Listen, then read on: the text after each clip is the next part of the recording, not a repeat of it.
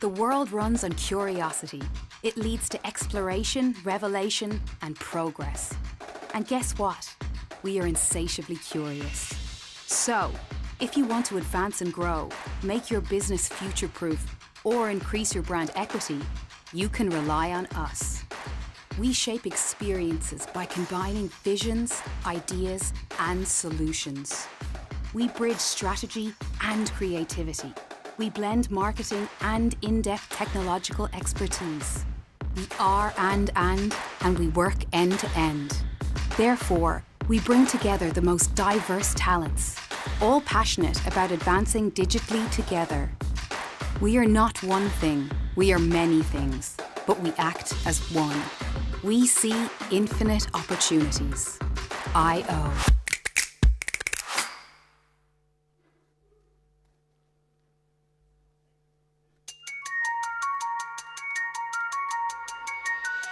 Innovation hinges on our ability to see things differently, breaking boundaries and looking between the lines in an effort to solve some of the world's toughest challenges.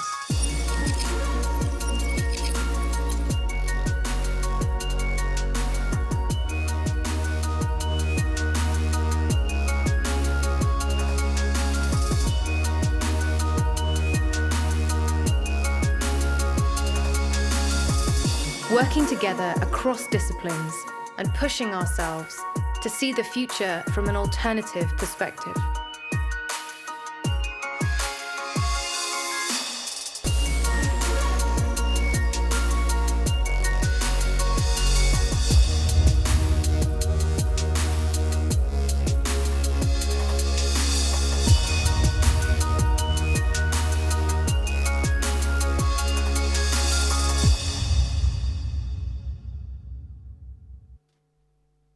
Sound hardware initialized. If you wish to install to another directory and/or drive, please type it in below. Thank you. Installing. Please stand by.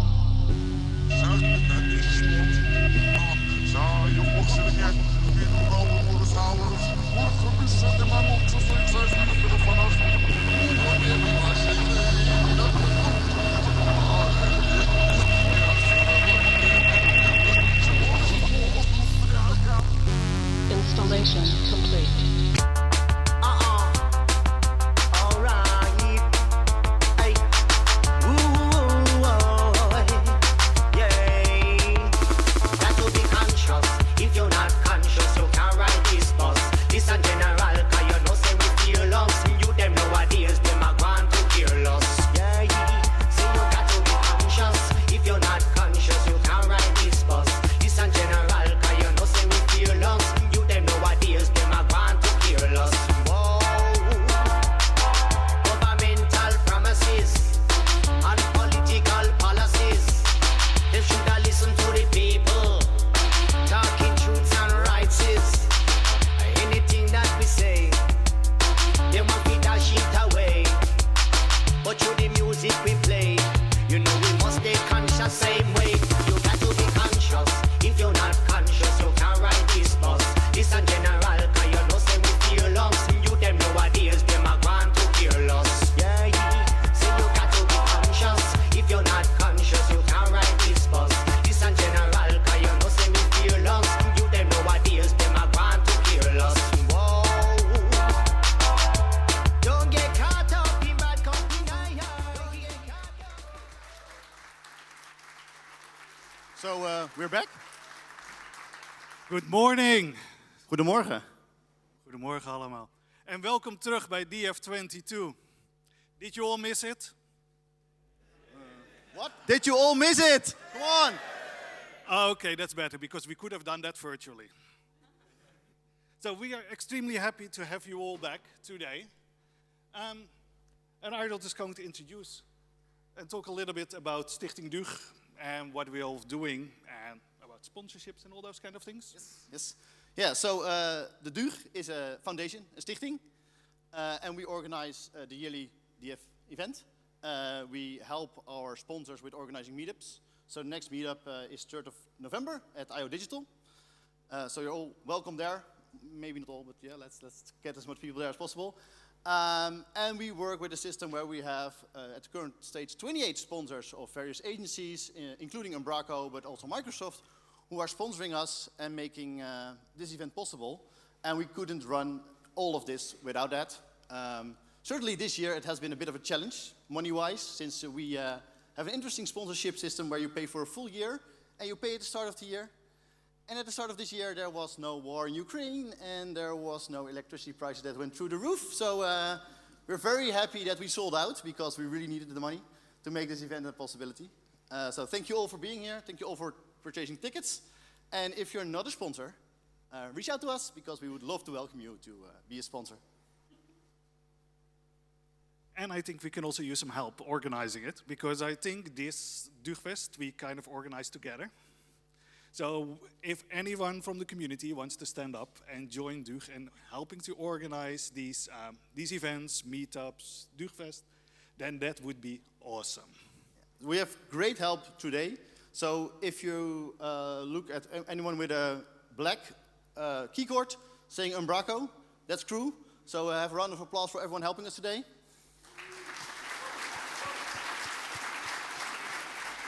But yes, we also would like to have a bit more help throughout the year, planning this, imagining this, scaling this, maybe.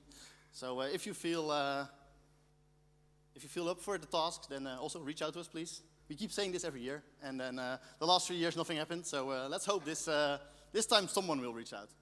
But that was virtual. That was virtual. So now you can organize an in-person event, which is of course way more fun, because we can have dinners and fun and barbecues and so on. So next, t-shirts and swag, because that's what you all came for to this event, of course. So we have these beautiful t-shirts, and we have a bunch of legacy DUGFest t-shirts. And from the coffee break, you can get them at the left side of the smederij. You will see the big pile. You can collect one of the t-shirts. You get a sticker, so you don't get two, because we have limited stock. And then you can fit them there. And for the old stock, we want to really get rid of it. So just please take some of the old stock, because I don't want to bring it home. Yeah, I think those two will be very happy if all the boxes are gone from our living room. Yeah, someone at my house who's standing there would be very happy if I wouldn't bring all this back. And also, please take the swag from IO, which is filling up your garage for the last 2 years. Yeah, as well. Yeah, so there's enough swag. And there are two types of t-shirts. There's a V-neck and a round neck. So there's a 50-50 split in stock, so if you have a preference, be quick. So then on a more serious note, you already saw some of the code of conduct in the video. There's some code of conduct banners, there is a code of conduct on our website. So it all comes down so that we kind of be nice to each other, be welcoming, be opening, and listen to each other. And if something happens, the people with the black Umbraco key cords, you can go to and report if there are any incidents. Yes, so I mentioned sponsors, so let's highlight some of our sponsors. We have different partner tiers. So our biggest sponsors are Infocaster, 4NG, IO Digital, Microsoft, Tres, and of course Umbraco as well. Then we have another sponsor tier with Elion, Dot Control, Marvelous, Novaware, Dept, Accendo, Perplex, Port80, and your marketing suite. And then we can continue with more sponsors. Basic Orange, The Factor E, now part of 4NG, Gloed Online, Ipsys, Nextwork, Orange Juice, Human Digital, Suneco, Web Wonders, True People, and Tambien. And then we have two freelance sponsors, Jeeve and Code38. So even if you're a freelancer and you think like you want to sponsor, it's basically you pay for the ticket price of DUGFest plus a bit extra, and that's your sponsorship fee. Perfect. Next up. This was in 2019. Like we were with 210 people. Today we are with 140, seeing the empty chairs. And I think we should be able to top this. So I want to invite our photographer up to the stage. And what are we going to let them do this year? Well, I guess it would be nice if they would just stand. Yeah, that would be a good start. Yeah, that would be a good start. And then close in a little bit. Yeah, very COVID safe, but just let's do a bit closer. Yeah. Of course, yeah. And they were still I saw all the photographers running out, so that was perfect.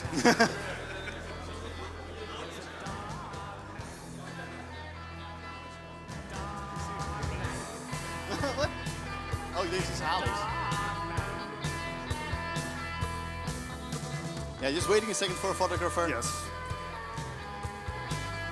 So in the meantime, say hi to your neighbor.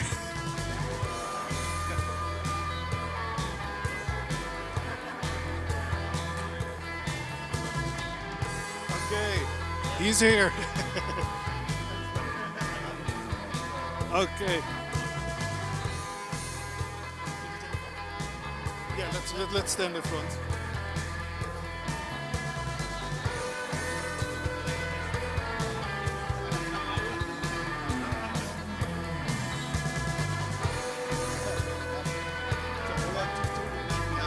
Okay, let's all do hands up. Everybody ready? Yay! Yay! Yes.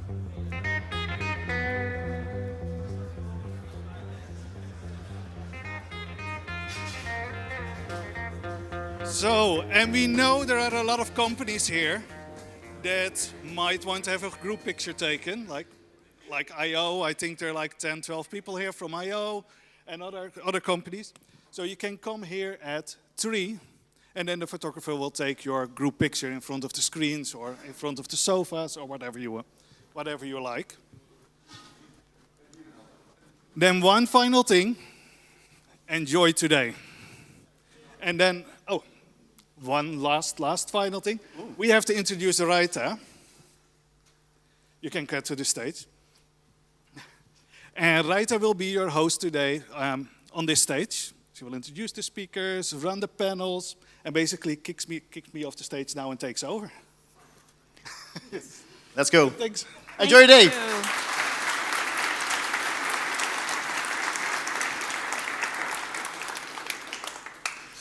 Goedemorgen and welcome again. Also everyone watching us online with live streaming, welcome.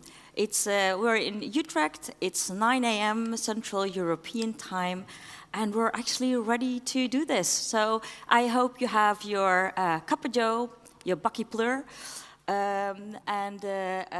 or basically tea, coffee, your fuel of the day. And I think it's time to kick off the conference of today. This is my first Doekfest, by the way, and I'm kind of curious, actually, how many first-timers are there here?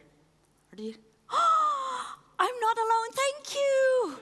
Thank you for not making me feel alone, first Doekfest. Okay, let's make this one to remember. We're gonna start off this conference with a keynote.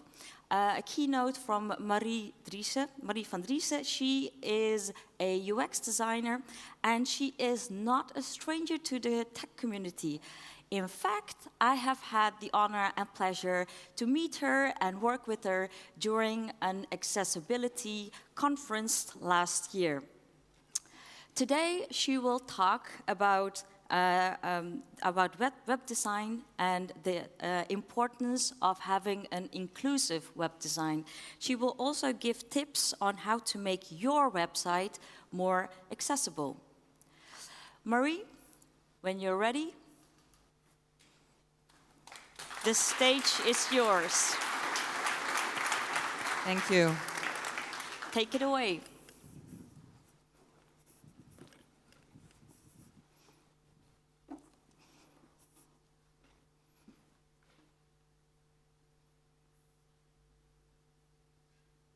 Okay, everything's working. Hi, good morning, everyone. Thank you for the introduction, Rayta, and thank you for having me and having my talk today. So this morning we're going to start off with inclusive design, more than you hear. At the moment I'm working at Unk Inc., which is a company in Amsterdam, and we make websites, web applications for non-profit organizations who want to have a societal impact. And obviously, I also am busy with web accessibility. I know a bit of code, but I also want to make sure that everything is accessible. And I also want to talk to you about why it is important to have accessibility as an important aspect of your work. So that's my talk today. And you can see that I am using sign language. I was born deaf, and I was never hearing, so I don't know what that's like. And there are two interpreters here today who will be interpreting my talk into English and the other way around.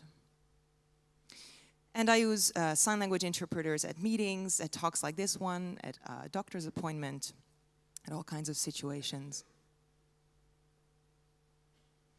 So I want to start off this talk with a short story. So this is the Dutch railways, the NS. And I have an app on my phone, which is a video relay service, an interpreting service. And through that, I can call persons or companies or my doctor, for example, through an interpreter. And I had a problem with my subscription at the NS at the time, and so I called them and I just wanted to discuss something. And this is kind of what it looks like when I do that. But something that happened is before I started my conversation, they asked me to give my consent because of the GDPR. So General Data Protection Regulation. And so I said, sure, fine, I'm signing yes. So I signed yes, I gave my consent, and that was interpreted through the interpreter into Dutch. But they then reacted that that's not actually possible, that I had to say yes. So I responded with yes, I already said yes, but they wanted me to say yes with my voice, and then I already said that I had said yes through my sign language, and that was interpreted. So there was quite a discussion. And then the interpreter told me, I think this woman wants you to use your voice to say yes. So, yeah. I was thinking, I'm saying yes in my own language, so is that not as valuable as saying it in a spoken language? That kind of felt like I was discriminated. So I had to use this other language to make myself heard. But I have to say, this is kind of an old story in the meantime, because some things have changed. This is a friend of mine sent me this, that NS actually does have taken the initiative to make themselves accessible. So you can actually directly call the NS through an interpreter.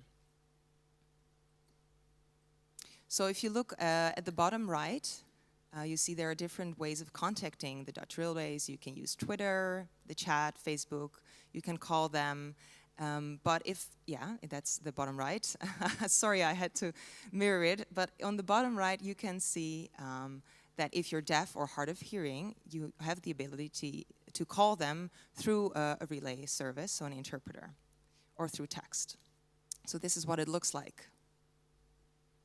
So you have the option to choose Dutch Sign Language or to have a text relay service. So that's kind of the same as being interpreted. So these options are available, which is great. And this way they have shown more responsibility for accessibility, and this is important, and I will get back to it later. So before we go into design, I have two perspectives I want to share about being deaf. And deafness obviously means that one can't hear, but there is also more to it. So there is a medical and a cultural perspective to it. So the small d, the lowercase d, that is used to describe or identify a person who has a severe hearing problem. That's the lowercase d. But there's another perspective as well, which is the uppercase d, where it is used by deaf people to identify themselves as culturally deaf. And they also have a strong deaf identity. So these are cultural deaf people. And usually these people also use a sign language. But be aware that there is also a discussion going on at the moment about this uppercase, lowercase d, because some people feel like being discriminated by other deaf people if they use one of the d's. So it's a sensitive topic at the moment, but I think it is an important thing that deaf people identify themselves as being deaf, and which is represented by the uppercase d in this case. So deaf people who have a deaf identity usually have a sign language as their native language. For me, that is Dutch Sign Language. And one important note is that sign languages are not simple gestural codes, not based on any spoken language. That is important to say, but it is a real natural language. They have their own grammar, syntax, and they are visual spatial languages. So also grammar and syntax is very different from spoken languages, and it's very important to use facial expressions to give emphasis to certain things. And this is a question I get many times, if sign languages are universal, and that is not the case. It's the same as with any spoken language. So, for example, as the way in France there's a different sign language than the Netherlands, and it's the same with spoken languages. So if we talk about languages for deaf people, usually their sign language is their first language.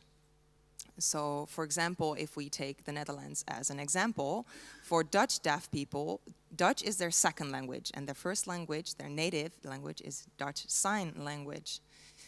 So you can actually compare deaf readers to second language learners in that sense. And deaf people don't see themselves as disabled.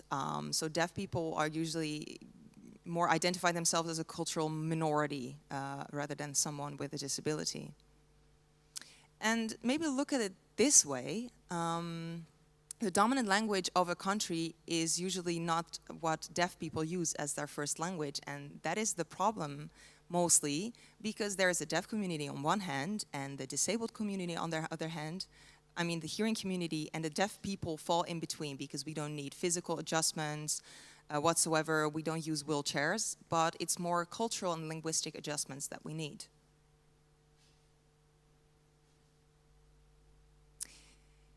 Yeah, this is something a lot of people say. Deaf people can read our written content, so it's fine. Well, like I mentioned before, so Dutch Sign Language is not the same as written Dutch whatsoever. And the way I'm trying to explain the difference is by these examples. It's an English example. In English, you would say, "Would you like to have lunch with me?" And then in sign language, you would sign, "You, me, lunch, go." And the same goes for the other example. The yellow ball is in the cupboard. And in sign language, you would sign, "Cupboard, ball, yellow, inside." I want to emphasize, though, that this does not mean that sign language grammar is more a simplified version than grammar of spoken languages. It's just a way of showing that there is different grammars of all languages. So that goes for spoken languages and sign languages, like French and English, for example. We're a small but a quite diverse group. And you see I visualize this in a pyramid. And the biggest group is on the top, on the bottom. So those are deaf people who have additional disabilities. For example, learning difficulties or cognitive disabilities.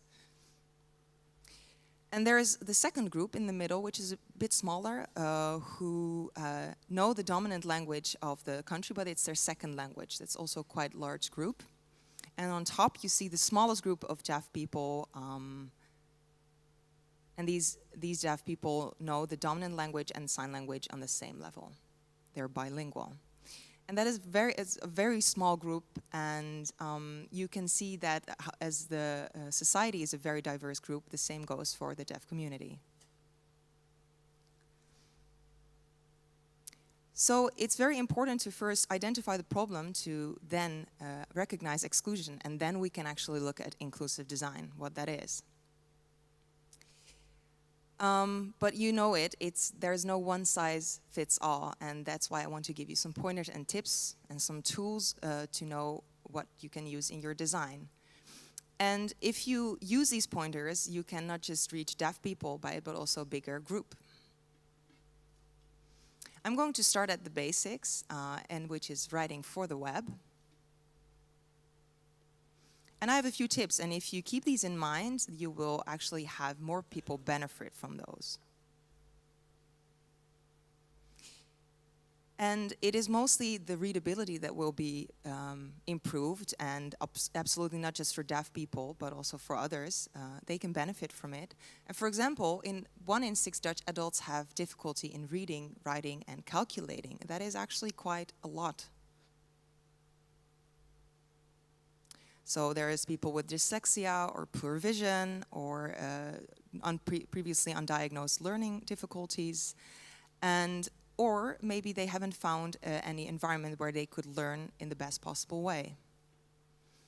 And if you look at deaf people, that percentage is even higher, about 70%. These deaf people are functionally illiterate people. And what studies have shown is it's very salient that deaf people have trouble with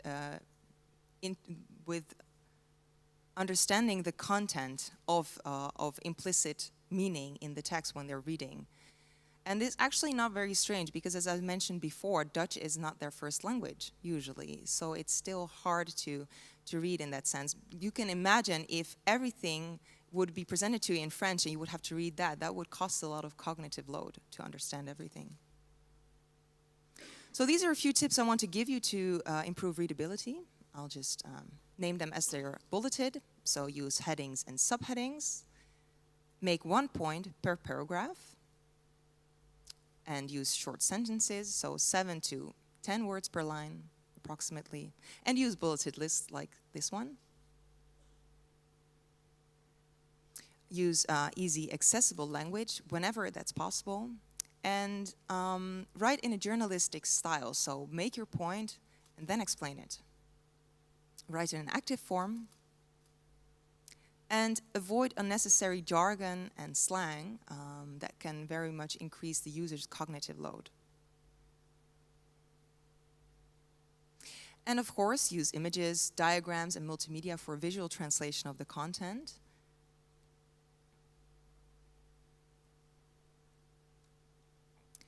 Also, it's very good to chunk your content and using white space as well.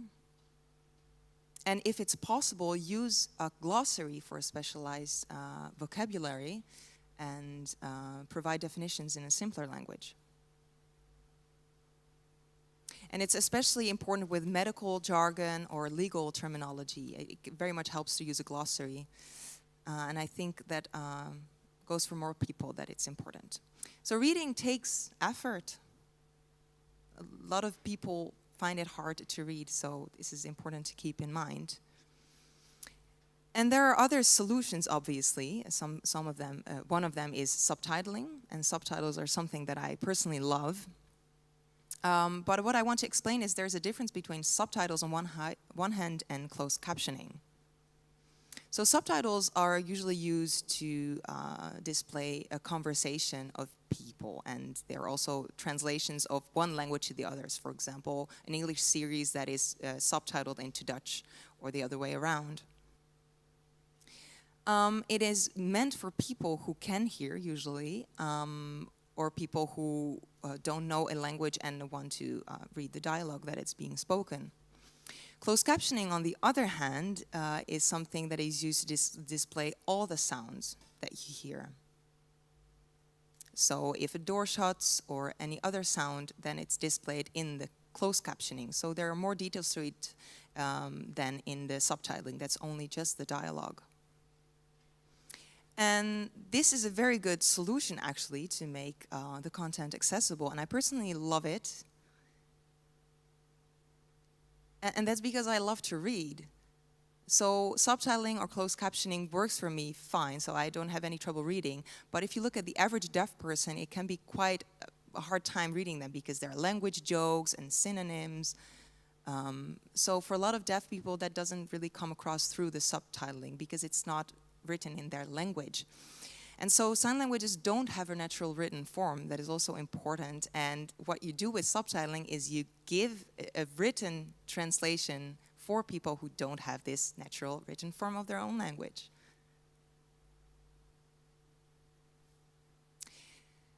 But I have to say subtitles have a lot of advantages. So for social media, they're being used widely. And they were obviously first started off for deaf and hard of hearing people, but everybody uses them nowadays. So 80% of people who watch videos with closed captions are not deaf or hard of hearing. And closed captioning has many advantages, like I mentioned. For example, obviously, captions make videos accessible to a wider audience. So that's not just deaf and hard of hearing people, but also second language learners. And this is something you probably experience yourself. Captions let viewers watch videos in more places. So if you're sitting on the train, if you forgot your earbuds and you want to watch a video, then you can still do that by reading the subtitles. And something that is very interesting is that closed captions boost video SEO. So Google indexes all videos and the words that are used in the subtitles, and they will be higher ranked in the SEO. But make sure then that your subtitles are not burned into your video, but they have to be separately added by an SRT file. So the aim of subtitles is to give the message of what is being said. So you don't have to test the language knowledge of your audience. So a literal translation like this of a tennis game is, well, not very necessary to convey the message of tic-tac. And another solution which is being used a bit more often is transcripts. Many people think a transcript is a good solution, which is the case, but it works well for people who don't have any trouble reading a language. And like I said before, it can be hard for deaf people to read text, and transcripts can be quite a challenge.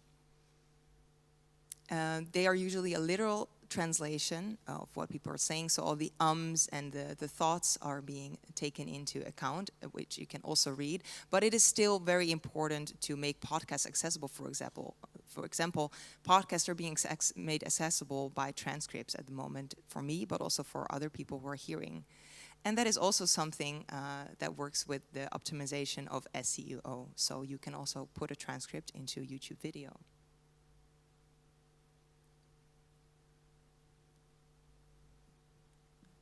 This is a solution that I find very attractive.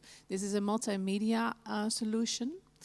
The content of the website is being interpreted into sign language by a native speaker. So that is someone who is deaf themselves who sign the text into their sign language. So that is fully accessible for deaf people.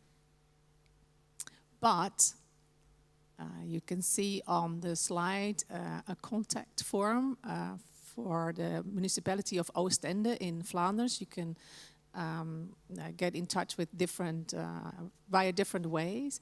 But you can also say, why do you want to make an appointment? And you can see everything in Dutch or in Flemish sign language. And there's also subtitles in the video, which is a very good solution. But it has some practical disadvantages because it costs a lot of time and money to make these videos. And if something in the content changes, you have to retake the video again. And that is a lot of work. For me personally, I don't need this kind of solution because I'm not a very patient person. I don't have the time and energy to look at a video for a really long time to find a little bit of a little piece of information. But for many, many deaf people, this is a very valuable addition. And it's very good for medical information, information on politics, taxes, insurance, for example, domains that have a lot of jargon and technical terms. So here's another example, the elections in 2020 in America. Deaf people set up this website. It's called Sign Vote, and we see a man who is signing and he's telling us our mission is to inform and engage deaf communities throughout the 2020 election by developing and sharing resources in ASL, American Sign Language. In the Netherlands, we have a similar development that's going on with political parties that have their programs translated these days. So that's a very positive development. This is also a very good example of this development. We see a form or a picture of the website of the Council of Utrecht. There's contact details, and if you want to make an appointment, you can use email, social media, and in the bottom, we see that the Utrecht gives people the option to get in touch with them via a sign language interpreter as well. I already showed the picture of the NS, which is here again. So slowly, we see companies taking responsibility to make their content accessible to deaf people as well. But it is also always a bit of a dilemma. We are a relatively small group of people, so how do you decide when to offer this service or not? It has to be a reasonable decision. So for councils, for cities that want to reach their citizens, that can be a very good solution, but for private companies or small companies, it might be different. We see now that accessibility is a hot topic, but it also needs deliberation to decide if it's really necessary or not. I will give you a couple of examples that you can take into account when designing your web page. For example, this one, a contact form that I've just showed you. What sometimes happens is that it's one direction, a one-directional option. So please give people multiple options, not only one. And it would be good if you have a comment field in which people can say, I don't want to be contacted by phone, and this is why. What we also see is do not reply emails. So what will happen is that you get in touch and then you get an email back with a do not reply email, and you have to go back to a contact form or a phone number, which I can't use. So I have to go back to the website, fill in the contact form again and again and again and again. So that's not very practical for me. And still, there are a lot of websites that have contact forms, and then you can give your email, your name, and a phone number, and a phone number is mandatory. And that irks me a lot, because this is what happens. We see a picture now with a screenshot of my phone. And it's all the same numbers that have called me within the time span of, let's see, what is it? A week.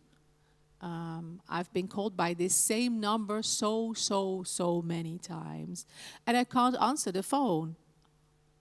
So what do? I just walk around with the phone and give it to someone to answer. So and then I have to take the initiative to go via interpreting services and then find out what this number wants from me and what it is. And then apparently it was an energy company that wanted to sell me a contract. So yeah.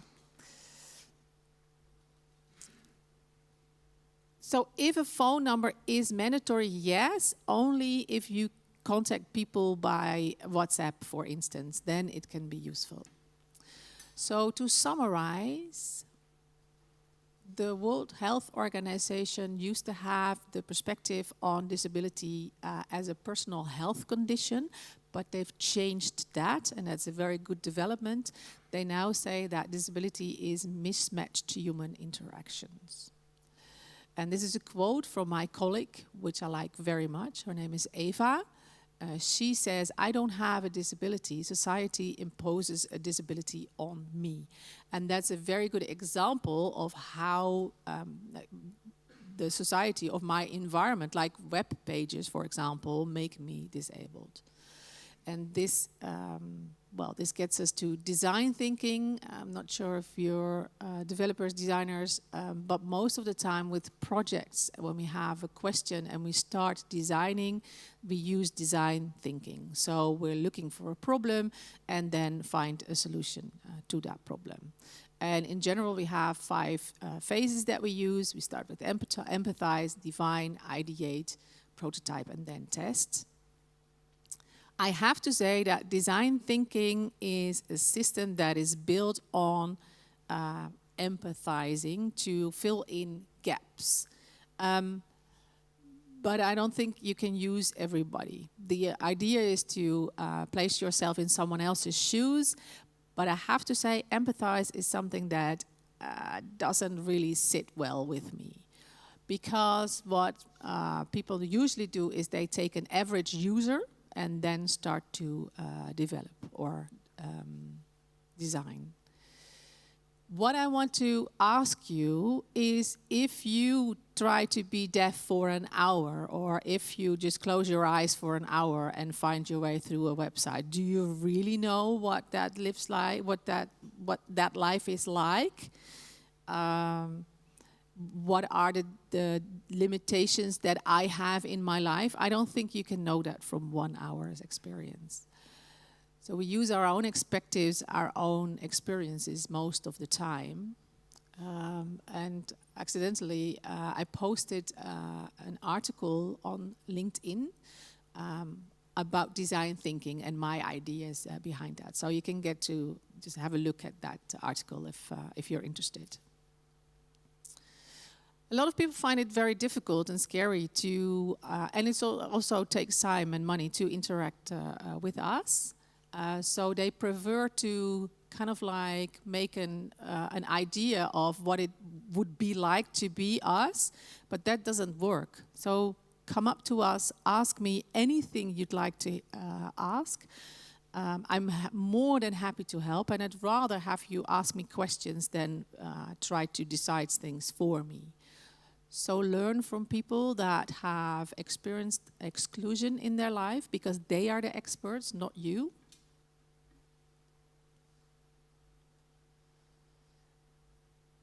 And it's very rare to find organizations or companies that really make an effort to design together with people. A lot of designers go through the process, but they don't take the perspective of their users into account. And if you do that, your designs get better. And a lot of times, solutions are thought of or are invented for people with disabilities that they didn't ask for. So this is, and what we also see is extractive allyship. We ask them for their perspective, we take that information and then design, and then don't use them again. So the thing is, the point that I want to make is do it together with us. The more diverse your user group is, the more diverse your design can be. So the title of my talk is Designing for the Deaf, but actually I'm a little bit wrong there. It should be Designing with the Deaf. And with everybody else, actually. And it's a human right to be heard. Well, heard might not be the right word. To be included. So we all have different needs, we all have different things that we want in life, we all want to be included. And I want to share this video with you. I hope the sound works. Hello. My name is Thomas. And this is Navid. We are inventors in the Lemelson MIT Student Prize Competition. Access to communication is a basic fundamental human right, and every single person deserves to be a part of the global community. However, those who are deaf or mute communicate differently than everyone else. They primarily use sign language, while the rest of the world communicates verbally. This puts the deaf-mute community at a disadvantage, because like a foreigner in another country, they can't communicate like everybody else. What we decided to do is create gloves that translate sign language into text and speech. We have had extensive work with individuals in the disabled community and have seen firsthand their daily struggles. We wanted to develop something that would help the deaf and mute better communicate with the rest of the world. without changing how they already interact with each other. By simply putting on a pair of gloves, those who utilize American Sign Language can now communicate with the rest of the world the same way they communicate with each other. The gloves work by utilizing sensors on the hand and wrist to measure hand position and hand movement.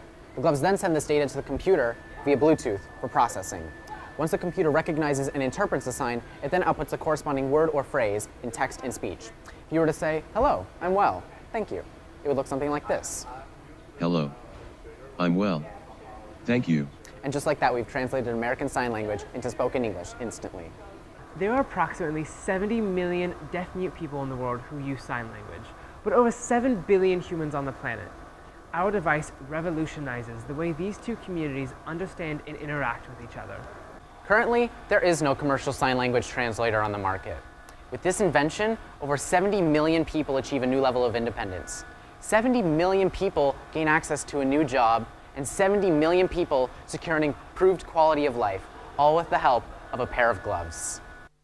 We believe that access and inclusiveness are catalysts for change. These gloves were crafted with this principle in mind and seek to promote a more unified global community.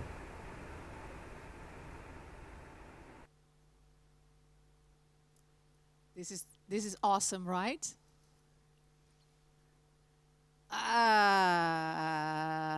Why am I not standing here with a glove then? Yeah, exactly. So there are a couple of things that I want to say about this video that don't go really well. They're really cute students, and they want to do something good in the world. That's good. That's obviously fine. But they forget to talk to their users and to ask them what they really need. So we see in this really small clip, we see this guy with a glove, and then he signs, and then this girl talks back to him. I mean, how does that work? And they give an explanation about what I just said, the explanation about sign language is being very complex, body language, facial expressions, and this is like robot language, right? So it's not a natural language. And they also assume that everybody uses American Sign Language. So one product for 70 million people, well, no. And the words that they use are a little bit of a shame. They say deaf, mute, and disabled community. We don't see ourselves like that at all. So that's where they just went wrong a little bit. And I just wanted to show you that every year on Twitter, someone says, "Oh, this is a very cool invention. There's another glove," but they just don't work.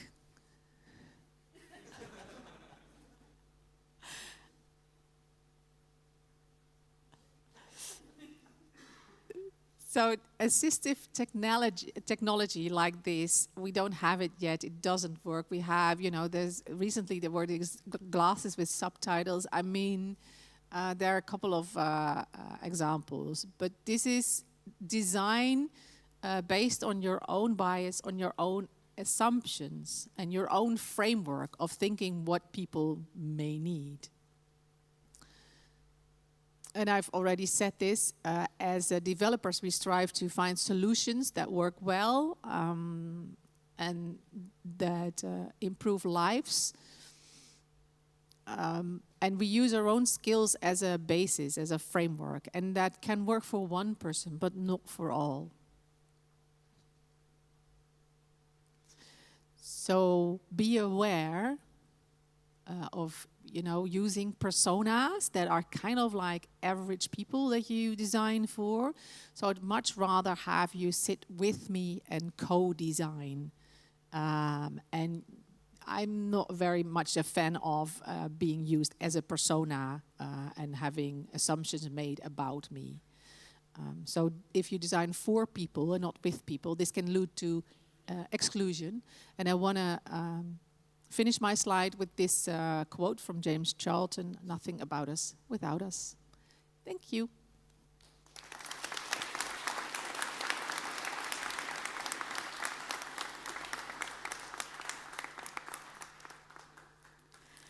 Thank you. Thank you so much, Marie, for this very, very important talk.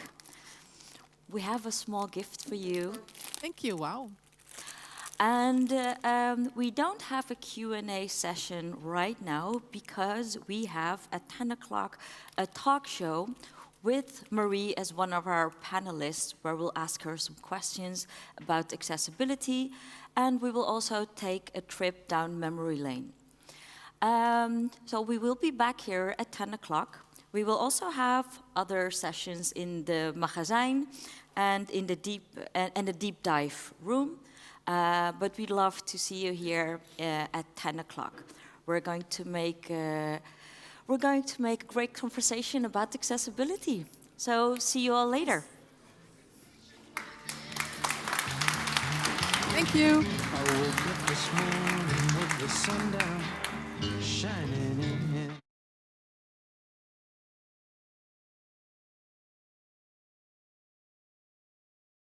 Here at 10 o'clock. We're going to make a great conversation about accessibility. So see you all later. Thank you. I woke up this morning with the sun down, shining in.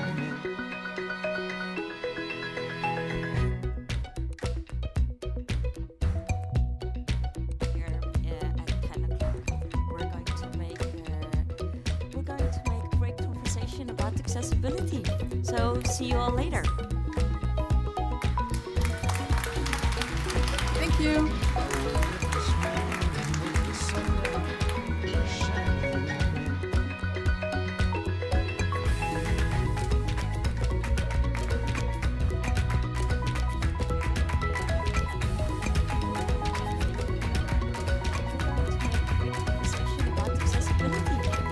See you all later. Thank you.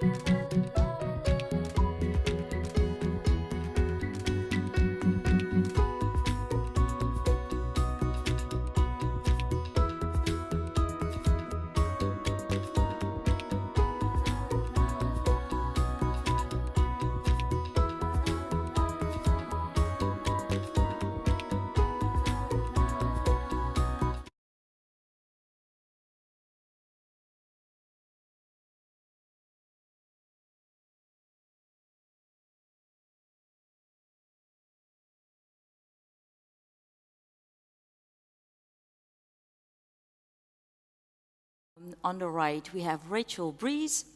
Rachel is a senior dev at Nexer Digital, but she's also a scuba diving. Unfortunately, taking pictures at the right time is sometimes a bit challenging, right? Yeah. That damn seal that you just keep on missing every time. Yeah, they just swimming along with your camera like that, and don't see them, put your camera down, and they swim straight between all the divers to make a lovely picture, but your camera's not there. Well, I think you'll manage to get your favorite seal on camera one day. Fingers crossed. Next on stage, next to Rachel, we have Marie. And we just met Marie during the keynote. What we don't know about Marie just yet is that she reads cookbooks before she goes to bed. I read thrillers, but Marie, you read cookbooks and you don't get hungry before you sleep? No. I'm too tired most of the time to really read something, so I just look at the pictures and I'm like, oh, that looks nice. I'm going to make that soon, and that looks nice too. And then, you know, next to my bed is a huge pile of cookbooks. I love cooking. I like eating. So yeah, I like food. So it's for inspiration mostly. Well, we share the same passion, I guess. I love eating as well. Next to me we have Henk, the cable guy Boelman. He is a senior cloud advocate, artificial intelligence and machine learning at Microsoft. I had the pleasure of meeting his lovely wife, Christine, and I learned that the way to his heart is not through food, but through hardware. He knows everything about cameras, cables, laptops. So if you have any questions about that, basically, Henk is our guy. So welcome, everyone. The first part of our talk show is about accessibility. I'd like to start with you, Marie. During your keynote, you mentioned design thinking. Can you tell us a bit more about that? Yeah, so I have just designed another talk, and I've already I've already mentioned it. I wrote an article on design things. So these are the 5 steps. I have to think about it. Empathize, define, ideate, prototype, and test. Right. So those 5 phases. And the first 3 phases, things usually kind of go wrong, which means that in the end, the result doesn't go wrong and it doesn't fit the users rather than the average user. So what people mostly do is they use personas and they have average people. So if I type in Google, I made a picture. If you type in Google persona, what you get in results is always pictures of men, white men, around 30 years of age, with a beard and glasses. No offense. And so those are based on profiles that designers use. But they don't represent women, people with disabilities. And they, in the end, they are fictional characters, right? So my point is, how can you gather data, information from real people, which means that the output of your product or the design phase depth is more applicable to the end users. And that means that you have to ask them questions. So in the ideate phase, you have to do it a different way than what is usually done. And that's the point I made. It's all about co-design. Wow. It's like a lot that we have to take into account as designers. So make sure that the website is accessible and inclusive for people who are deaf, but also people who are blind, maybe even, or people from other countries. Feels like it's pretty hard to make a web design super inclusive. Well, you would know as a UX designer.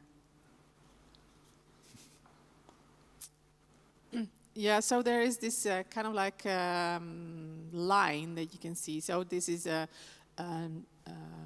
normal divide, right? The persona is based on the average person, but people on the outside of the line, the outliers, are never represented. So I think we have to stop looking at those people or as outliers, right? So, or exceptions, or whatever we call them. We need to think about solutions that fit everybody. And you have to always think about who to include, who not to include. But I think as a basis, it's good to be aware of this whole, the whole division or the whole diversity that we have, and not exclude people on purpose. Yeah. Thank you. Thank you so much for that. Next question for you, Henk. So Microsoft is investing a lot in accessibility these days. Can you tell us a bit about that? Yeah, of course. Yeah, at Microsoft we do a lot of invest a lot in accessibility, because we kind of make all our products accessible for everyone. And one of the main reasons is that there are so many people with a certain disability that, of course, we want also to be able to use our products, because you can't say you can't use Outlook, or you can't use Visual Studio or Visual Studio Code.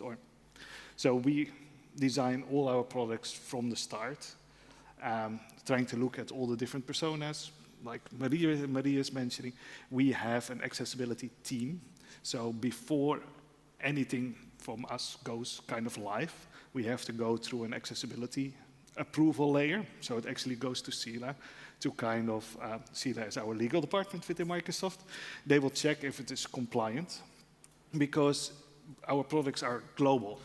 So our products have to comply to all the different laws. In the Netherlands, we have certain laws about accessibility, but in America you have the same. In other countries, you have the same. So that is all being checked and tested before our products go actually in production. And we have teams working on kind of making those things. I help always on making our AI products, our AI interfaces accessible. Yeah, so that's kind of what we do. You have an actual accessibility team. We have a huge accessibility team within Microsoft. And Wow. that the only job is to make sure our products are accessible. We actually have an accessibility summit from Microsoft, the Ability Summit, where we talk about how we do that. So does accessible, in this particular case, also mean inclusive?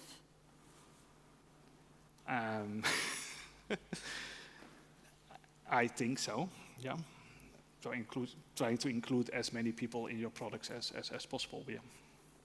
All right, thank you. Yeah, a good example is, for inclusion is Microsoft Teams. That's also one of our products. And you see that in the last releases now you can actually spotlight kind of sign language interpreters. You can kind of select the person that is a sign language interpreter, and then you can position where you want it and how big you want it in the meeting. There are automated captions. If you speak like very well proper English, it captures you perfectly. But yeah, that are all the kind of steps we try to make to be inclusive to everyone. Wow, that's awesome. Thank you. Rachel, I have a question for you. You're also an Umbraco MVP. Do you think that in some way Umbraco can help us, site implementers and developers, to make our front ends accessible as well? So yes, there's an accessibility course in Umbraco. We also, as Umbraco team members, we run, there's a Global Accessibility Awareness Day, and we've run a session on that, and we're looking at doing a similar session again next year on that day. So there's things around promoting it with Umbraco. But Umbraco itself is a CMS, so it's a content management system.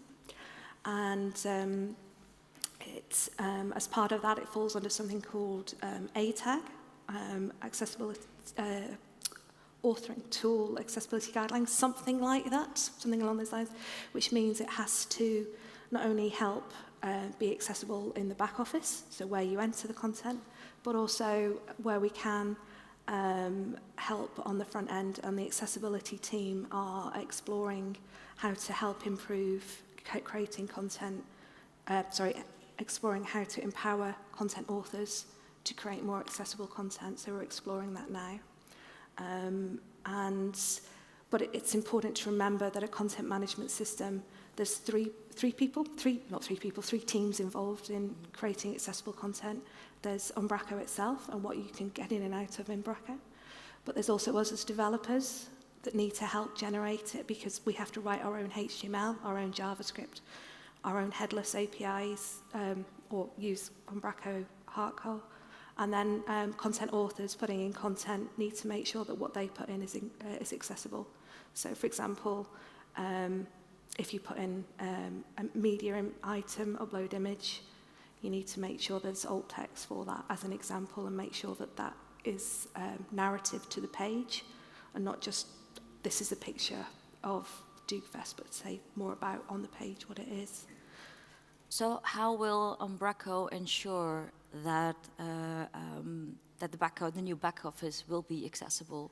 So I'm really proud of what the Umbraco team and the community have been doing. They've taken a really good approach for the new back office.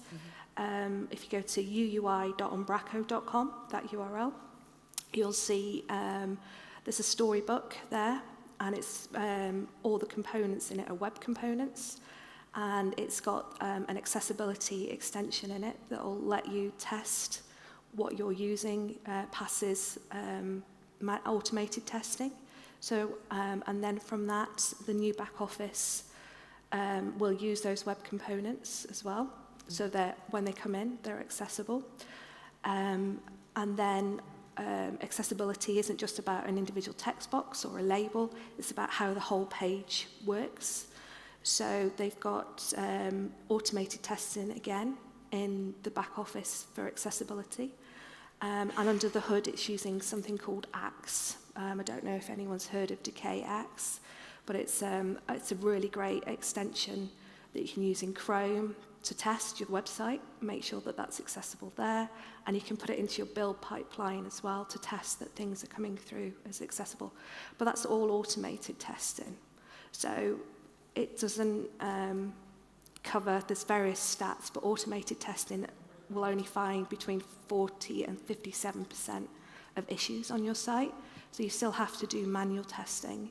So you still have to make sure that it works for keyboard, for zoom, for contrast, and you have to make sure that the content on the page is right.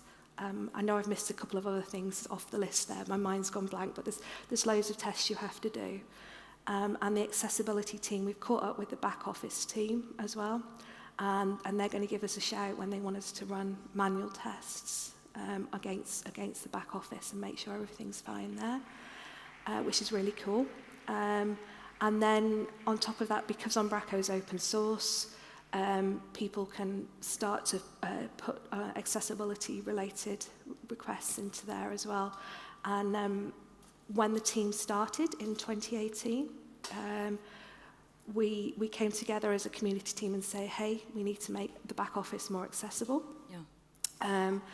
But then, since then, there's been well over 200 pull requests on the back office to make it accessible. So I'm super proud of the community coming together and realizing the importance of accessibility, not just on the front end, but for people using the back office as well. So I'm super proud of everyone who's been involved in the project. Wow, that is amazing. Great to hear that. There's so many people involved, and they see the importance of having an accessible website. But what does, so Henk, what does accessibility mean to you? Is it like in the broadest concept to make sure that everyone will be able to understand what's on the website? What does it mean for you? Yeah, for me that means that like everyone can have kind of the same experience, and that not someone has kind of the second-hand experience. Like if an easy example is like a wheelchair. You can carry the wheelchair up the stairs, but that's kind of not what you want. You want to have like a proper elevator so everyone can be at like kind of the same equal way, experience the same thing, what is on this case on the second floor. So that is what I'm trying to do with the things we organize, with the content we create. And of course, I know I don't know anything, so it's really nice that within Microsoft, and especially within my team, everyone has kind of that same mission. Also at Microsoft, we have to take a pledge, like every year, about diversity and inclusion. What are you going to do this year? And that is kind of like your core thing. It's even higher in the list than your technical skills or the other thing. It's like how we are going to accomplish those things together. There you write your mission, how you are going to be complying to those D&I core principles. And it comes from even such a starts, and then it just goes down through the organization, which is incredible. So it is like a group effort, because you can't do it on your own. Everyone has to be in the same mindset to accomplish that goal, to include everyone. And we also have to include everyone. It cannot be like exactly what Marie was saying, like 40 or in this case 20,000 why do it programming. You have to also go to your hiring process to hire inclusively.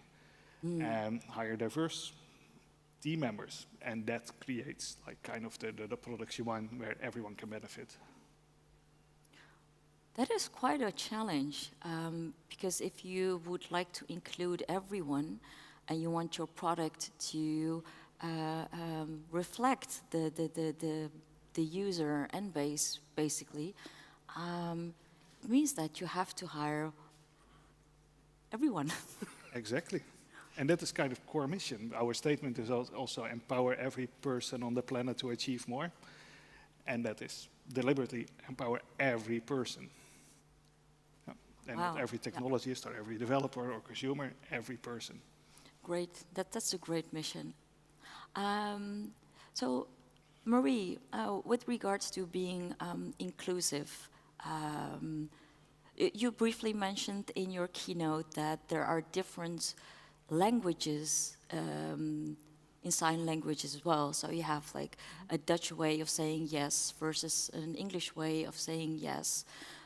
So how do you differentiate? How do you know what language to use if you want to be inclusive and accessible for everyone? Yeah, that's a very good question. And it's a difficult question to answer because English is more or less the uniform language. It's not universal, but people use it.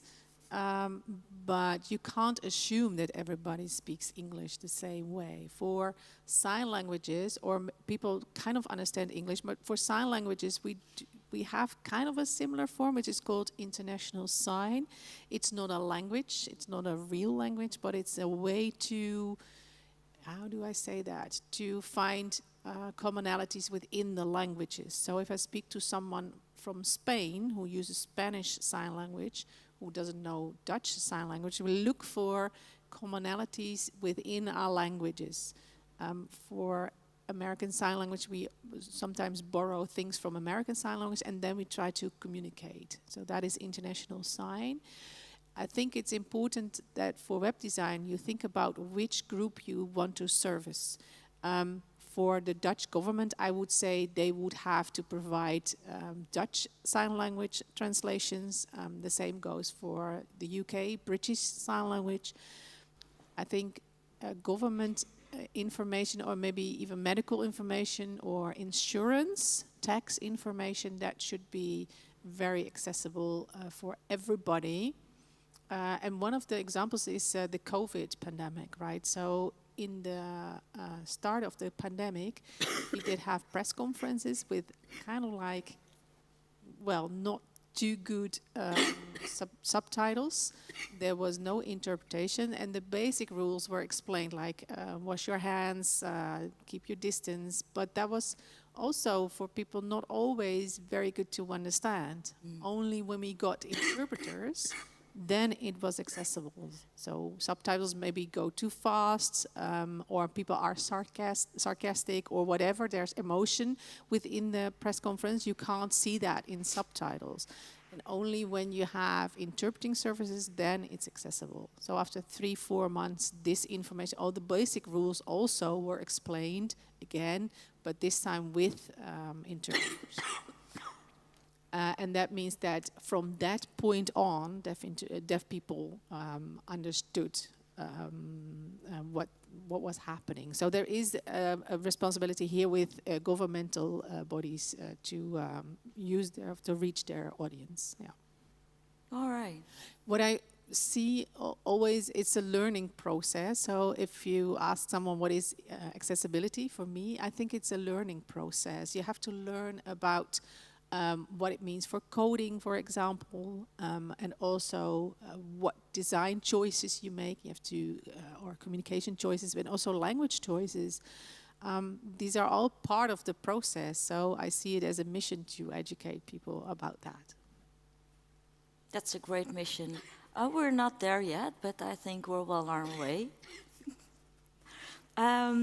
Last question for you, Rachel, before we go into a second part of our talk show. Are there any plans to help package developers make their products accessible as well? So, yes, the same web components that we use for the back office can be reused by package developers, so they'll get the same accessible components coming through.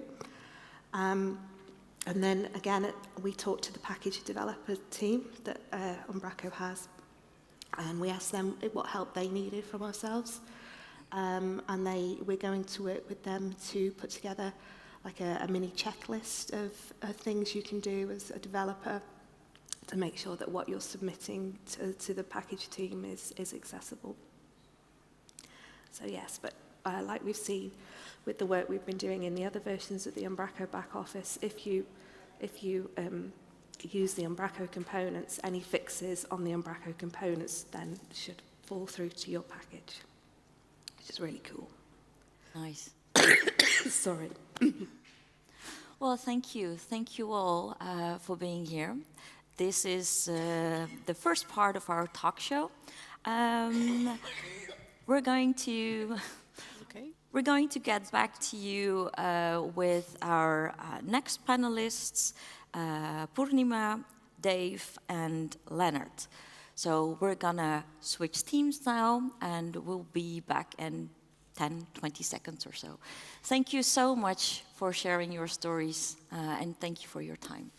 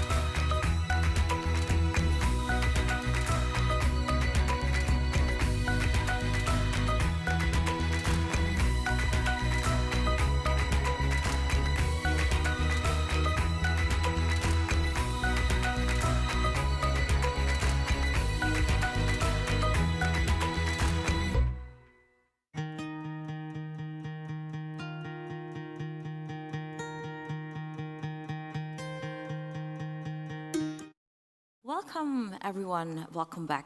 Part 2 of our talk show. I'm here with the Poornima. She's a .NET dev, Umbraco and Microsoft MVP. She's also an inspiring singer of Indian classic music. Yep, that's right. So I think next time we'll see you, we'll probably be in a concert hall, right? I hope can so. I have your autograph, like then? Well, it's my dream actually to be at a concert and perform a solo concert. So fingers crossed. Awesome. Yeah. Great. Music is like my passion, just right next to code, and it's my way of unwinding as well. So I have a stress headache. I just sit with my teacher and sing. That just takes the stress away from me. Nice. Oh, I love that. I can't sing. I have other talents. So next to Poornima is Dave. Welcome, Dave. Dave is Umbraco MVP at .control, very active community member, and part of the Umbraco package team. So Dave, what do you do in your spare time? Yeah, I go running a lot, and I also play music, so we should start an Umbraco band. Awesome. So what instrument do you play? I play the trumpet. I don't know if that goes with classical Indian music. We'll make it work. You make it work. Yes, it's called like fusion, right? Yeah, fusion, yeah. Carnatic fusion is a thing. Yeah, right? Absolutely. It's actually a thing, yeah. So, yeah. Awesome. Okay, yeah, I see something. The only thing I see something happen. Going difficult is rehearsals, like. But what is Zoom Teams for? Lennard, please tell me you also play an instrument. I'm sorry, I do not. But you sing, right? No. Luckily. So this is Lennard, and Lennard is CTO for Arlanet, part of 4NG. And in his spare time, he enjoys to play a game or 2, 3. Yes, correct. What games do you like to play? Well, pretty much anything, really. Shooters, RPGs, doesn't really matter. Anything? Yes. Just to unwind a bit? Yes. Awesome. But I also use coding to unwind, so it's a mix of things. So hence the maybe once 2 or 3 games. All right. Well, welcome everyone. So I would like to start with you, Poornima. Since when have you been using Umbraco, and actually how did it cross your path back then? Sure. So I started using Umbraco. I think I first heard about Umbraco back in 2012, I think. I just finished a role in London where I was working with another CMS. And that's where I started to hear the name Umbraco. And then I moved to my first digital agency role where the senior most developer introduced Umbraco to the entire team. And because I coming from another CMS world, it was natural in my head to actually do a comparison. And I found Umbraco even then quite friendly as opposed to what I was used to. So that was my starting point with Umbraco. And I started using Umbraco when it was at its version 4.7, I think. So I've been using Umbraco since then for web development, for all the hobby projects that I do, including Umbraco Headless, which I really love as a product. So it's been almost 9-10 years now. So I think I've seen Umbraco grow through my eyes from 4.7 to 6, through to version 7, where we had the new back office in AngularJS, through to version 8, 9, and 10, when the infinite content editing was introduced in version 8. And it is so easy to work with. And I was telling Rachel this morning, like I was working on something the other day, and I can just tab through and create my properties, save it all using my keyboard. And I was like, I love you, accessibility team, for the work that you've done as well. So yes, a really, really nice journey, I think, the past 10 years with Umbraco. Not just the product, but with the community as well. It's fantastic to be in the middle of such awesome and clever and friendly people. Okay, sign me up. So well, you're here, so. Yes, okay, I'm just gonna, it's open source, so maybe I can like even make a small contribution. Lennard, a Yes. question for you. Well, as a CTO, Mhm. how hands-on are you with Umbraco, or do you spend all your time in? Well, very hands-on, because before I was a CTO, I also just programmed websites in it, and I actually started with Umbraco 4, so even way before version 7. And I have been doing that since the first day I joined Ireland. So I joined Ireland during my internship, and that's when I got introduced to Umbraco, and we had a lot of old websites on V4, which didn't have Rayta yet at that point. It was all XSLT to make templates. And it was a really fun journey to see how Umbraco developed over the years and how it became more extendable. And I have always been fascinated by how can I make this thing better? How can I make it do what I want? Because as Poornima said, it's a CMS, but it's also way more than that. You can do a lot more with the product in itself. And I really love how Umbraco has evolved over time, where it became more extendable in the sense that if I take the V4 example, it was near impossible to add a custom section to that and custom trees and all that stuff. And then about version 7 came around, became a lot easier to extend those things, make custom right-click menus and such. And now in V10, we can pretty much build anything that we want in it. And that's what I really love doing. So I always, even as a CTO, I'm still playing with Umbraco and seeing, okay, where can we do what? Where can I hack into certain things and make it do what I want? Kind of feels like, because Umbraco exists already for so many years and has gone through so many changes, as someone who hasn't used Umbraco yet, seems a bit daunting. Like there's like so much you can do. Like the documentation must be massive, right? Or like is it just an easy step in, or like what do you think, Dave? Is it easy for me to start using Umbraco? Nowadays it is. The documentation has improved a lot over the years, but when I started out, documentation was something that didn't exist yet. Because I started using Umbraco, I think early 2008. We were still version 3 at that time. They were still having like their own template syntax, and actually nothing was documented. So you had to go onto the forums and ask people who are working with Umbraco already, how do I do this? And yeah, it was a really friendly community at that time, and still is. And yeah, people started helping you out, and then I got into building my first website on Umbraco. So, but like you said, we all have seen Umbraco evolve from something that was built by one person, and when I started, it was like a one-person company, Umbraco HQ, and now they are, I think, like 140 people. So we've seen it grow from something like a few people used now to something that is used by large companies and a lot of people. Wow. Yeah. So what is currently your favorite Umbraco moment, like the Code Garden bingo or your first local Umbraco festival? What's your favorite Umbraco moment so far? Yeah, maybe my first Code Garden, experiencing my first bingo. Not going into details, but what happens in bingo stays at bingo.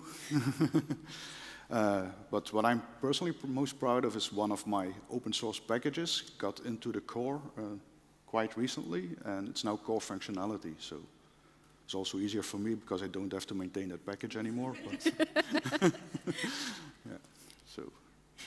Awesome. Yeah.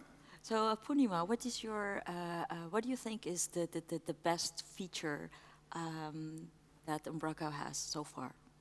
As in technical feature? A technical feature, sorry, yes. I think I have a thing for the back office notifications. You can go really creative with notification handlers, I think, in back office. So I think I love that feature, personally. I love everything about Umbraco. The back office is super friendly. It's intuitive. You can build really, really intuitive and editor-friendly interfaces with Umbraco. But as a developer, I think that notification handlers gives me that extra edge over everything. Yeah. You have to watch my talk. Yeah, I will be ready. So Lennard, which of your long-standing Umbraco dreams have come true in all these years you've been using Umbraco? That's a good question. I think, well, as I said, I really like tinkering with the system and seeing what I can do with it and how I can extend it beyond its actual intended limits. And I just love how Umbraco evolved in the extensibility bit. So before, if you go back to V7, everything was configuration files and hacking things. I had to make my own code to automatically create dashboards and that sort of thing. And those things eventually all became automatic. So now I can just write a C# class to tell Umbraco to insert a section or make a tree or whatever. Whereas before, I literally had to go into a database and make Umbraco believe there was a new section with a certain application. And so I really just love exploring what it currently does, how it works, and how I can push it even further. And then I can start complaining about that it's not extendable enough, and then things start rolling from there. But in the end, you'll always get a better product. And that's one of the cooler things that I just love about Umbraco. It's not, obviously I make websites with it and I love doing that, but I also just look at how can I do more with this than just using it as a CMS. So is there anything, Dave, that you think should definitely be on the priority list that hasn't been built yet, but that you believe we need this, or you need this? Is there something specific like you would like Umbraco to do for you? Yeah, now currently the back office is built in AngularJS, and a lot of developers hack into AngularJS to swap out things, for example, a view in Umbraco with their own view. I think the new back office team should make all those hacks that people are using now possible from the new back office. Yeah. Because I've been doing that a lot in projects by intercepting requests and changing views just to make the back office work differently. Because there aren't any extension points at the moment, and that's also the problem. They cannot change a lot of things because they are not knowing what people are using, what kind of hacks people are using to customize their backend. So, I see. Yeah. So if I understand correctly, that if companies want to use Umbraco, they have to sort of build the servers themselves in order to use the Umbraco with their code? No, but sometimes you want, for example, if you have the delete view, what you get to see when you click delete, it's like a confirmation. Sometimes you maybe want to hack into that, and then people start swapping out views and creating their own delete views. That should be easier from the new back office. And I think when they had the RFC, it's called, I think, they asked for what are people doing now, but it's not officially supported in the Umbraco back office. What kind of hacks are you using? I think most people are using the same. I think you wrote an article about it once. Yes, I wrote various articles about how you can hook into Angular to make pretty much bend it to your will. So you can, if you do not agree with something, how you can replace it with something you do agree with. And I would be very sad if that's no longer possible in the newer back office versions, because that's one of the cooler bits where you can just make Umbraco do what you want. And if they would remove that or make it less easy to do those kinds of things like intercepting API calls or intercepting rendering views, you're really limiting, you're pretty much limiting Umbraco back to just the out-of-the-box functionality. So I agree with Dave that should be very high on their list to make sure that that remains possible one way or another. I already heard some devs laughing when you mentioned Angular, so I think it should be high on the priority list. So how do you, since it's open source, how do you actually submit a feature request? You just go to GitHub and just submit an issue there? And people upvote? People upvote? Yes, that's how it works. And if you really want to kickstart things, the best way to do it is make a pull request. So make a start yourself, make a pull request, and then people will start playing with it. And hopefully at some point it will be accepted and merged into the core. Can I add my 2 cents to it? Please. If you're thinking about bigger features, make sure you go in and start a discussion, or at least start an issue thread and start discussing with people around it, because there's this whole concept of how it would be perceived and how it would be accepted into the product as well. So if you're thinking about bigger features, make sure you start a discussion thread or an issue with a discussion thread as well, and before you start working on it as well. Smaller features, that's fine, but bigger features, yes. Have some discussion in place before you do that. And then people can upvote and pitch in their ideas, and it might actually even grow into something much bigger, or in a totally different direction, or in a nicer direction as well than you thought. So it's all a community effort. It's all up for grabs. It's a really nice way to get started as well. Yeah, and do not underestimate that your idea might not be the idea that's going to end up in the core, because your specific use case, Umbraco is a generic product that's meant for a lot of people for a lot of different use cases. So if your small idea may have a little bit of truth in it, they will extend on that little bit of truth, but it may not be your complete idea that you initially started out with. But in that case, make sure that you check out, okay, do I have all the extension points that I need to make this use case possible? And then maybe your initial issue or your feature request should not be your actual issue, but the things that you're missing to be able to create what you're after. So it's also that's also why it's important to discuss your things before you immediately start suggesting all kinds of things and wishing for changes into the core, because sometimes you will only need maybe 2 or 3 little things to make your idea possible. Yeah, think about the wider picture. Yeah, exactly. So talking about accessibility here, how accessible, how easy is it because for me it's a pretty daunting to contribute to an open source project that I sort of kind of know. But I can imagine that for junior developers, it can be extremely, like, you don't know what to expect. You're making so how accessible, how easy is it for anyone to make a contribution, or maybe submit an NPR or issue with, like, hey, I have an idea. What do you think? How about we start building this? Is it like it is like that. So you can just throw out an idea in there and then start talking about it.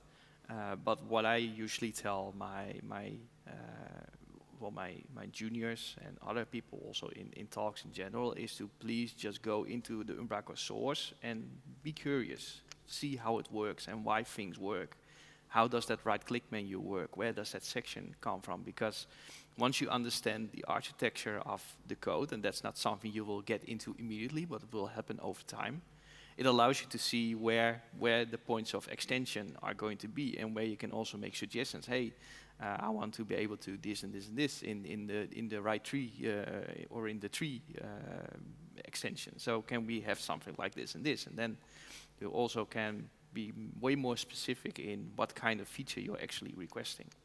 So my usual thing is to say to people, be curious and go into the code, and don't be afraid to just start an issue and talk about it, or take it to the forums and talk about it there, and then make an issue out of it. Okay. So, Poornima, if you could look into the future, what would the future of Umbraco look like? Like, say, I think Umbraco now exists since 2004. Something like that. So in, say, like 10, 15 years from now, what do you hope Umbraco will be able to do? Still remains the friendliest CMS. Are we in agreement on that? Yeah. I think the future is looking bright. I cannot say from insider sources, but seeing the roadmap, what HQ has planned for the product for the next few quarters, I would say the feature set is exciting and growing, and I personally am looking forward to some of the features like webhooks and the built-in REST API, and having a headless, probably an on-premise Umbraco instance, which is exciting to me personally. So I would say the future is really bright. So yeah. Awesome. Yeah. So Dave, as an active community member, so how do you contribute to the community? Various ways. I started out by just going to the forum, and in the beginning it was a lot of asking of questions, of course. But once I got to know Umbraco, it was more like helping other people out, getting started with Umbraco, helping them solve their problems. So I still go to the forum from time to time, but then I evolved in creating packages, doing core contributions, talks like today and on other conferences. So there are a million ways to contribute. Even creating an issue is contributing, because you tell them there's something wrong with your product and maybe they are not aware of it. So you're actually contributing when you create an issue. But contributing is easy. You can even write documentation or improve the documentation. Sometimes the documentation is written by somebody who's not a native English speaker. Mm-hmm. So when Poornima comes along, she probably gets all my spelling mistakes. And so you can contribute in a million ways. So. Yeah. Ooh, I have an idea. So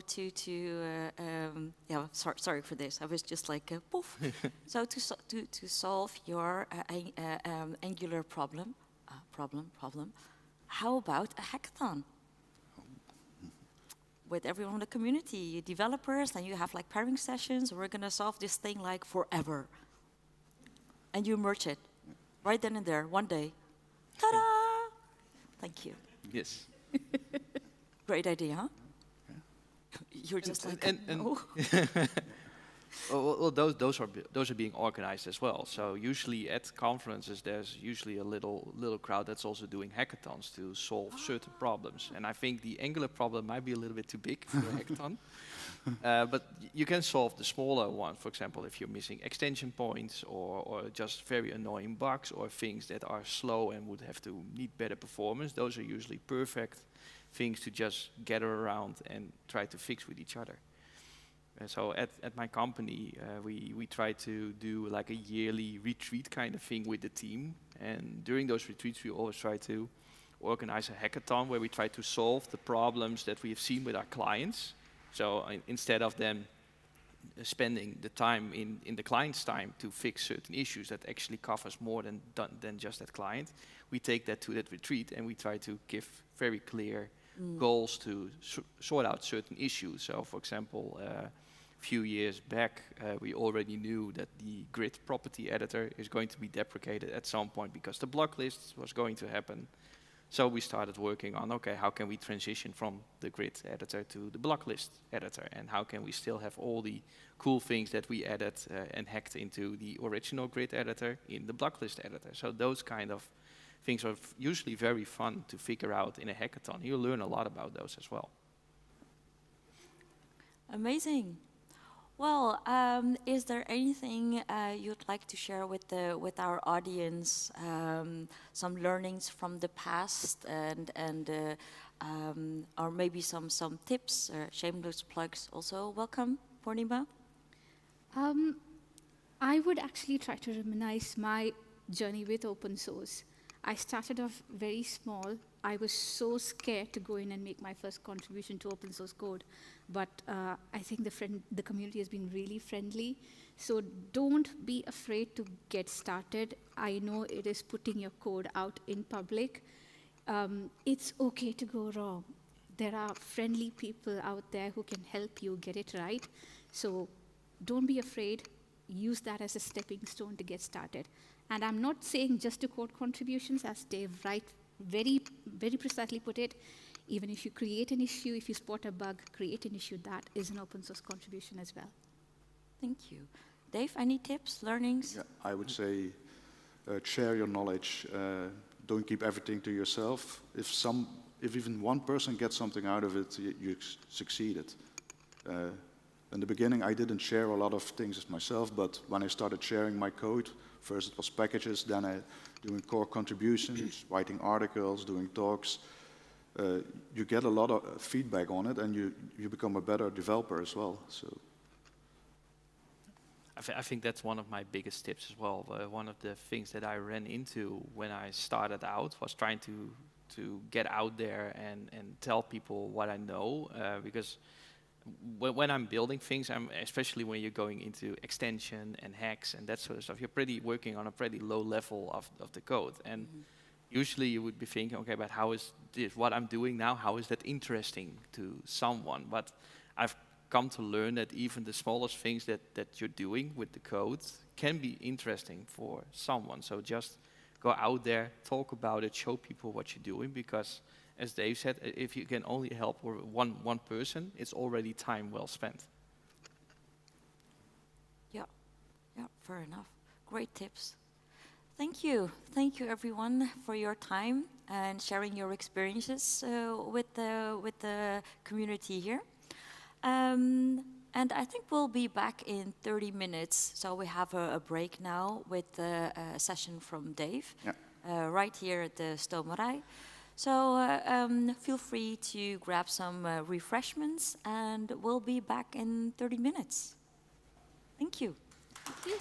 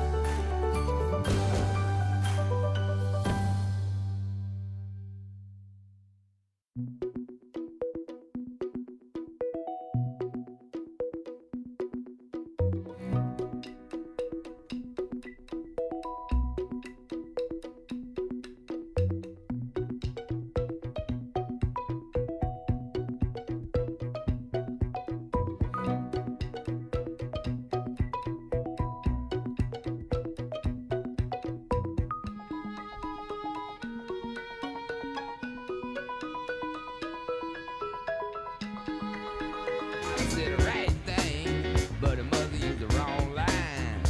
I've been on the right trail, but I must use the wrong car. Headed in a bad place, and I wonder what's Ik ga die afdoen. Word je niet afgeleid door notificaties? Ja.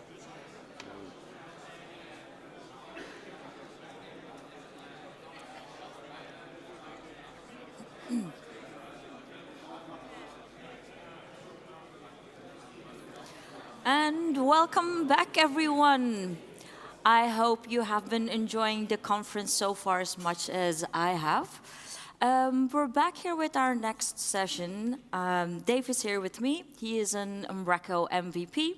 At Dot Control, he's also a trumpetist in his free time, in his spare time.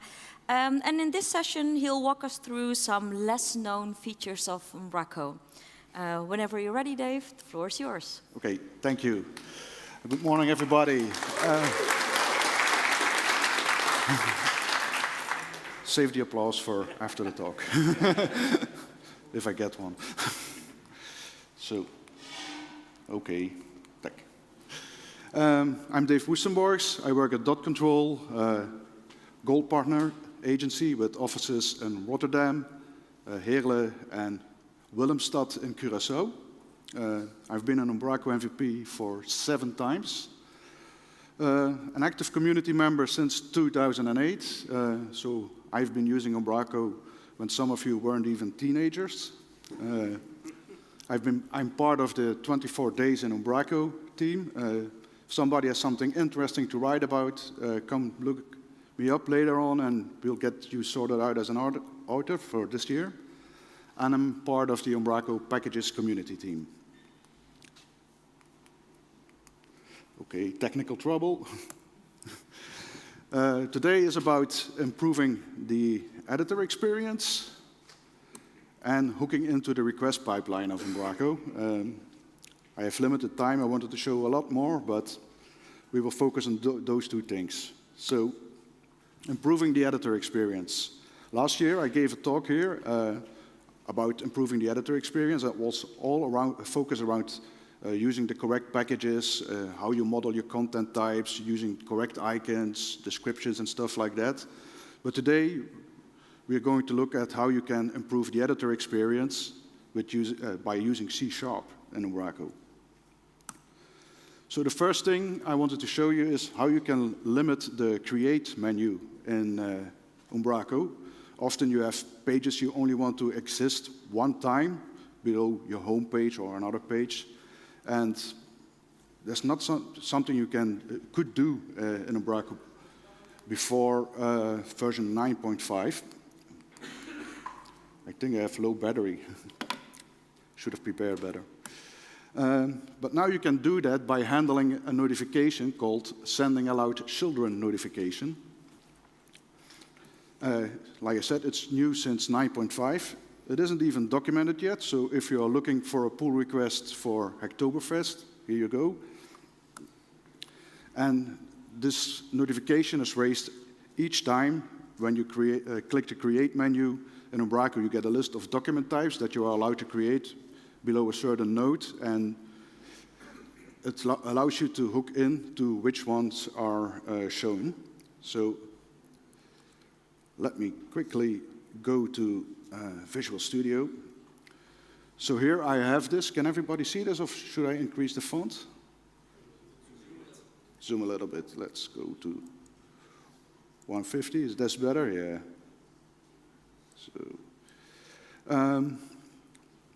So when you handle this event, you get the notification pulled in, and then we're going to try to see which content node we are rendering create menu for. So here I try to get the content ID from the query string that's passed into the event, and then I get the content item.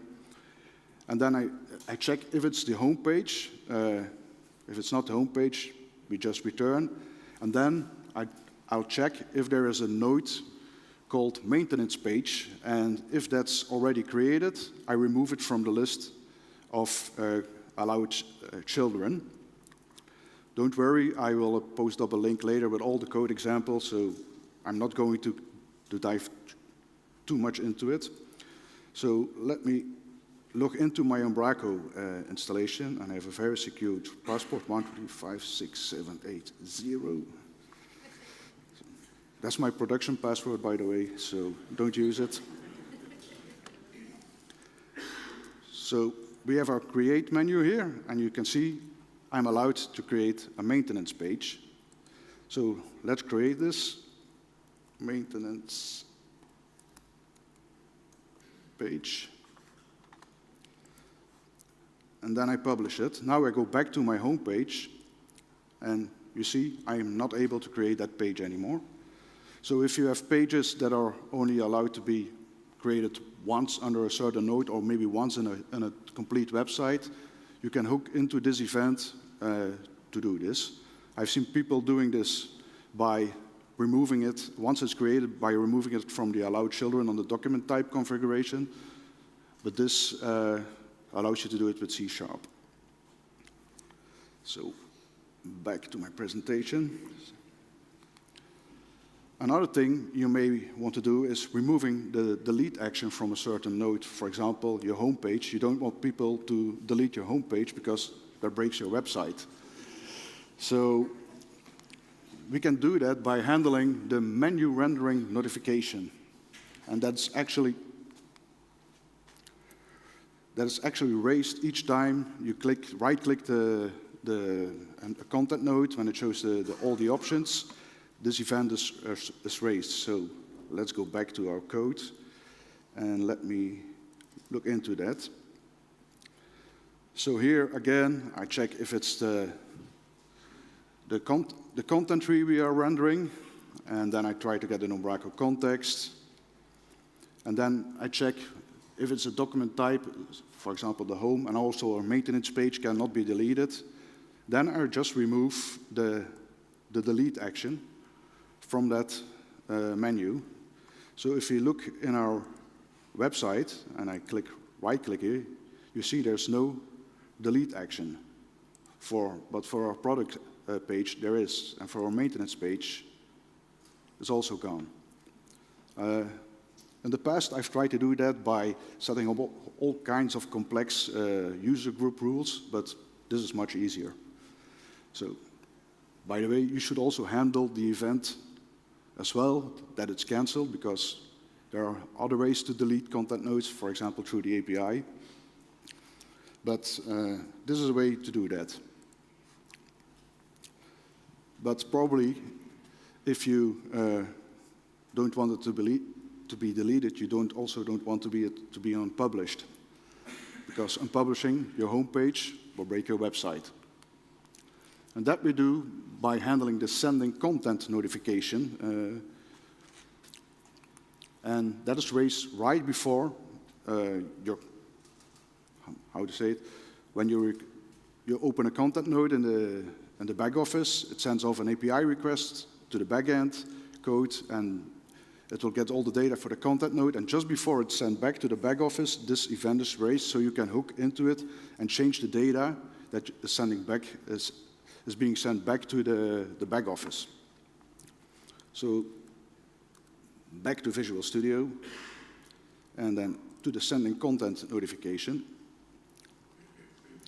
So I'm going to handle this as well, and I have a prevent unpublishing method in here. And let's go into that.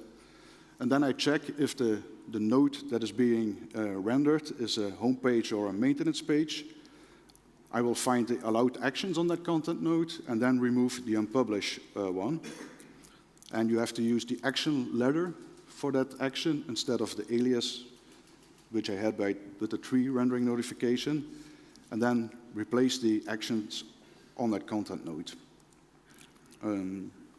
I have to go to my website. If I go here to my homepage, you can see the unpublish action is gone. So editors cannot break the site by accident. There's a lot of other cool stuff you can do with this event as well. You can hide properties, you can disable the preview. Maybe I have some time to show that. For example, I have a property on my homepage. Let's see that. I here have a property for putting a site under maintenance. So maybe you don't want editors to change that, only admins. So I here check first if it's an admin, don't do anything if it's an admin, otherwise hide that property. And it's just by removing that property from the tab. To demo this, I'm just going to quickly disable the check on if it's an admin user and rebuild my website. I hope this doesn't take too long.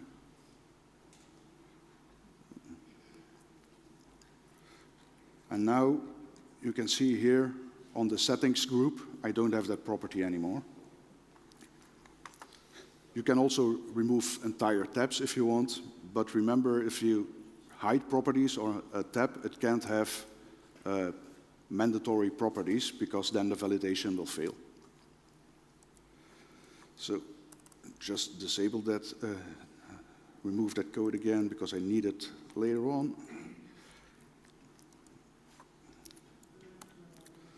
So another thing you can do using C# is customizing the backend search. By default, you have the search in the backend only search for a few things like ID, no type alias, I think, and the name of an item. But sometimes for editors, it also makes sense to let them search inside of a content item. So let me quickly demonstrate that. Oh, I have to log in again, the very secure password.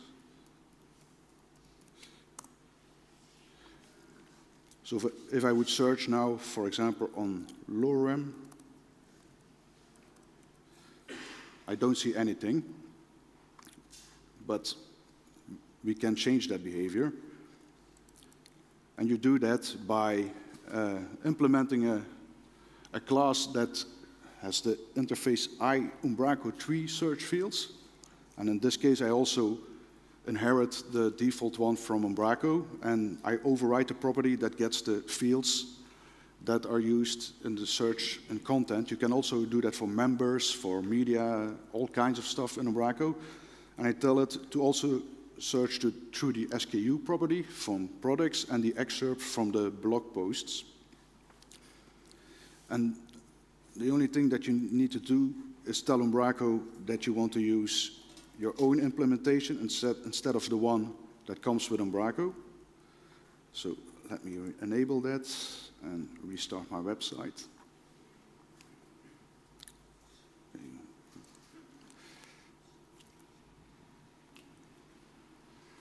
So, okay, there it is. So if I would search now on lorem, then I get a blog post where it is in. So if you have complex search functionality, it would make sense to implement it in the back office as well. It's just a few fields that you need to implement. It's like 5 minutes work, and your editors actually can start searching on content that's in a content item. So how I'm doing on time? Oh, 10 minutes. So hooking into the request pipeline. Some things I will show now, most of you will know, or maybe not, but I will still show them. And one of the first things I will do is how you can replace a content item. Remember, I had the property to put a website under maintenance. When I toggle that to true, I want to show a maintenance page for each request that is coming into Umbraco. You can do that by your own route hijacking and stuff like that. But there's an easier way to do that. We can handle the routing request notification. And this notification is published right after Umbraco is done by creating the published request. So it translates the URL to a content item, and it gets a content item and assigns a template and stuff like that. You can hook into that, and just before it's sent to the rendering, before it's sent to the rendering, you can still change some stuff on your content. So let us quickly look at how that works. The routing request notification. So when I get into this notification, I just get my home page. I check if that toggle is checked, and if that is checked, I will find my maintenance page. And if it exists, then I tell Umbraco, replace the published content item by set published content, and actually telling it also which template to use to render it. You can do a lot of more stuff in this event. You can set headers, do redirects, but this is one example what you can do with it. So let us quickly go into the website again. And like you can see here, we can just see the website. But now if I toggle this property and publish my page, you get a nice under construction page from the early 90s. So that's when I started doing web development, so I still had it lying around. So you can do a lot of things. Start experimenting with it, because I see a lot of people doing this in the rendering part by doing route hijacking and stuff like that, but it can be done earlier in the pipeline. And it's not only the home page. If I go to the products page, they all show the same item. So let me quickly disable that again, just to prove that it really works. Now I can see my products page again. The website has been deployed successfully. I can put it back on. So one thing you also can do is change the URL segment that Umbraco generates. By default, it uses the name you put in Umbraco for the item and generates a URL. For example, Dutch user group will become something, Dutch user group, lowercase, spaces replaced by dashes. But you can hook into that. Maybe you have a requirement that for all products, the SKU that editors fill in a field will be part of the generated URL segments. And we do that by creating a custom URL segment provider. Oops.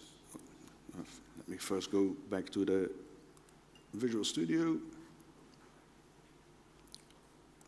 And here I have a product URL segment provider. So I check if the page that's being rendered is a product page, or the page where the URL is for being generated is a product page. If not, I just return null, so it goes to the normal URL generation. And otherwise, I get the SKU property from the content item and use that to create the URL. So if we go into Umbraco and go to the products and to our Umbraco tattoo, you can see the URL is products tattoo. It's generated from the name. So if you change the name, the URL changes as well. But now I want to do it based on the SKU. So I have to register my URL segment provider with Umbraco. And I use insert here, so it's inserted before the default one from Umbraco. So we go to mine first before we generate the normal URL. So how did I do that? So let me rebuild.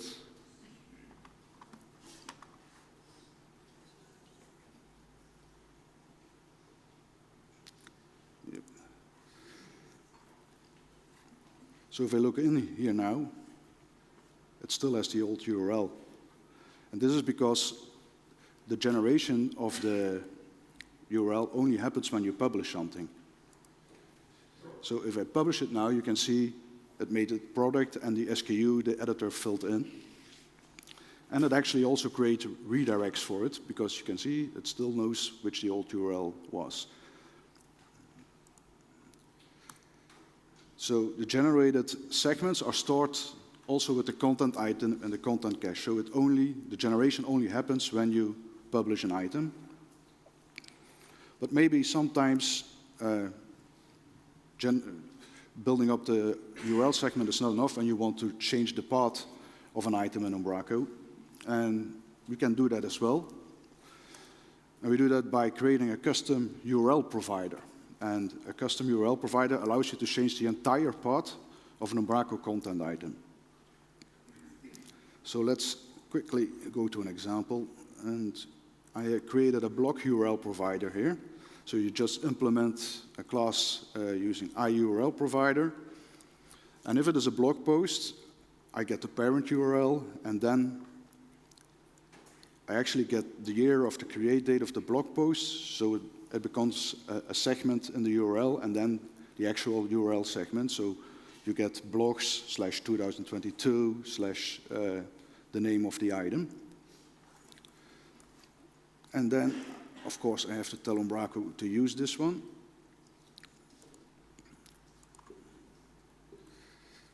So I register it first.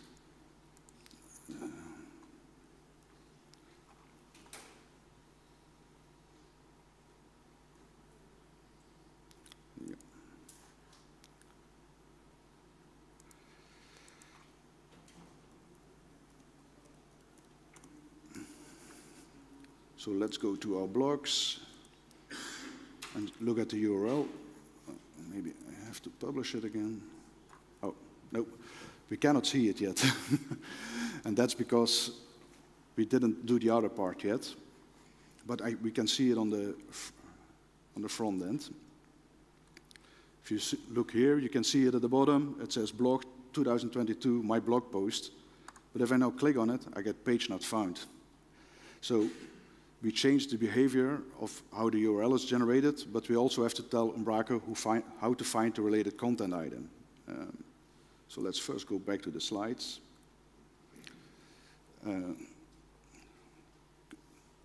That's also very important. They are not cached like the URL segments, but they are generated on the fly. So if you do change paths, make sure it's performant, because each time you request the URL of an item, it will go through that logic. And like I said, it must be connected to a content item in Umbraco. And we do that by implementing a content finder. Back to Visual Studio.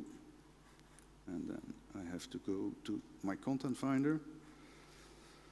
So here I get the blog overview page, and then I get the path. And if the path starts with the same URL as my blog overview page, it's probably going to be a blog detail page. Then I cut up the URL in different segments and try to find my blog post item, which I generated the URL for. And if I now enable this, and the difference here is my blog URL provider, I inserted that before the one that Umbraco uses, so it does my logic first, but here I do it afterwards. Because first I want Umbraco to find a content item, and if Umbraco can find it, then my content finder kicks in. So if I would insert it first, it would always go through mine first, so you don't want that. Let me quickly rebuild.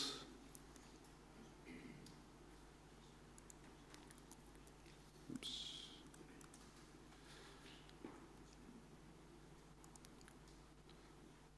If we now go here in, then you see it now knows which URL it is. So if you create URL providers, you also have to create a content finder, otherwise you don't see the URL in Umbraco, and it also doesn't know how to render the content item. So, okay, I have 5 minutes left, I think. Yes, quite on schedule.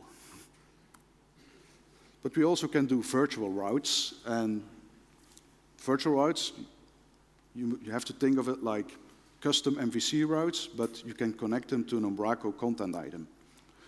And I use them a lot for things like a sitemap, XML, robots.txt generation. I've seen a lot of different solutions for that, even people creating content items in the content tree that are called sitemap XML and then setting up all kinds of redirects to make sitemap.xml to redirect to the content item. But if the content item changes its name, your redirect doesn't work anymore. So it causes a lot of trouble. And we can create a virtual route by creating a controller that implements iVirtual Page Controller. So last time I'm going to Visual Studio. And here I have a sitemap, a virtual page controller. I also inherit the Umbraco Page Controller, because if you use that, you get access to things like current page, all the things you are used to in normal Umbraco MVC controllers. And what I do here is you need to implement, where is it?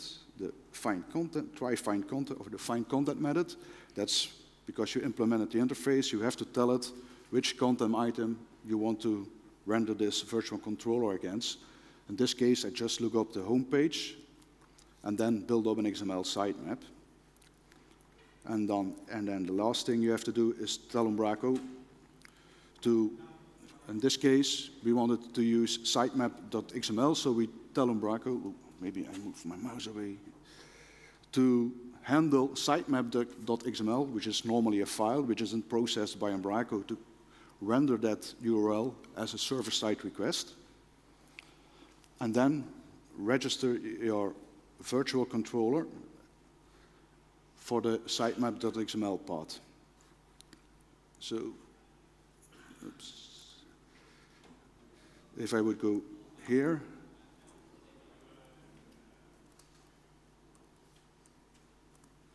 oh, I have to type it correctly, of course. Then I see my sitemap, without doing any rewrites, creating content items, just using MVC routes. So that was it, right on schedule. Thank you.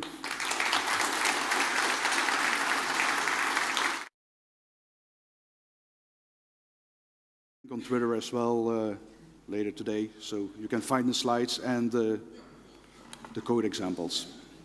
Thank you, Dave. Well, we have 2 minutes left, and I actually have a question for you. So you mentioned like no caching and that the pages are generated on the fly. So how does this affect the performance of the website? Yeah, you have to take care of that, because if you have complex logic in there, it can really influence the performance. So you have to do some, if it's really heavy, you have to do some kind of caching and makes it more complex. So if you go that route, you have to take into account that each time you will call an URL for an item, it will go through that logic. So it has to perform very well. These were simple examples, but sometimes you maybe want to go into a database to find some stuff for things that don't live into Umbraco, for example, products that come from an external system, but you want to have URLs generated by Umbraco for that, then you have to make sure it's performant. No heavy images. Cool. Yeah. Thank you so much, Dave. Okay, thank you.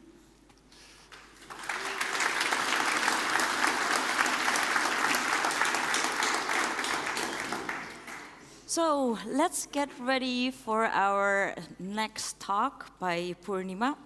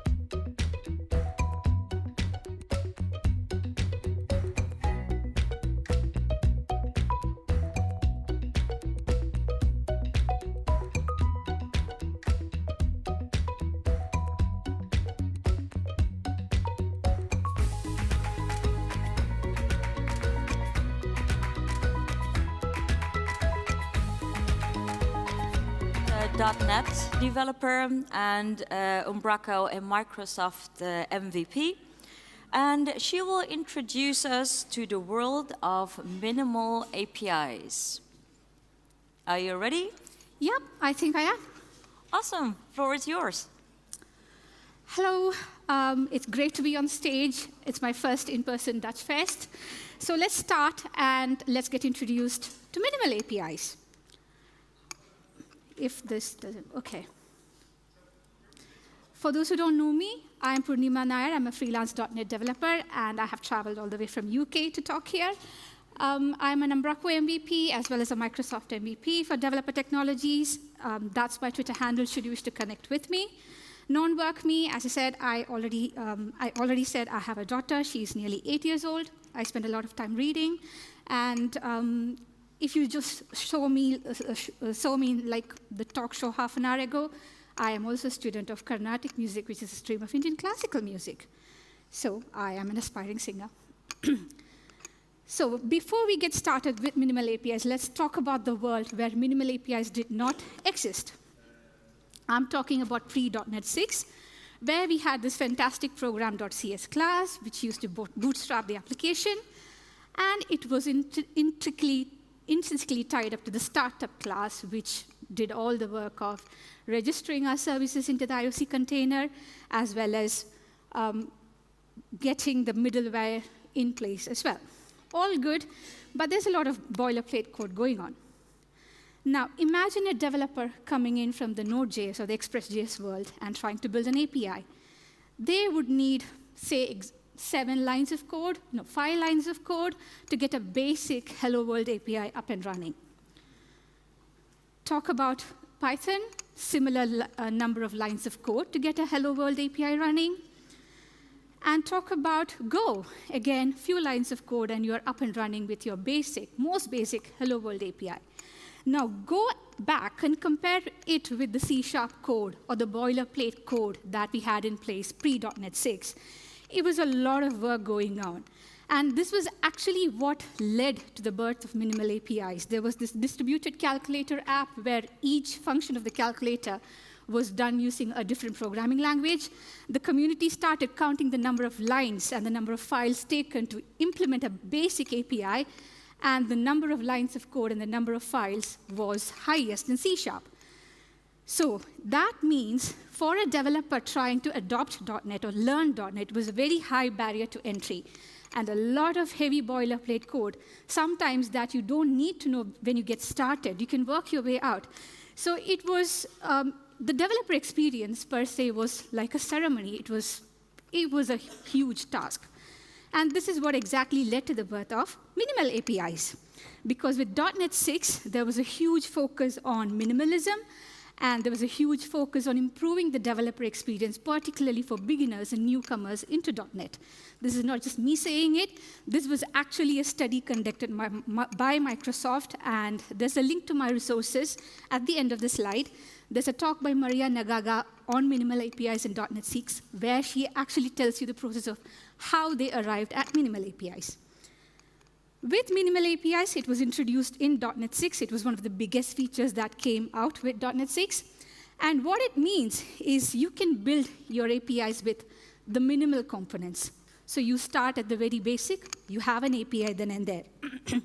It doesn't mean that you don't need a good design or a structure for your project. You still need all of that.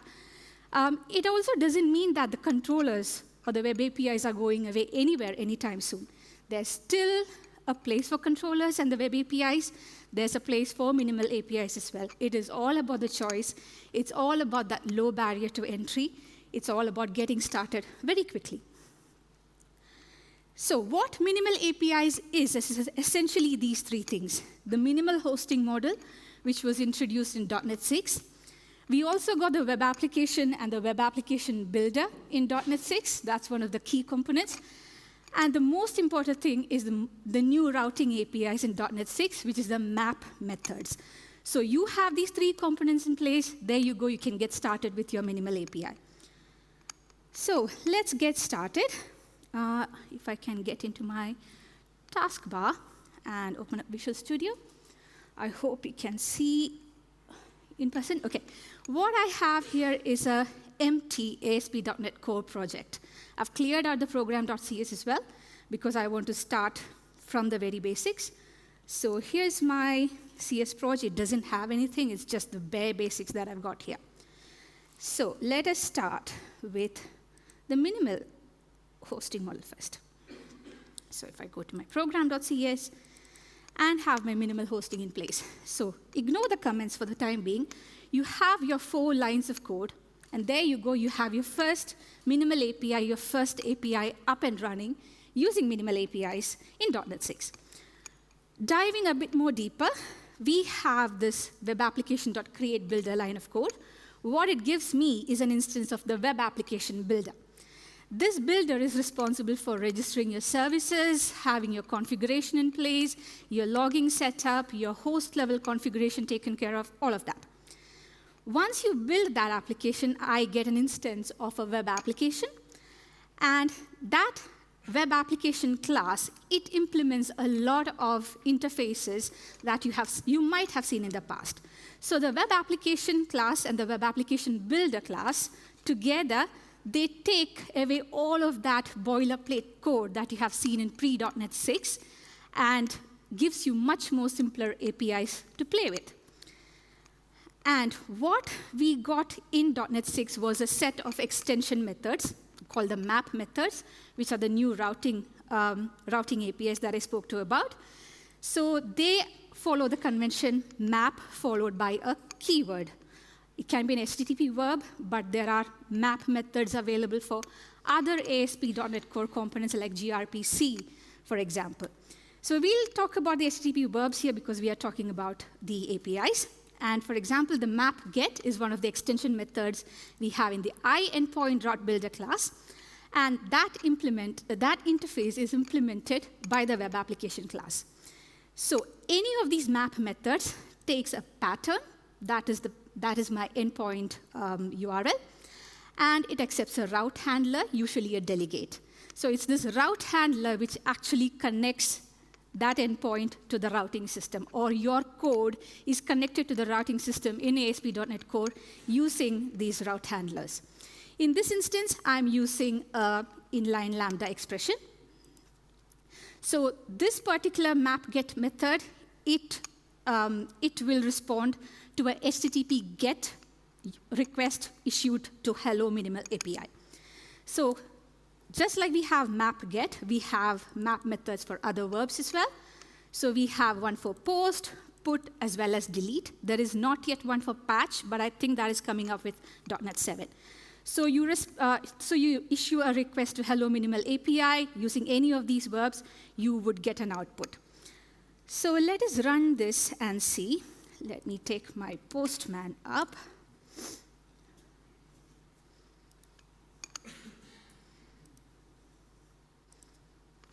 Is my Postman up?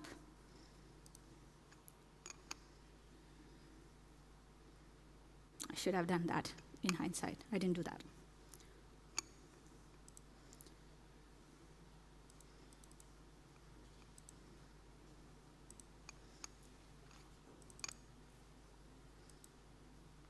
Let it boot up. Anyway, so we have the map methods. While it is up and running, let me go back to my toolbox. No.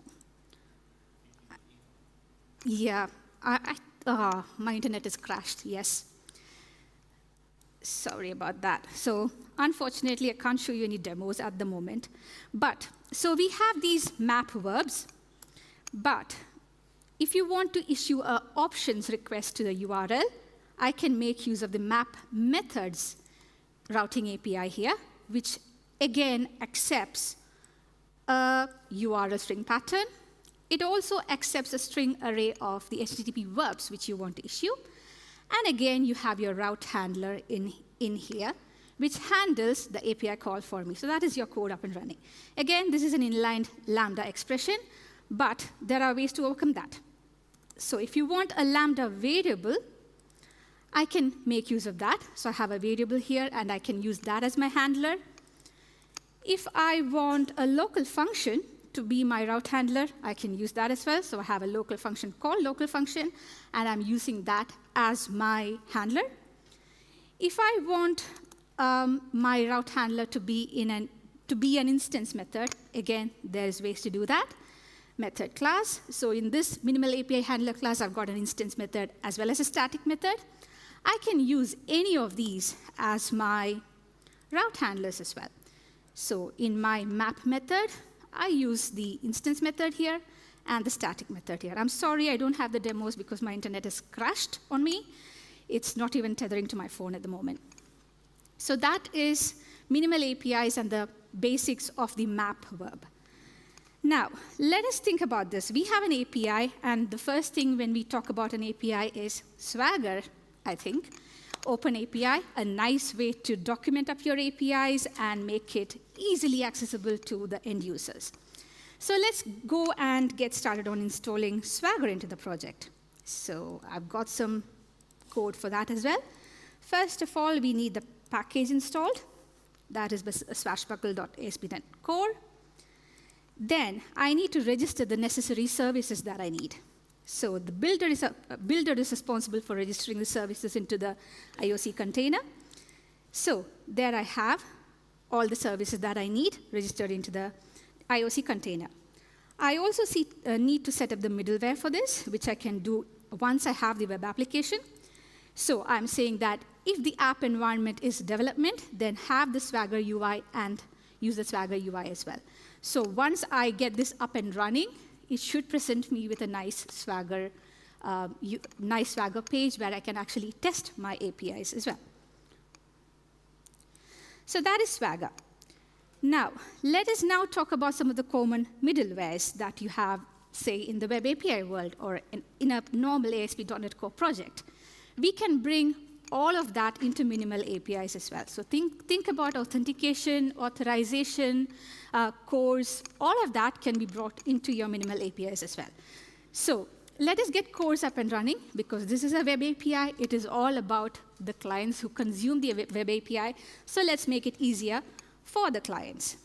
I'm going to build a very open API, which is available to every other client out in the world. So first, we need to register the cores services. I'm using the add cores extension method. I'm creating a policy. It should have been my app. It's all about the app here. And using the builder, I'm allowing any header, any origin, or any method. You can actually kind of point it down to the app you want, to the origin you want, to the headers you want. That is all possible. But I'm going to go with the most bare minimum basics here. So that is our services setup. And I also need to go register my cores as a middleware, which I can do once I have my app.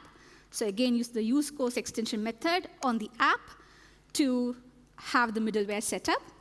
And my web application class, which is my app, web application instance, which is the app here, it actually implements the iApplication builder, which is why I can use the extension methods that I have been using in pre.NET 6 world in minimal APIs as well.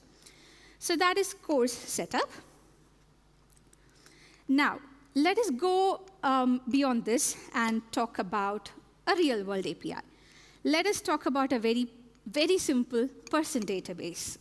I'm not going to concern myself with GDPR here, but it's the simplest thing I could think of. So let's go implement a real-world, very simple API with CRUD operation. First of all, we need a model for that. So let me create a person model. Let me get rid of this boilerplate code, have file scoped namespaces, and bring in my model. So that is it, just 3 properties with ID, name, and has a pet unicorn. There's one thing I forgot to tell about the minimal hosting model in .NET 6, which is that it makes use of all the nice features that .NET 6 gave us and C# 10 gave us, which is like file scoped namespaces, implicit using top-level statements, and all of that. So that is why you see bare minimum boilerplate code in your program.cs if you start a ASP.NET Core app. Going back to my model, we have the model in place. Now we need a data source and a repository to act upon that data source. I'm going in for an in-memory list of data as my data source, because that's the simplest one to get up and running. And we'll have a service which performs basic CRUD operations that create, read, update, and delete against that in-memory list. So let's go create another class, which is here, person repository. Again, let me take away the boilerplate code and come back with some nice code which I have. I've got this code which I've written now. It's a very simple class. It has got a list of persons, and I've already got 2 people in there, Poornima and Rachel. We both have a pet unicorn, Rachel. And this is my in-memory list, which is my data source. And now I have a create method, which simply accepts a person and adds that person into this list. It's got a getAll method to get all the people who are there in the list. And I have a getById method to get a person by their ID. Oh, thank you.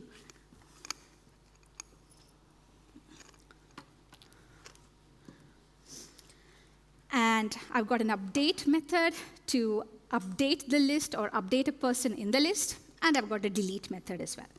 So we have a repository. Now we can register this into our DI container as well. So the point being, if you have a web API, you have your services in DI container, you can do the same thing with your minimal APIs as well. So I go in here and add my person repository to my IOC container. I also need another class here called the global usings. I don't want to bring in a set of usings to my program.cs file. I want to keep it simple. So I create a file. It can be it can have name saying johnsmith.cs as well. But the key thing here is I add a keyword called global, and I say using minimal APIs.df22. And I have got this namespace kind of shared between every other file in my project now. So that is global usings for you. So that should take away that red squiggly for me, because I've put that namespace in the global usings file. Being global, it is available to me in every other file in my project as well. So that is my services registered. Now let us get going with having some minimal APIs in place. Let us start with getting every person in the list. Hold on. I've registered the service as a singleton, which means that it's the same instance of that service available to everyone who accesses the API. Because I've got an in-memory list, that's the easiest way to get started. So going back to my map get method, my endpoint is /person, and I want to retrieve all the persons in a list.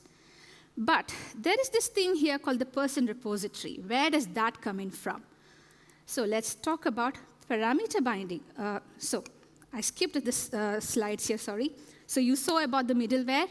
All these middlewares can be a part of your minimal APIs if you want, authentication, authorization, cores, all of that. I skipped this file, sorry for that. Parameter binding. So parameter binding is an age-old concept. It is the process whereby you have data coming in your request, and that is then converted into strongly typed data, which your route handler expresses. So parameter binding can be inferred or explicit. So the system itself can work out where to go looking for data when it has got something in the route handler. Say your route handler has an int ID. The system knows, the routing knows where to go looking for it. And that is the inferred or the implicit parameter binding. Or you as developer can have more control over it and say, hey, when you find an ID, go look for it in this particular place. That is explicit binding. There are various different parameter binding sources. Your values can come in from routes. Your values can come in from query string. It can come in from the header. It can come in from the request body if you have a post or a put. It can also infer things from the IOC container where you have your services registered. It can also go and look for custom binding sources. So implicitly, it will go looking for the data it needs in all these places. But if you want to be explicit about it, you can actually say, this particular parameter, I want it to be gathered from the route. So then I can add this attribute that is from route in front of my parameter in the route handler. Similarly, I can say this particular thing, go looking for it in the query string, or say look for it in the header, look for it in the body, even look for it in the services as well. So that is all possible. That is what is happening in my code here. When it finds this person repository, it knows that there is something registered in my IOC container, so it'll get the instance of the person repository from my IOC container. So once I have my instance, I can invoke the getAll method and return the data from my API. So that is the getAll. Let's move on and look at two more methods, the second one being getById. So this is where you have to pass in an ID of the person, the details of which you want to retrieve as well. So I have my repository, the instance of which is coming in from my IOC container. Then I have my ID, which is coming in from somewhere. So it can go looking for the value of ID in the route or the query string. But in my URL pattern, I'm including something like this, something in the braces. And I have something called ID in there, followed by a constraint. So I am saying that for this route to get matched up, the request should come in on /person/something. And that something should always be an integer. So I'm constraining that value of something to an integer alone. If it is /person/Poornima, it won't match up. The route will not even execute. But if it is /person/say 1 or 2 or an integer ID, it will pick up the value of that ID from the route as what comes along. And my route handler will get the value from the route parameters that I've set up here. I have the repository. I've got the ID coming in from the route values, which means I can then invoke the getById method in my repository and get the person. And what goes back to the client is an instance of the results or the iResult interface.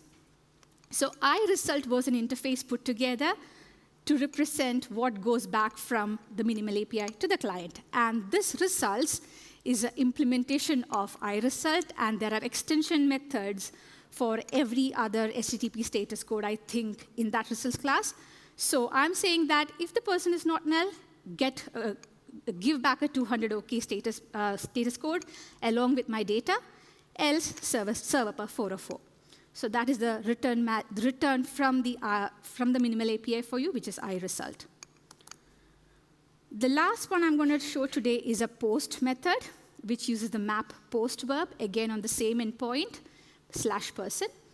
I have got the repository coming in from my IOC container again, but this person is a strongly typed object. So we know that HTTP post can accept request body. And minimal API routing, it can go looking in the request body implicitly for the data. So it goes looking for the data in the request body and gathers that JSON into a strongly typed person object, binds it, and once I have the person object in my route handler, I can use the repository.create method to create the person. And what goes back is a created, results.created result. What this does is it gives out the newly created person as JSON back to the response. It also sends the URL of the newly created resource in the location header back to the client. So let's see if I can get this up and running now. We've got Swagger installed, so it should be OK to go into Swagger and see what's happening. So /Swagger. Yay, there we have.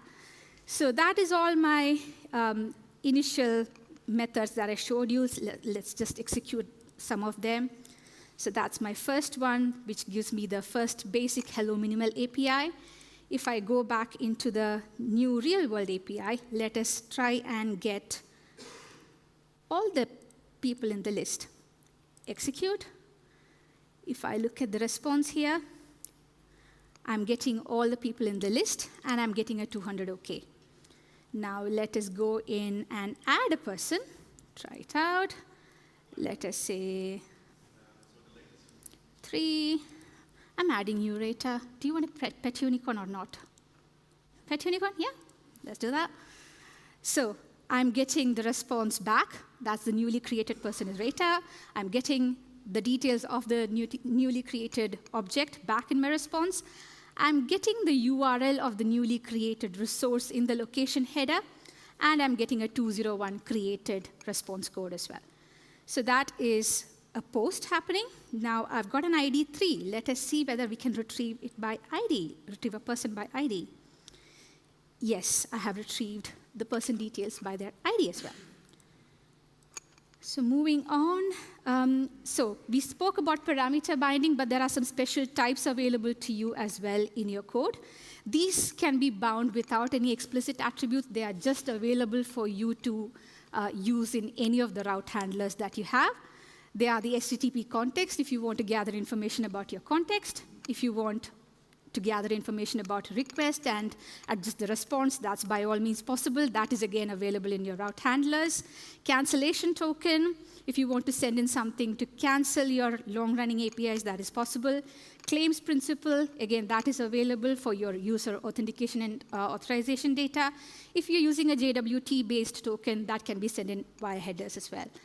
So the way you would use it is in your code, in your route handler, you can just specify HTTP context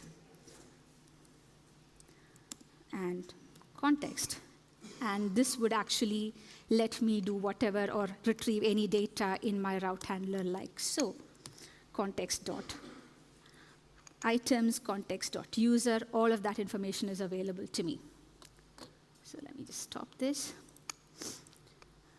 So some of the use cases of minimal APIs. So there's been a proven result that minimal APIs are performant over Web API, probably because of the amount of layers it doesn't need to interact with before it actually hits the controllers and gets you a result back. So when you think about high-performant microservices, when you have the need for that, minimal APIs can be a really good choice. Again, if you want to prototype something, quick APIs, again, minimal API is a good choice for that. It's all about the choice that you want. It's all about having that extra choice. It's all about having that lower barrier to entry point and getting started with something. So quickly finishing off, minimal APIs in .NET 7. There are things in web APIs and controllers which are not available in minimal APIs at the moment. One of them being the file upload using iForm file and iForm file collection. So that is coming into .NET 7 and minimal APIs with the release coming up. You can bind arrays and string values from header and query strings into your route handler, so you can send in something like tag equals tag1, ampersand tag equals tag2, so you can send in an array of values and bind that from query strings and headers into your route handlers. You have parameter binding. This is all about code refactoring, so you can send in a lot of parameters in your headers or query strings, but when it gets to the route handler point, you can actually bind it to a strongly typed single object, which is, again, good for refactoring your code. And it uses a parameter, I think, called attribute called as parameters, I think. There's support for filters. Currently, there's no support for filters with minimal APIs. So filters are pieces of code which can intercept code execution or which can actually do something before your API executes. So support for filters is coming in. There's better open API support coming in with .NET 7, so you can have annotations to your minimal API, which means your Swagger can be that extra friendly.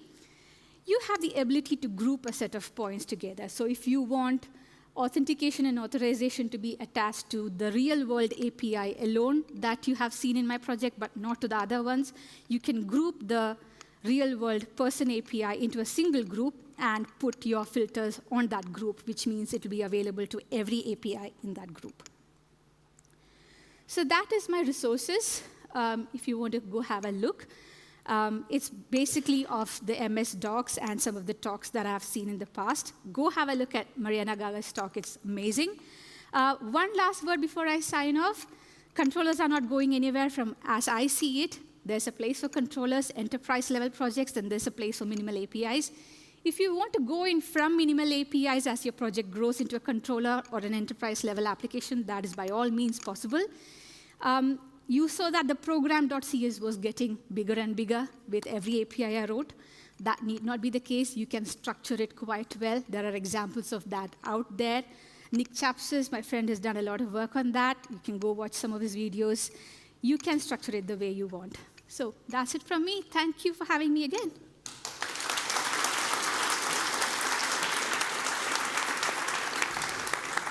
Thank you. Thank you so much for this, Poornima. Unfortunately, we don't have a lot of time to ask any questions. Will you be around here for a while? So if anyone has questions for you, they can find you here? Absolutely. Amazing. So I don't want to stand between you and lunch for now, because it's time for food. And we will be back in an hour. Lunch will be served at the Smederij. See you later.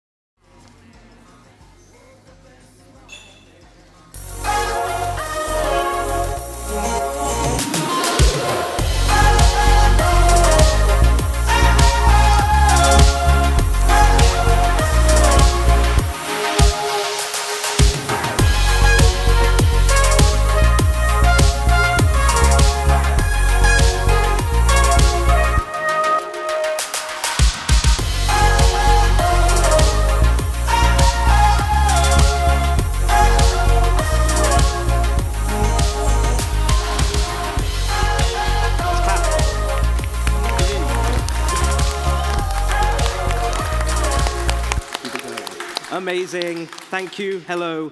And welcome to UmbraCoffee live from DF22. We're here in Utrecht, the Netherlands, and it's fantastic, so fantastic to be here.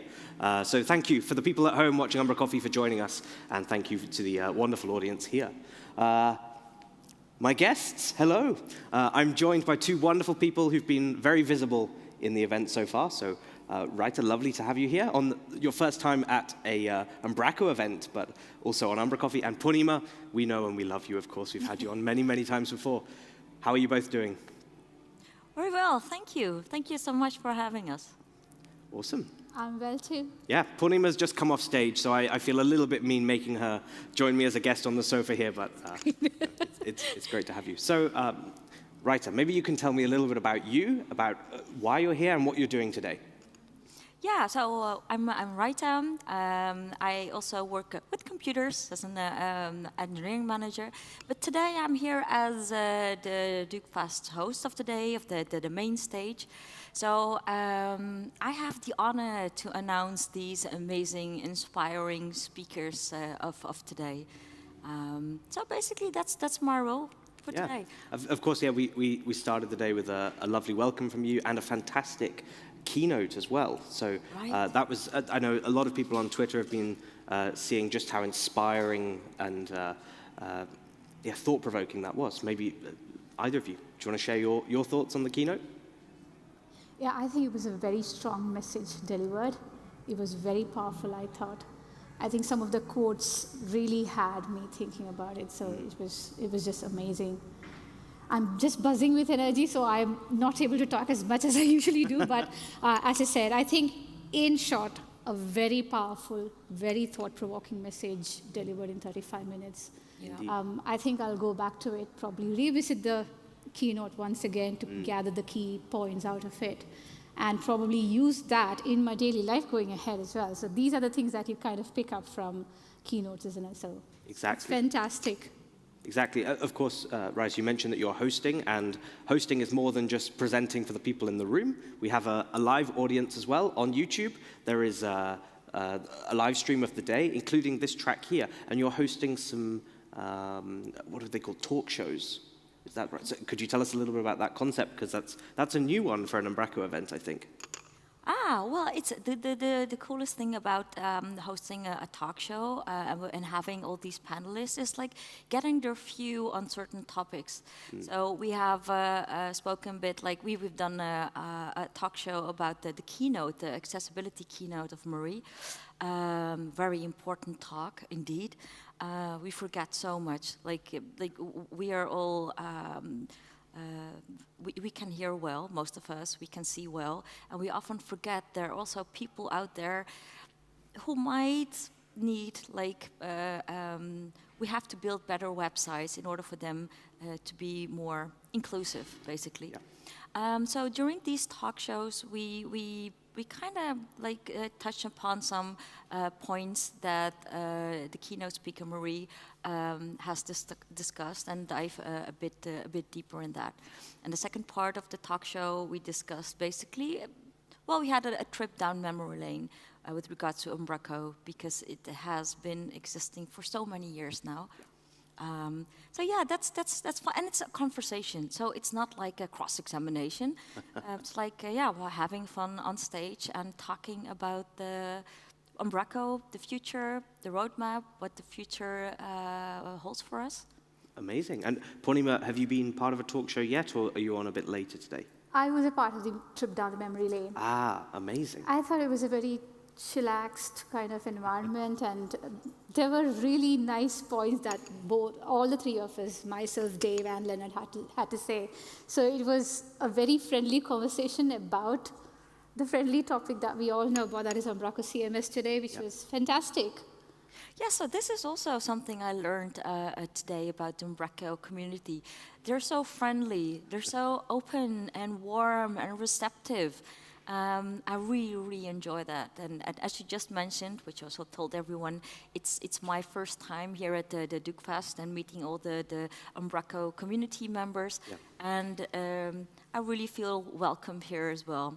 So that's good. Of course, we want you to feel welcome, and definitely friendly is it's in our DNA as a community. You may have seen some people walking around with friendly written on their t-shirts or their hoodies. It's like it is absolutely the message we're trying to spread here. So that's great that you felt that in just a few hours this morning that the event's been going. Of course, other talks have been going on. We have other rooms running simultaneously. I know that Paul Seal just did a fantastic talk about his gamifying Umbraco. There is a kind of Umbraco quiz site that he's launched, and I'll make sure that the link for that's actually in the description below so people can go take part. I'm already top of the leaderboard, so and I intend to stay there. Okay, we don't expect any surprises there, Callum. Yeah. But wait, are there any prizes? There's badges. So again, part of this gamifying Umbraco, he's awarding badges for when you answer, when you're getting a top score, or when you're providing questions. It's all crowdsourced, community-driven questions in these quizzes, so you can do that as well. Someone said that I should get an award for donuts. Oh yeah, you totally should. So yeah, maybe there's some other badges that can be won as well. And I don't know what the badges equate to, but maybe yeah, there's a leaderboard, and it's nice to just be on the top of that, right? What other talks we had? Of course, Poornima, you've just done a fantastic talk on minimal APIs, which was really, really good. Even with the technical challenges you had at the start, it was very clear exactly the value that minimal APIs bring and just how powerful those can be in the .NET world. What other talks have you seen today that you enjoyed? So I was quite busy in the morning with the talk show. I caught the keynote, of course, and I caught the latter half of Dave's talk as well. But I'll go back to the stream and revisit the talk because I want to. Of course, on the stream, Dave's talk was streamed. Everything in this room here has been streamed. But Corne, you did a talk as well. How did that go? It went great, Corne says. That sounded like a fun talk. What people in the audience, shout out. What was your favorite talk so far this morning? What have you seen that you enjoyed? Okay. Clearly, it's Paul Seal. Yeah, clearly, a lot of either very tired people or just every talk's been rubbish. No, I'm sure they've all been amazing. And then a packed afternoon as well. More talk shows coming up? Yes, there's another one coming up later on today. What's the topic of that one? Do we know? It's I think it's about the future of Umbraco, so roadmap updates. Indeed. What's to be expected? Indeed, and that very nicely actually comes along to our guest that we're going to bring on in a second, so I won't get too much more information about that just yet. I'll be doing a talk. I know that there's a handful of talks this afternoon, so it should be a good afternoon. People are having lunch right now, and a few people are streaming in, so thank you for giving up some of your lunchtime to watch us. All right, let's have a round of applause for Poornima and Rayta, our first guests, and let's bring on the Nikolajs, our next guests. Thank you. Thank you so much. Okay, so as Rayta mentioned, there is a talk show this afternoon on kind of what's next for Umbraco, and these two gentlemen, I think, are probably the best people to try and answer that. They are the Nikolajs, my two favorite Nikolajs, working on the core team at Umbraco HQ. And can you tell us a little bit about what you do day to day? Yeah, so as you said, core team developer, most of my days are now spent on project new back office. And of course, fixing bug. And when you say new back office there, you're meaning all of the APIs that are powering that. Exactly. So you're not writing JavaScript. No, luckily not. Not too. Cool. And Nikolaj number two? Yes, much the same thing really. Try to stay as far away of the front end as I can, and do a lot of the back end stuff. Fixing bugs, doing new features. Fantastic. So yeah, without meaning to give any spoilers for the talk show you'll be a part of later today, the future of Umbraco, the new back office is obviously a really key part of that. But what else are you really excited about? Well, right now it is mostly the new back office, but also the new block grid editor that just got in the RC yesterday. Well, I'm glad you brought that up. Yeah. I've been going around this event trying to find somebody from Umbraco HQ that would be willing to talk about the new block grid and the 10.3 release candidate. And I was told by a very trusted source that you would be the most knowledgeable people here on that. And you've both reliably told me you are not. So 10.3 RC came out yesterday.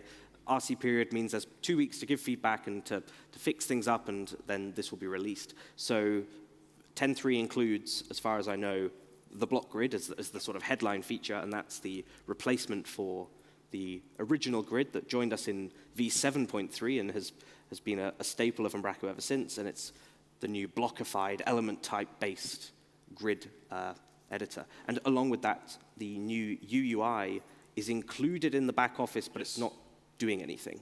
No, it's not doing anything, but it's mostly so package creators can use UUI for their packages now, and hopefully fortify their packages for Umbraco 13 as well. Yeah. And without being entirely sure, I actually think the new block grid editor uses something for it as well. Oh, does it? Yeah, I'm pretty sure it does. Oh, fantastic. So it's there for a reason then. Yeah, it's not just been included to add more stuff into our browser caches.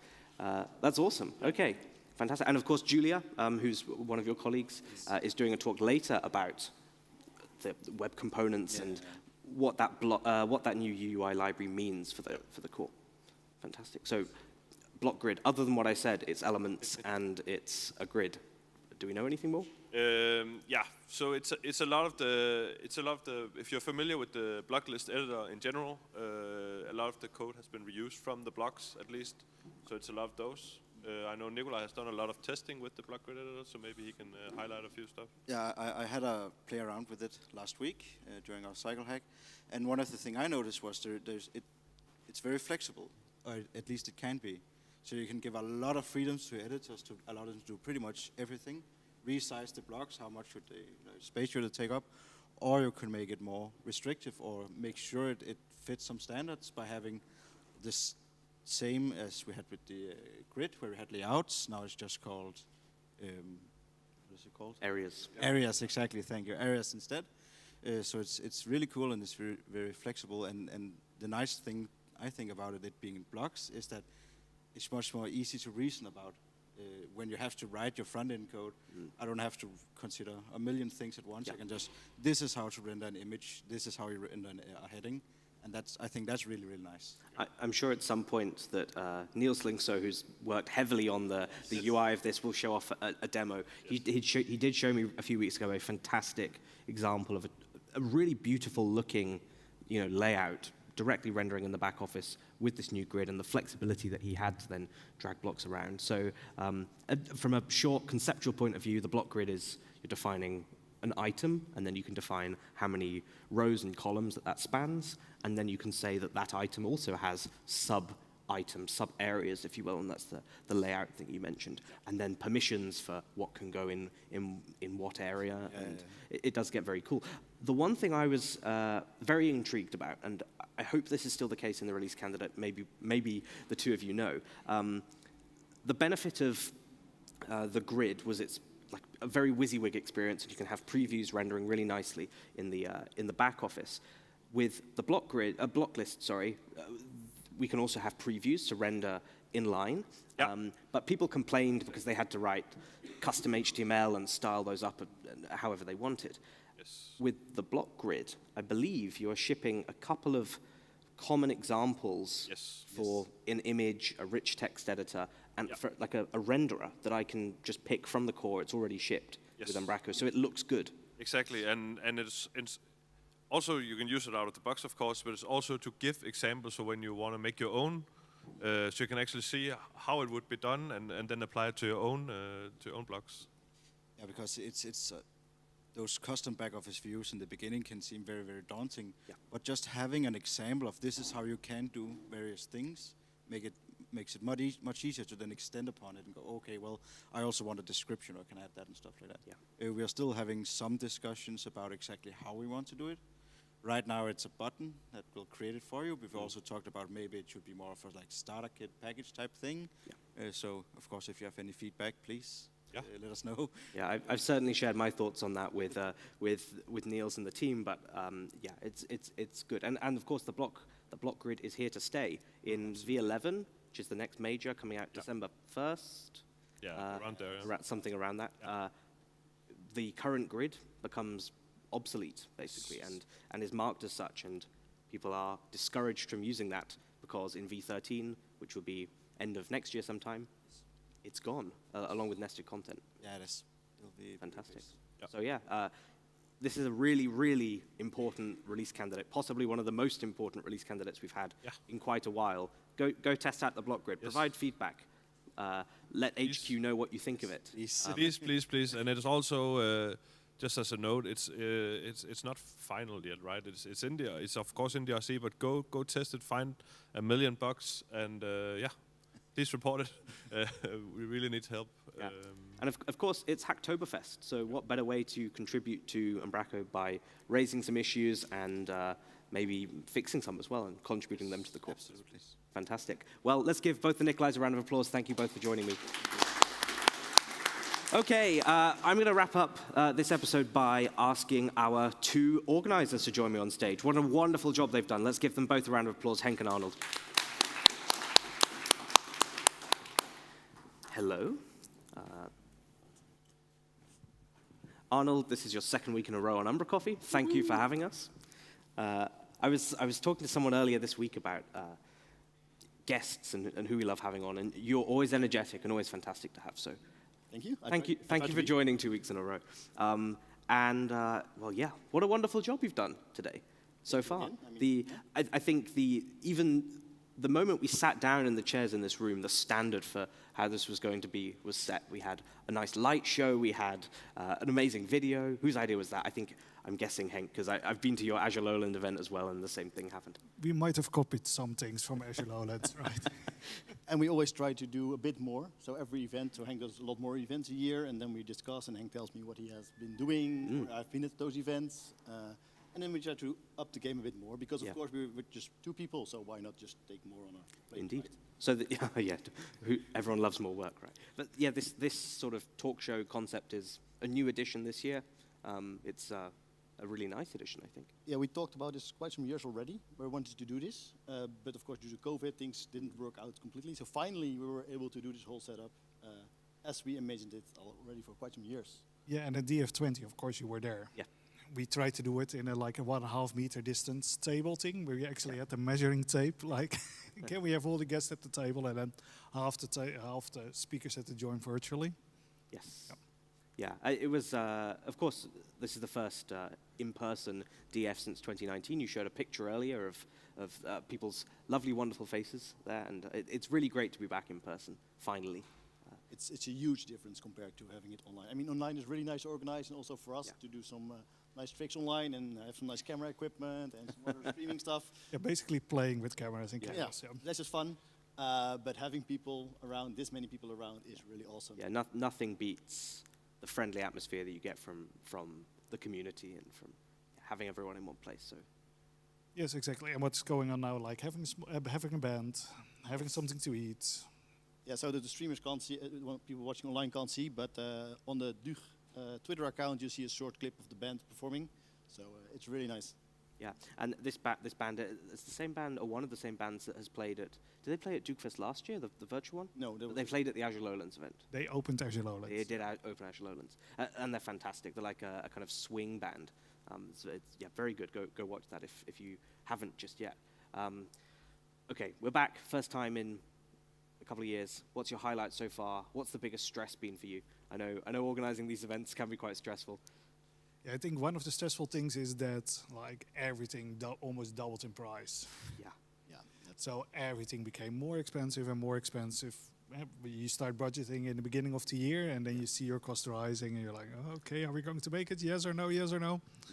And getting everything arranged, because it is always also very busy.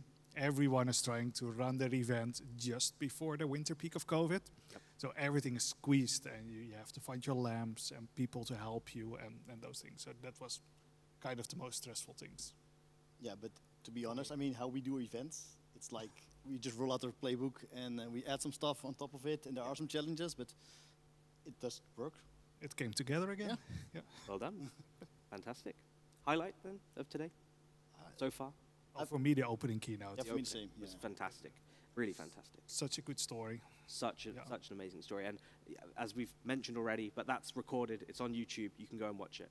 But I think even being in the room, it was just even more fantastic. It was also interesting because some people came in late and they were standing in the back and they're like, there's something off here, but they couldn't tell directly. Yeah, so for anyone that didn't see it who's watching live, the speaker was deaf and delivered the entire talk in sign language, but of course had two fantastic interpreters there to not only communicate what the audience were kind of saying, laughing, etc., to her, but also to then orate what she was saying with sign language, which in itself, an amazing job to do to do a whole half an hour, and I know they swapped over halfway, but to do a whole half an hour keynote and interpret sign language for that whole time is really incredible.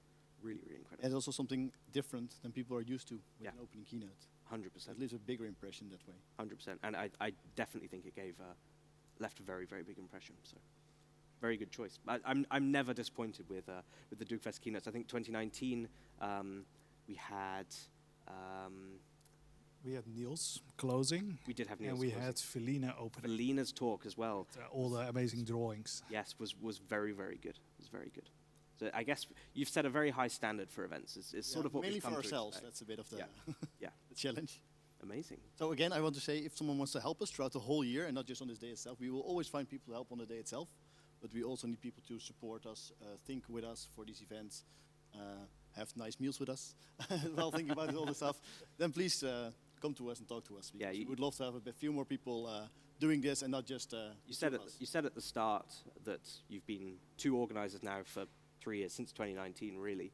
So for since 2018. Yeah. All right. Wow. No, the 2018 Martijn was still there. Yeah. Yeah. I think in 2019 Martijn was given the Doog MVP. You still owe him a shirt. You still owe him the shirt. Oh right. Yeah. So you've been doing this alone. This is your 4th event where it's just the two of you. Yeah. So yes. This is the first one that didn't get cancelled. The first one. So yeah, it's very good to see that you can put this on, but it's fun. It's more fun with a group, right? Much more fun with a group. Absolutely. Great. Yeah. So if you're in the Netherlands, if you'd like to help out the Doog gang organising a future event, let them know. You have a meetup coming up on November 3rd, yes, hosted by IO. So that's great to see the meetups are bouncing back as well. Yeah, there's also something we do as Doog. We support meetups. So we set up the meetup on meetup.com. We send out some social media stuff, some emails. We help them with all of that. Yeah. But the party organizing or the agency organizing the meetup, they have to do the meetup themselves basically. But we will help them with everything around it and support and all that. Amazing. So we hope to bring it back now, but let's see what COVID does in the coming months. Yeah, indeed. Fingers crossed. All right, amazing. Just because I have an audience here, and because the UK community are largely watching too, I'm going to make an announcement. I've been in the US for 2 weeks, and I arrived yesterday morning, very, very early. But I've been getting a lot of messages very early in the morning for me the past 2 weeks saying, what's going on with the UK Fest? So, if you go right now to umbraco.community/together, everything's there, tickets are on sale, call for speakers is open, we have an event, the dates have already been set and announced before, but there's been nothing formal because of things I won't get into here. But yeah, please go there, buy your tickets. We hope to have an event in the middle of November. Hopefully see some of the people here as well at that event, but yeah. It would be good to see some community here and maybe capture just a little bit of the Doog energy that you've had here, because it's been really good fun. Let's give Arnold and Henk a round of applause. And thank you all for tuning into UmbraCoffee, either in person here or live on YouTube. I need to go get lunch, so we will see you all next Friday for regular UmbraCoffee. Martin will be back. Thank you very much.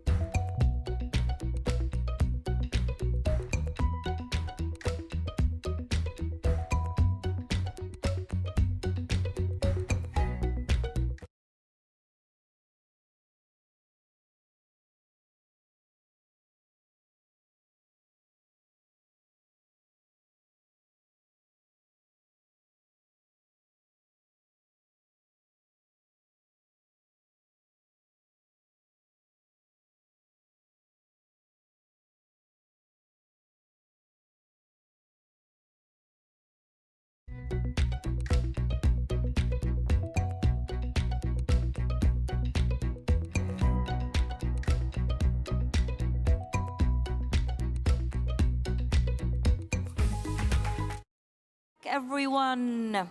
But before we continue our program, Henk wants to steal your attention for a couple of minutes. Henk? Yes, it's me again. So we tried something in the morning, like making a group picture.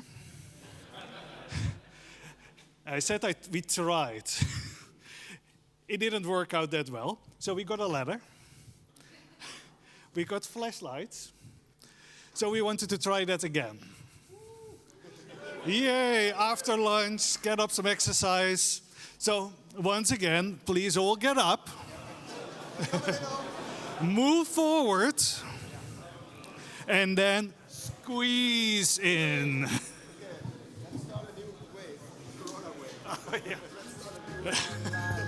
Let's not do that. Goed. Can you move to the front? There a little bit. Yes, Jack. Perfect. Oh, mag ik er ook bij? Ja, mag er ook bij.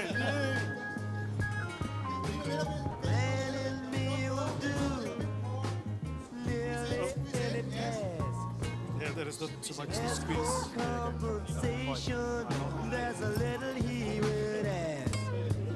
Take a woman like you to get through. Everybody look at the camera. The count of 3. 1, 2, 3.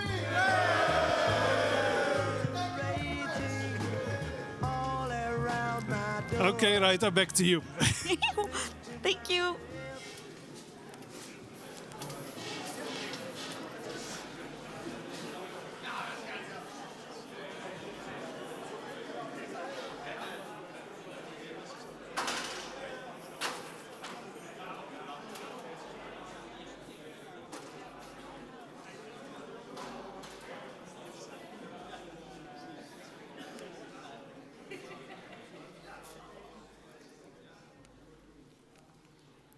The flashlight is in front of the screen. Oh, is this one here? Can I move it? Yeah. Oh. Thank you. Yes, and we're back on track. Next on our program is Andy. Andy is a developer and head of digital experience at Umbraco Group, and he will give us updates. Very excited. That's right. Welcome. Thank you.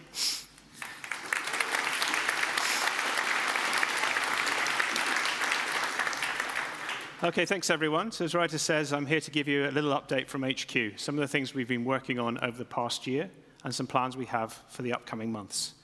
My name's Andy Butland. I've been working at Umbraco now for about 18 months. But before that, I've been in and around the Umbraco community for quite some time. My first experience of the community was Code Garden 2012. And I remember when I walked in on the first day, just how many people were dressed in orange. Now, there was an important football match, I think, for the Netherlands that night, which probably explains a little bit why they were all so color coordinated. But it was obvious back then, and is exactly the same today, just how big a part of the Umbraco community the Dutch Umbracians are. And I'm really pleased to be here today to give you this update. So it's certainly been a busy year, and as a result of that, I've got quite a lot of things to talk about. So I'm going to try not to go too quick, but I will have to go quite high level over a number of different topics. But fortunately, the next session we have here, we have an hour long, where I'm going to be joined by some of my colleagues on the sofa, where we can kind of take your questions and have a deep dive into anything that you want to go into in a lot more detail. So if you see anything I talk about today, and you have questions, we can certainly deal with them then. And obviously, if there's anything else that you want to discuss as well, we're available. So let's first of all just talk about the fact we're back together. It's fantastic to be here today, as I said. And back in June, we had what was the greatest Code Garden ever. Now, they say that every year, but this year I think it was definitely true. You know, we had nearly 1,500 participants joining remotely and in person. We had a number of speakers, quite a number of sessions, and a great 3 days was had by all. We were able to award 66 Umbraco MVPs. So these are the people within the community that go that extra step in terms of organizing meetups, doing code contributions, doing documentation, joining community teams. There's all sorts of ways to get involved with Umbraco, and it's great to be able to recognize these people. There were 7 new ones this year, and we also renewed, I think it was 59 other ones. We've put out 25 CMS releases this year, and 57 releases of Forms and Deploy. So this is mostly focused on Umbraco 10 now, but we also did releases going all the way back to Umbraco 7. Where there's important bug fixes and security issues, we need to make sure that those are updated too. But talking about the focus we've had this year, it's mostly been on professionalizing Umbraco. And this is both in terms of our products, our services, and the organization itself. We have an aim, and you've probably heard this if you've seen any other recent discussions from the Umbraco HQ, around making sure Umbraco is not only the CMS of choice for things like smaller and medium-sized applications, but also that we can hit the mark for those more enterprise applications, more integration-heavy solutions that people are looking to build. So you'll see some of the things I talk about today, those features are very much geared towards that, being able to, as I say, meet what those enterprise clients are looking for. But we also don't want to leave anyone behind. We see that by making these extra features, that bigger is better for everyone, and we can bring everyone along with us. So when I first got involved with Umbraco at HQ, one of the first things I was working on was the launch of Umbraco 9. And if anyone remembers that, it was a big deal. We had a live stream, we had rabbits, we had cake, we had confetti. When I fast-forwarded a year to Umbraco 10, it was very different. I was actually sitting in a hotel room waiting for midnight to come around just so I could press a button and send a file up to NuGet. So it was a very different experience, but that's how we want things to be now. We are going to a pattern of predictable releases with major releases every 6 months so that you know when things are coming and you can know what to expect in the sense that we're adhering strictly to SEM versioning. So an Umbraco major release no longer has to be associated with the party and a big marketing event. You know, we'll still pat ourselves on the back and be proud of what we've done. But now you can expect that every 6 months you'll get predictable releases from us. We've also had a big focus on solid operations. Really what we want you to be able to sleep well and not worry when your site is hosted by Umbraco Cloud or it's running on Umbraco CMS. In part to do that, we now have both first and second line support available in the US. So if you're running your sites from the US, you have Umbraco support available to you within your working hours. And of course, that's also the case in Europe. And another big project that's been going on for some period of time has been migrating all the Azure cloud instances from an older Azure technology through to the more modern stack that we're on today. And as a result of that, we've had much more reliable operations. We've been very proud of how that's worked out, to a point we've had no infrastructure-wide incidents since we've moved to this new stack. And the other phrase you'll have definitely heard if you've been at any Umbraco event for the last year or so is the composable DXP.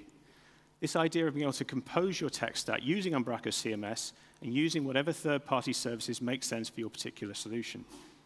We see that giving you faster time to market, clear boundaries and separations of concerns, and less vendor lock-in as you're able to swap components to what fits best for your solution. And in order to support this, we've been building a number of integrations. And we do this for a number of reasons. Obviously, we hope that them and of themselves, they will be useful tools for people who are already using these third-party services. We also see it as a good way for getting the Umbraco name known better. So for example, that Umbraco appears on the HubSpot marketplace or on the Zapier marketplace is a great thing for Umbraco to get more brand awareness, particularly in those markets where it's a little bit less well known. And lastly, but not least, in releasing these integrations as open source integrations, and by releasing them with a blog post explaining how we've built it, we continue to sell that story about how extensible Umbraco is. So even if you're not working with one of the particular providers we've built an extension for, you can still see how we've done that type of thing. And you can see how to do it with the particular services that you need to integrate with. So there's two parts, though, for Umbraco to succeed as a composable DXP. And the first one of those is discovery. You and your customers need to know what integrations are out there and what packages you can install to enhance your CMS experience. And in order to support that, we've been building a new marketplace to host Umbraco integrations and Umbraco packages. This will be a standalone website, and it will also be served from the Umbraco back office when Umbraco 11 comes out in December. And if you're a package developer and you want to get involved with this, all you need to do is tag the installable component of your package with Umbraco Marketplace. We will then pull that information in from NuGet and have it presented on this website. And there'll also be a means for you to augment your listing with screenshots, with videos, and that type of thing, which we'll release details on a little bit later. And then as well as discovery, the second part is the integrations themselves. So we kind of consider integrations as a special type of Umbraco package, one where the more of the value is in the third-party service that you're pulling into your installation. And we have two strategies for making sure we have the right integrations available for you. One of those is partnerships. So all the integrations that we've built this year that I was just showing on the previous slide, they haven't been done in isolation. We've been doing those in conjunction with these partners. So sometimes we work with them to define what makes sense for an Umbraco integration, and sometimes we're supporting them when they are building extensions to Umbraco themselves. And the other part is around acquisitions. And we see this as a natural next step for Umbraco. We're constantly looking to see what of the value chain makes most sense as an Umbraco product. And you've seen this year with the acquisition of the Plumber package. Now, for those of you that don't know, this is was a third-party package for Umbraco that extends editor options for creating workflows. So you have more options for approvals and more control over how content goes live. And we always saw this as a gap Umbraco had. I mean, it was fantastic. We could point to this third-party package and send people to use it. But again, going back to the more enterprise clients, they're happier if they can have a product that's got the full weight of Umbraco HQ behind it in terms of support and that type of thing. So we were very lucky to be able to acquire the Plumber product, and it was now going to be rebranded as Umbraco Workflow, released with new features, along with Umbraco 11 in December. And what was even better, as well as getting a fantastic product, we also got the fantastic developer that built it. So those of you who may know Nathan, he now works for Umbraco, and he spends a fair chunk of his time now working on improving this product as part of his full-time job, rather than something he had to do at least previously, partly in his spare time. So now I'll talk a little bit about what we've done on the CMS. First of all, Umbraco 10 came out in June, and this was a long-term support version, which means it will be patched and bug fixed for at least 24 months, and then 12 months after that, continue for any security issues that may require updates. We updated the target framework to .NET 6, and that in turn is also long-term support. So then you can see what we're doing here in terms of the predictable releases. We're looking to align with Microsoft. So whenever there's a new version of .NET, there'll be a new version of Umbraco that's based on it. And similarly, when there's an Umbraco long-term support version, it'll be based on a .NET long-term support version. So this is all, again, going back to the predictable release schedule. We updated dependencies, things like image sharp, examine, so you're running on the latest versions of these. And we were able to fill the last piece of the puzzle when it comes to cross-platform support. So one of the great things about Umbraco 9 was it was running on .NET Core, which meant we weren't tied to .NET Framework and Windows, and you could work with Umbraco on your Mac or on your Linux machine. But the gap we didn't have was a cross-platform embedded database that ran natively on the Mac and Linux. And now we do have that with SQLite.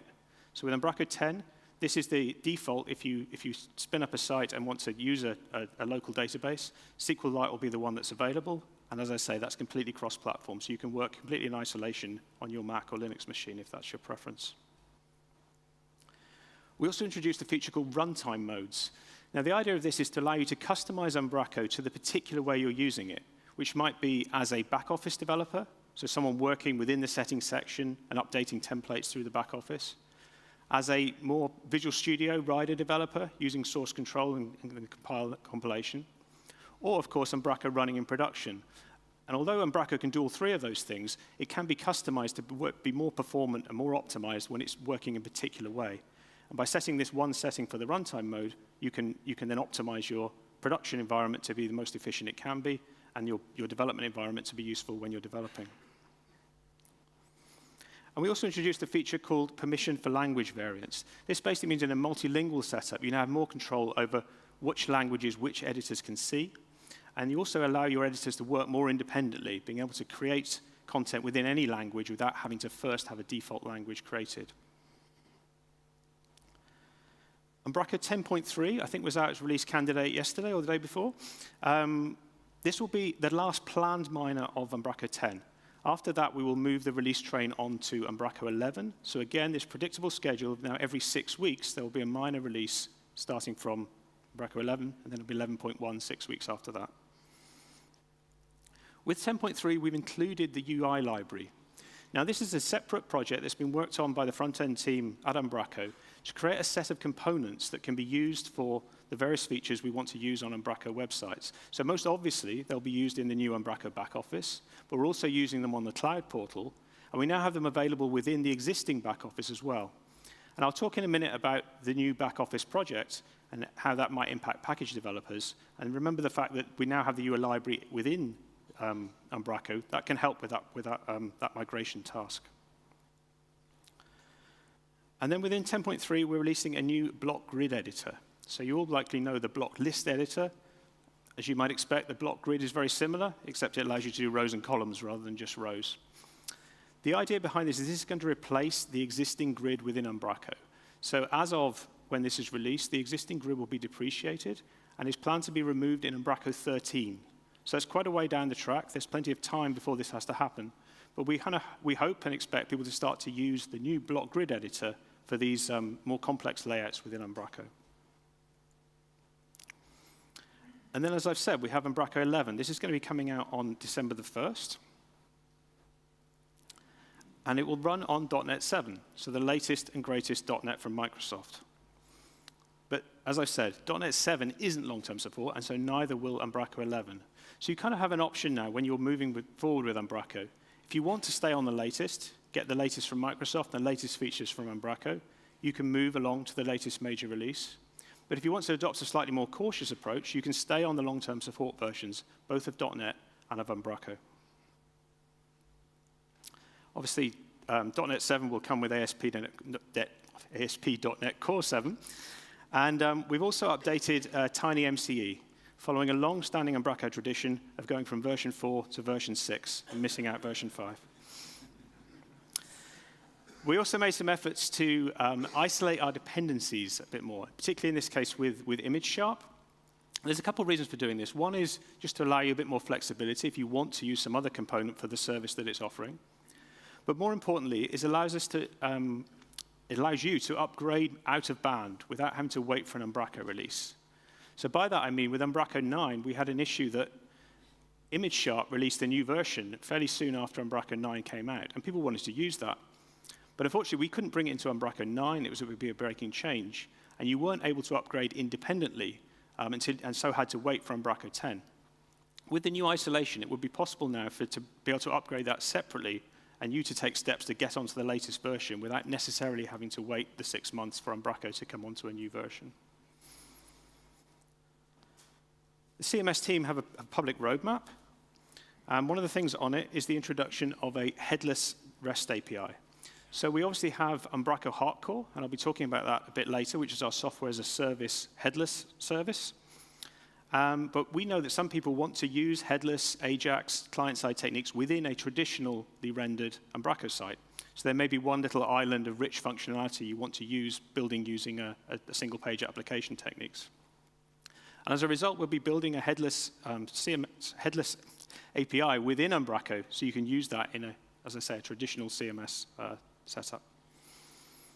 We'll be adding webhooks, so you can send updates as a result of various events happening within Umbraco. And we're also introducing a new management API. So this will be what the new back office uses to talk to the Umbraco backend in order to do things like update content types and render information.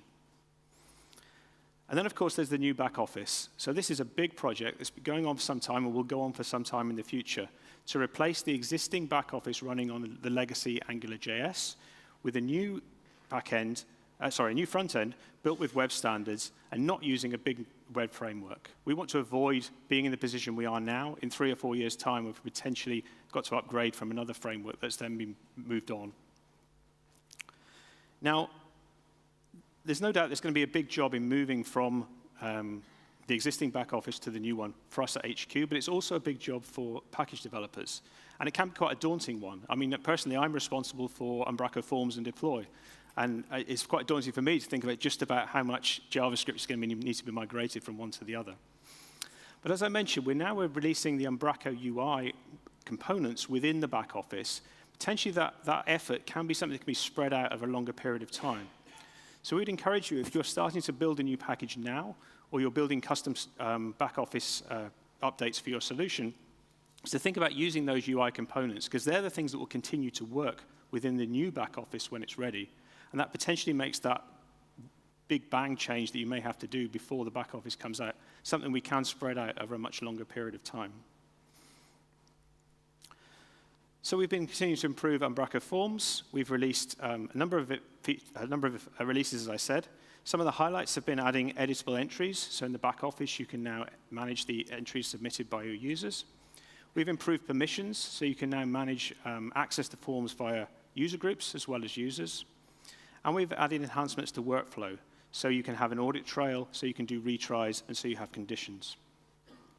With Umbraco Deploy, we've spent a lot of focus on optimizations and performance over the past few months. We've also introduced new features, including content transfer options, allowing you to transfer single languages between environments, and also allowing you to push content from staging to production, but to schedule it to go live at a future date. Within the DXP commercial products team, the things we'll be working on are releasing forms, deploy, and workflow for Umbraco 11. And we too are looking to build a headless API for the same reasons as the CMS, when you want to use Umbraco in a traditional way, but you want those islands of rich functionality for rendering forms and submitting forms on the client side. Workflow, as in Plumber, will have a new feature called content refresh notifications. So you'll be able to set certain pieces of content to be reviewed after, say, 6 months. So the editors can check that the content is still relevant, still needs to be updated, and go through the same approval workflow that you have for new content. And we're also working on a project we're calling licensing as a service. So this is something that we need for ourselves. We want to be able to improve the licensing options we have for doing trials, for doing recurring licenses, and that type of thing. So we're going to be integrating this within Umbraco workflow for when it comes out, and then into Umbraco Forms and Umbraco Deploy. But we'd also like to make this available for external packages as well. I think Patrick mentioned earlier in his talk about having to deal with licensing was kind of a pain, and it's something he chose to avoid doing as a result of that. If it's something that Umbraco can provide, that would be great, because rather than having these separate businesses that are building commercial Umbraco packages having to solve the licensing problem themselves, having something that's provided by Umbraco will mean that's one less thing they have to think about. And it's also something we can do in a more integrated way in the back office. I can imagine, for example, a back office section showing your licenses, showing the domains that the products are available on, and showing the status of the latest checks. So this is something to look out for over the coming months. With Umbraco Cloud, we've introduced dedicated resources. So as well as choosing your plan, your starter, professional, or standard plans, you can also choose whether to have dedicated resources, so not share them with other customers, and you have some control now over what the specification of the server that's running your Umbraco Cloud site will have. We've also introduced two-factor authentication, and this is definitely one of those things that enterprise customers are certainly looking for, but it's also one of these things that once it's there, everyone can make use of it. So we now have this available with Umbraco Cloud, so you have full two-factor authentication that you can enable for your logins. Probably the biggest project the Cloud team worked on this year was the release of the US data center. So now when you spin up an Umbraco Cloud project, you can choose to host it in Europe, as you've always been able to, but you can also choose to now host it in the US. And like anything in IT, once you've done something twice, doing it a third time, doing it a fourth time becomes a bit easier, doesn't it? So you can certainly expect to hear announcements over the next year about other regional centers where you'll be able to host your Umbraco projects. Then we have a roadmap for the cloud team. One of the things they'll be looking at is packages in cloud. So this idea of when you spin up a cloud project, as well as choosing your plan and choosing your resources, you'll also be able to choose certain packages to be pre-installed for when your project starts up. We want to also improve the options for continuous integration and continuous delivery. So up to now with cloud, to some extent, you have to do things the way it wants you to. But what we'd like to do is give you more options in terms of being able to host the code repo yourself, and potentially having a continuous integration pipeline that allows you to run your own build and your own tests before then moving on to being deployed into Umbraco Cloud. We're introducing flexible environments, so you can have as many environments as you want within a particular project. But the roadmap isn't something we're coming up on our own. We always are talking to customers and want to hear what people have to say about what the important things to build and what the priorities should be. So if you do have any specific things on that, please reach out to the two gentlemen's emails addressed who are on the slides. This is Christian and Soren. So if you have anything, you can certainly reach out and speak to them, And then, of course, we're here for the next hour and the rest of the day too. With Umbraco Hardcore, we've introduced custom grid editors and soon custom property editors. The ability to use HTML and CSS to customize the Umbraco back office within Hardcore. And this is absolutely something that everyone loves about Umbraco, the fact you can extend and make the back office just what your editors need. We're going to be offering more scope to do that with the Hardcore as well via this technique. We're adhering to JSON schema, so we align to that standard, and we provide clear human and machine-readable documentation. And the Hardcore team, too, are going to be introducing a new version 3 of their REST API. And so that takes us full circle, because what we're trying to do, particularly with these APIs, is make sure that they are either exactly the same or very similar across these two different products. So if you are working as a developer on a number of Umbraco projects, and you're moving between traditionally rendered Umbraco CMS versus Hardcore and headless, you'll find the APIs familiar, and you'll be able to move between them much more easily. And similarly, if you have a project and you wanted to migrate from one way or the other, again, there'll be less code that needs to change because the APIs will work in the same way. Another thing that brings us full circle is the fact that we have, for the CMS and the headless teams, we have a community team. So a group of people from the community, I'm sure some of the people are in it, like, that are here, they're there as a sounding board, they're there as an advisory panel. Again, just making sure that we're aligning with the community. We're making sure we're building the things that you need and your customers need. And they go with the other 5 community teams that are well established and all doing really good work. We were fortunately able to invite them all to Odense recently, so we had 2 days when they all came over and had some great sessions and some great goals and great plans for the year ahead. And then lastly, I talked about contribution earlier. We talked about the community teams. There's another way to get involved with Umbraco.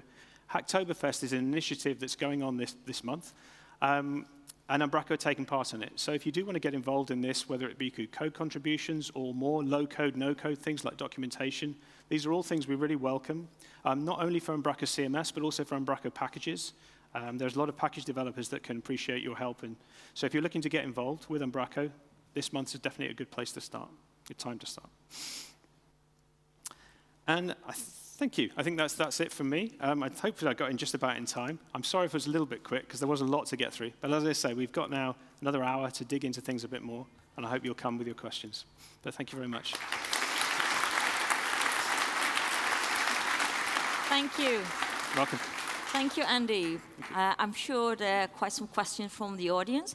I would like to invite you to our talk show corner. Okay. I would also like to invite Nikolaj and Nikolaj, 1 and 2, to the talk show corner, and Julia.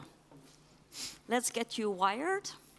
If you have any questions, we have Andrea. She'll be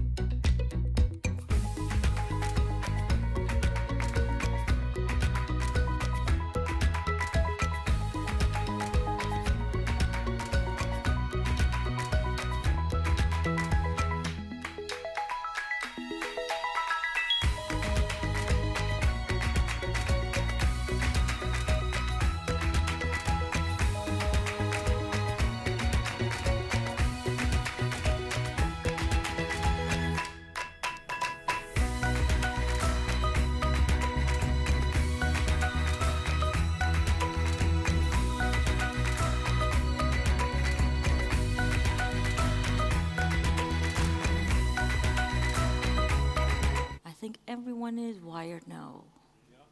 I think so. Awesome. So welcome everyone to our second talk show of today. And I'm here with 4 amazing guests. So next to me is Julia. Julia is a front-end developer at Umbraco and great at cooking food, but also criticizing her own food. That's true, before it is served. Before it's served. Then we have Andy, who just had his session. And Andy, well, he actually won a TV show when he was 17 and won a trip to the US for the very first time ever. You never said. That's a fun fact. I've been using this for years. And now we have Nikolaj 1 and 2. So this is Nikolaj 2, and that's yes. Nikolaj 1. Yep. And they're both developers on the CMS team. Nikolaj 1 loves traditional folk music. That would be me. Yep. And Nikolaj 2 is learning Japanese. Yep. Awesome. So we have a couple of questions for you prepared a bit, but we're very much looking forward to answering your questions as well.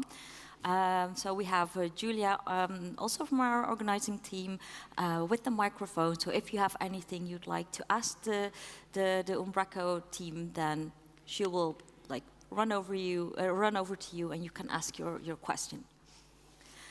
So the first one actually is about the Oktoberfest.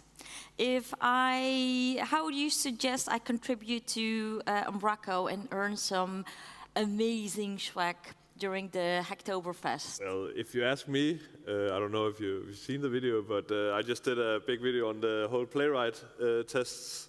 So acceptance test would be a good place to start at least. I would really love it. And they're even fun to write. They're really fun to write, so please.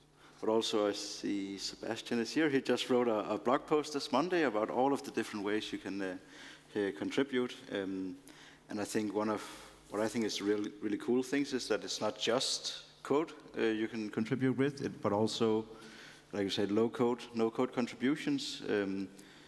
Both the updating the documentation and also just something as like checking is it formulated correctly and is it spelling right, but also hosting your meetups and stuff like that also counts, if I remember right. And I think I get a nod to that. It does, and I think that's really cool. So organize a meetup, go and have some fun. Then you have a great evening, and you might get a T-shirt, or you will if you do 2 contributions. So I think that's really cool. Okay, cool. Well, let's do this then. Yeah. So there was this talk about acceptance tests at the Code Garden. Yeah. But how much of the code base is actually tested, and what are your plans for more testing? Well, we don't really have a number, but not enough. So we just switched to Playwright, and we're really doing a lot of initiatives, like hopefully people will contribute to Oktoberfest to write some tests. And we've hired a QA intern who writes a lot of acceptance tests as well. So we're really trying to get it out there and get those numbers up. Yeah, exactly. But yeah, I also think it's relevant to remember as well that it's not only like the coverage percentage is nice to have, but it doesn't really tell the whole story. It's also about how many different use cases have you covered and stuff like that. So just because some code is hit does not mean it's fully tested. But yeah, I think the simple answer is it's not enough, and we'd like to have more. So. Yeah. What is the current coverage percentage? We don't know. Oh. That's the honest answer. We actually we don't know. Have a number. I remember Bjarke, the team lead, did some cycle hack a while ago, trying to figure it out, but I don't really remember the number. I think it was around 50. Yeah, and that was back in the early V9 days. Yeah. So something like a lot of has happened since, but we've also gotten a lot more acceptance tests. I think we've doubled the number since I started at least. So. When I started, I think there was 20, and now we have 100 and something. Yeah. So it's going in the right direction. Yeah. Well, that's positive news. Yeah, that's. But we would love to have over 1,000. Yeah, exactly. So Julia, I have a question for you. With the new back office on its way, how should I implement the UI in a potential new package? So, with the recent release candidate 10.3, the UI library, Umbraco UI library, is now part of the back office. So the short answer would be just use that to build your new package. All these elements, they will work in AngularJS, and then they will work in new back office too. That's because these are web components and they are based on browser APIs. So this is pretty cool. And also, UI library is also a great place to contribute for Hacktoberfest if you're into front end. And it would be great if some of you did that and go play with it, try it out, open issues, make contributions, and just play and learn, I think. Yeah. I think it's important to remember as well that contributions is not just code, but also just participate. You know, try things out, raise issues. That means a lot to us, because if you don't know there is an issue, then we can't solve it. So exactly. One more thing about UI library, that is also semantically versioned, and the components you get in the back office, they are in version 1, which means they are stable, and we will not break them until we get to version 2. Hopefully, maybe they will be good enough that they will never get to version 2. No, probably not, but they will be semantically versioned, so it will also, I think, follow the UI library that will be in the back office will also follow semantic version of back office. So your packages are safe when it comes to that, and it's not going to be breaking without earlier notice. Yeah, yeah, that's true, because that's been an issue in the past, hasn't it? When some innocuous bit of CSS changes in the back office and packages that relied on that break.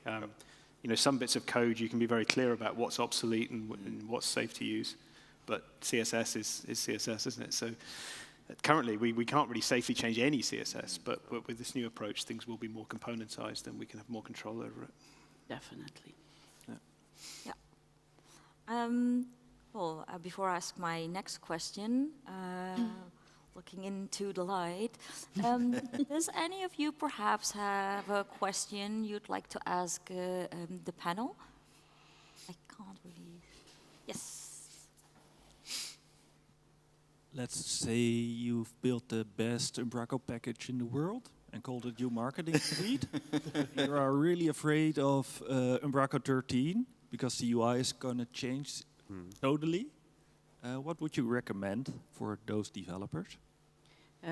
So what I would recommend is, first of all, the thing I said before, just start playing around with UI library, get familiar with it. There's more than a year until version 13 is here, so it's quite a lot of time. So I think the best part to start is to just get familiar with it, and then you can start swapping some components for UI library, because they will work in AngularJS.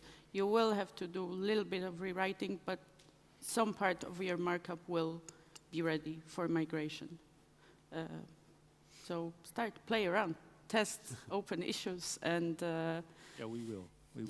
And is it easy to extend the UI library with some components of yourself? Yes, it actually is quite easy. All of the components that are in UI library, you can take and extend and build on top of them.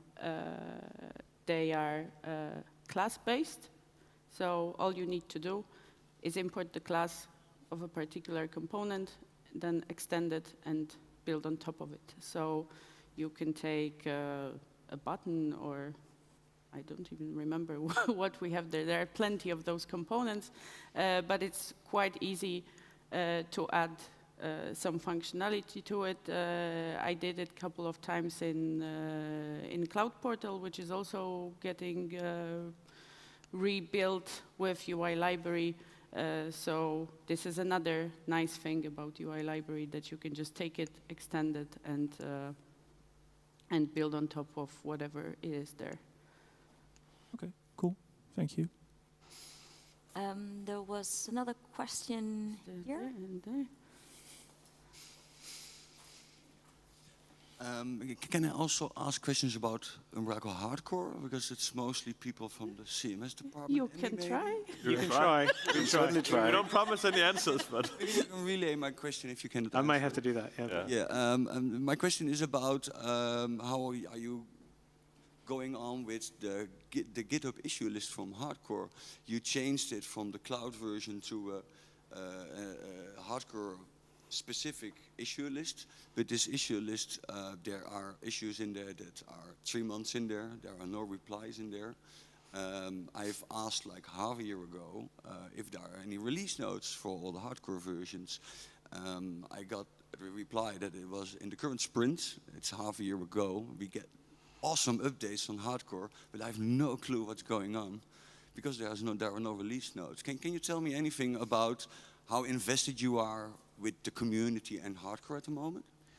Yeah, I mean, I can't answer the specific question about release notes, but I mean, there's certainly that investment with the community. So as I mentioned, there's a community team now that's part of the headless team, working with the HQ people to make sure that, the things that are prioritized are the right things. We have a team now of 4 full-time people, I think, on Hardcore. Yeah. So that's double what it was 6 months ago, I think. So yeah, it's definitely a big focus for us. In terms of issue trackers, we do have now issue trackers for each product, and that's often the case that things will appear on one issue tracker because the person's found the issue and put it there, but actually it makes more sense on a different one. So sometimes things move to the deploy tracker, some things move to the Hardcore one.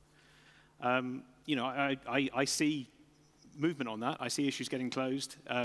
It sounds like you've got a few there at least that you haven't seen traction on. I guess I would also suggest potentially bring it up through your partner, if your partner manager, if you are a partner. That's one way certainly things get prioritized because they come through a different channel then, and we get told that needs to be the focus. And obviously through Umbraco support, it's another way. The more things get heard through Umbraco support, they get fed through to the teams as well. So yeah, I can't answer specifics about release notes or particular issues, but I think it's safe to say there is a big investment in Hardcore at the moment. And it's, good to know. Yeah. Thank you very much.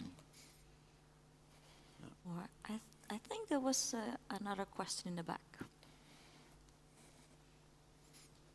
Yeah, going back to the UI components, will there be a migration guide from you're using this directive or component now in AngularJS and it's being named like that in the new UI component library? Because that will help package developers and people customizing the backend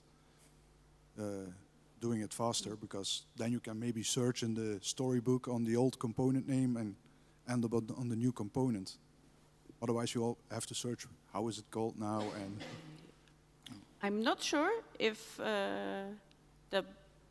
some sort of a map of old to new is what we are looking for, or is what we are gonna provide. It's definitely a nice idea. What I can say is that the UI library handles only presentation, so there is no business logic in there.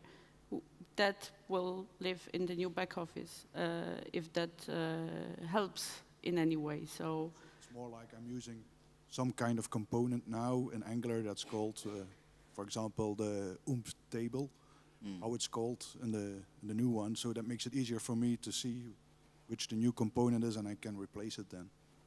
I think it can maybe easily done by just putting it in the storybook that you can look on the old component name and find the new one. I think the current answer is like we weren't on that far that we have these thoughts yet, but I think it's a really, really good idea and definitely something we'll bring back and talk to the front-end team about, because I think that's a brilliant idea. just to smoothen the transition over, so you know what to replace it with. Yeah, I think that's...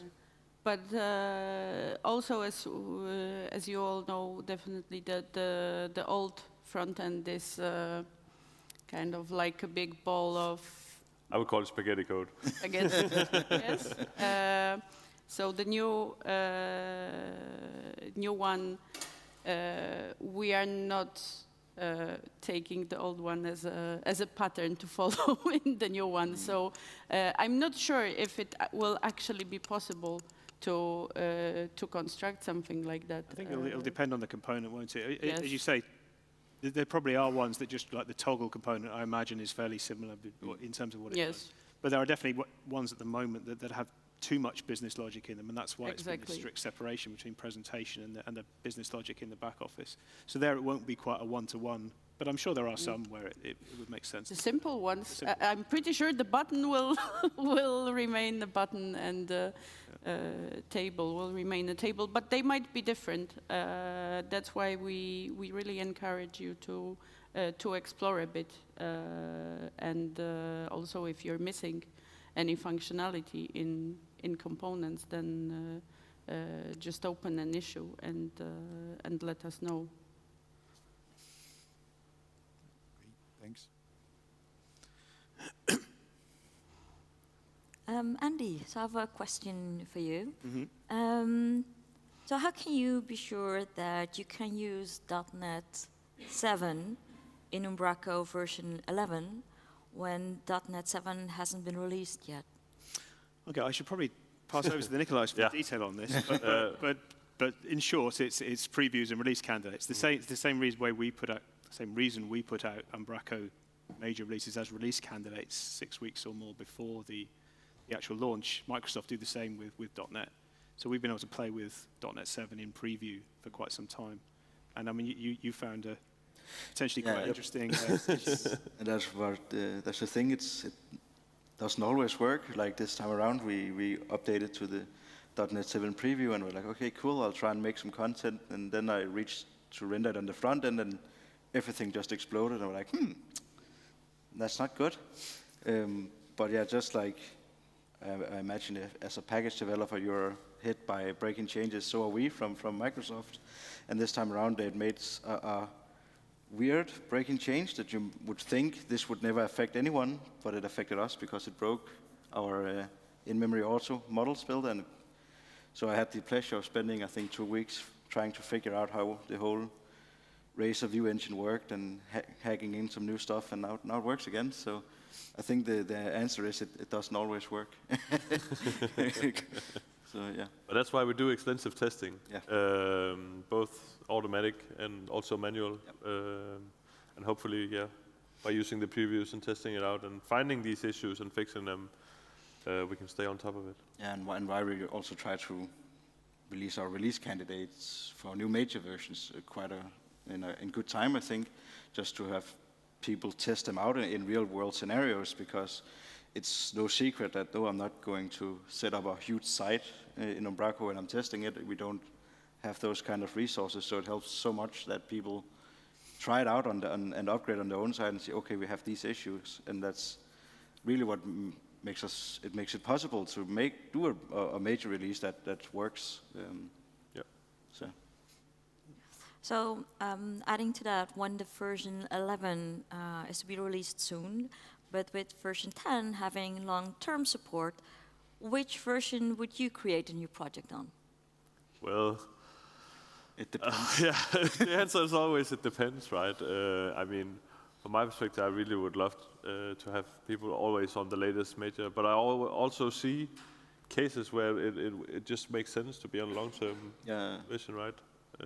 So it's always, it depends. Yeah, it's really like, it's a question of what do you really want? Do you want the latest cool new features and performance improvements from .NET, which I think has a lot of value, or do you want kind of the reassurance and stability of having a long-term support and knowing that, okay, this will work for this period of time? So yeah, I think the answer is it depends. I think it does. I think it also depends on the sort of type of projects and type of team you have on the project. You know, if you have a permanent team and you're expected to be permanently adding new features to a particular project, as well as adding those new features, those people can be keeping on top of the releases and the testing and the upgrades. However, if it's more of a project where you have 2 months to build a site and then it's kind of done and you're not going to do anything on it unless the client asks for it, then that might make more sense to be on the long-term support. So it's going to be easier for you to apply patches and you won't be forced to migrate onto a new version for a long period of time. Yeah. But That makes sense. I think it's also important to remember that it's not necessarily, I want to say, free to stay on the LTS, because of course if you're going from version 10 to version 13, there will be a lot more breaking changes than if you go from 10 to 11, 12, and then, so if you are always on the latest one, you can kind of spread the pain, or what you want to say, the workload of migrating out over a longer period. But that also, again, like Andy, I think said, depends a lot on what kind of team do we have, what kind of overhead is there doing a migration to a new version. So yeah, if you have a lot of overhead starting this kind of project up, yeah, it might make more sense to wait for the next LTS. Otherwise, I think it might make sense to be on the latest version. And to continue that, Julia, with Umbraco 13 being released on December 2023, with the new back office using web components, how would you advise to deal with that? So how can someone make that transition as easy as possible when upgrading clients that now start on version 10? So, yes, first of all, just give it a try with the UI library. That's the entry point. That's the same stack that new back office will be built with. I think I pretty much said everything already. I also think for client project, it very much depends on what sort of back office extensions do you have, what sort of packages do you use, all of these things you have to take into consideration. Because in theory, if you used, I know that it's unlikely, but a completely vanilla Umbraco install, there shouldn't be that much for you to do because it's largely back office changes. Yeah. So if you don't have any extensions. But also the new back office, the repository is public. It's on our GitHub. It's working. It's also working branches is hosted online, so you can go and see it. You can follow the work we're doing on it. There will be a contribution guide to it too. So I think because there will be a learning curve, there's no way around it. It's different than AngularJS. It's different than the old back office. So I think the best advice for at least this year is just get familiar with what it is and how it is built. From what is already there out, you can see the fundamentals. For example, how you can extend it, how you would register new elements, how you would write custom elements, and so on. So there will be more coming in this department soon, I think, also from the community team working on the new back office. There will be contribution guide. So I'm sorry if it sounds a little bit generic, just get familiar with it, but I really think that's the best. Yeah, I mean, we absolutely recognize that for some packages and for some projects, this is going to be a big transition. Yeah. I mean, I see it similar in a way to the move to .NET Core, in the sense that, that was a big change for a lot of developers, a lot of package developers. But we were able to, release early versions, do everything in the open. It was an 18-month project. There were all sorts of blog posts and things like that. I see this as a similar thing, really. It's absolutely going to be a big job. It's a big job for us, as I said. I'm a bit daunted by updating forms and deploy and workflow. We've got a lot of client-side code within Umbraco we've got to deal with. So I guess the good thing is we will feel the pain as well. So the more we can do to help with that, the more things we can run into and fix before other people need to get into, the more we can put out in terms of information of these are the things we ran into and these is how we solved them, then similar to what we did with .NET Core, we can hopefully do the same with this. We are also kind of testing that ourselves in the cloud portal, for example. That's exactly what I do. I migrate it piece by piece to the new UI library and to the new front-end stack. So, well, it is inevitable, but I guess thanks to what we chose and thanks to web components as a technology of choice, this might hopefully be the last.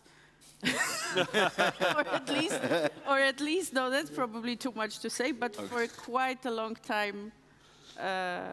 See you here. You won't have to do it again. See you here in 10 years' time. 10 years, it's like 3. 10 years, it's like what, a millennium. It's a really long time in this.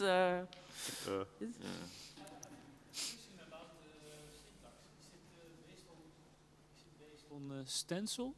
Sorry? The UI library. Stencil. No, that's not what we are using. So as a web components helper, we are using Glit. At 4, I will tell you more about web components in Umbraco, but we are using Glit. It's very small, dependency-free. So we are trying to keep it minimal and keep external libraries to the absolute minimum. Yes. So the community has also learned it. To learn it. I can't hear if you. If you contribute to that, then you have also learned that language. Okay. If you contribute, you also get to learn. Yes, exactly. Exactly. Question. This was all for the backend, but can you also use that UI library for your own website? For your own things? For your own website? For your website, yes. For the public. So the good thing about UI library is that it's product agnostic, so it doesn't really know anything about back office, it doesn't know anything about Umbraco. It's pure presentation. You take component, you pass the data to it, and then the data is displayed, and when the data changes, the component is updated. So you can just install it via npm and pull it from CDN and also use it in use it wherever you want. Yes. So that's a really good entry point to learn how it's going to look like in the future. Any other questions from the audience? Andy, in your talk, you mentioned licensing as a service. Is that going to be a paid service, or is that not known yet? Sorry, a big service? You said? Paid licensing. Paid service. No, that's not decided yet. The thinking is, first of all, to get it working for ourselves, but then potentially make it available to technical partners. So I think that would be likely the way it would go. So I guess it's paid in a sense because people pay to be technical partners. But yeah, that was the thinking to do it that way. But none of that's decided yet. We need to get the thing working, use it ourselves, release it first on one of our projects, and just make sure everything's working as it should, and it does what we need to do, and then make it available. It just seems a logical thing to do, as I said, both for individual package developers having to solve this themselves, and also to be able to kind of present it in the back office. So there's a section for your licenses and your licensed products, and you can see them all within there. But yeah, the details of who gets access and when and how we haven't worked out yet.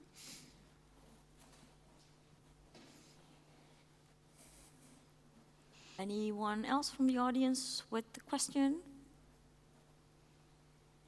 I have one question actually for all of you.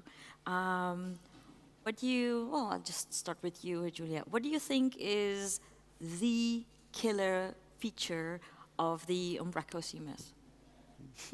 So I would say, in general, the possibility to extend it and do like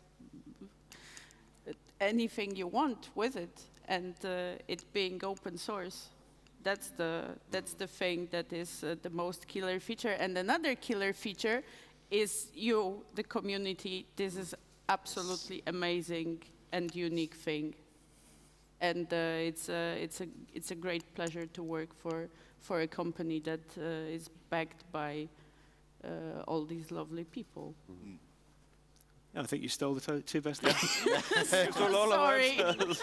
I mean, I would say I think one of the things I see from people that build Umbraco sites is the effort that goes into making the editor experience good.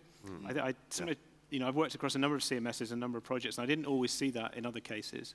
But it does seem to me within both the way the Umbraco back office can be extended, which is kind of what Julia was saying, but also the fact that the people who develop Umbraco sites make the effort to do that. I think that's one of the things that makes it stand out. You know, a really good Umbraco installation is really a delight to use from an editor's experience, and that's certainly not always the case. And I think it's also so impressive to see what people are doing with the CMS. You know, just seeing Cornet's talk, where it's like, oh, you can make a Discord bot using Umbraco. It's like, geez, I had never thought you could do that, but that's so incredibly cool. And in the end, I guess it's content, but you don't think about it, so you can do so much with it, and then there's so much freedom, and I think that's really cool.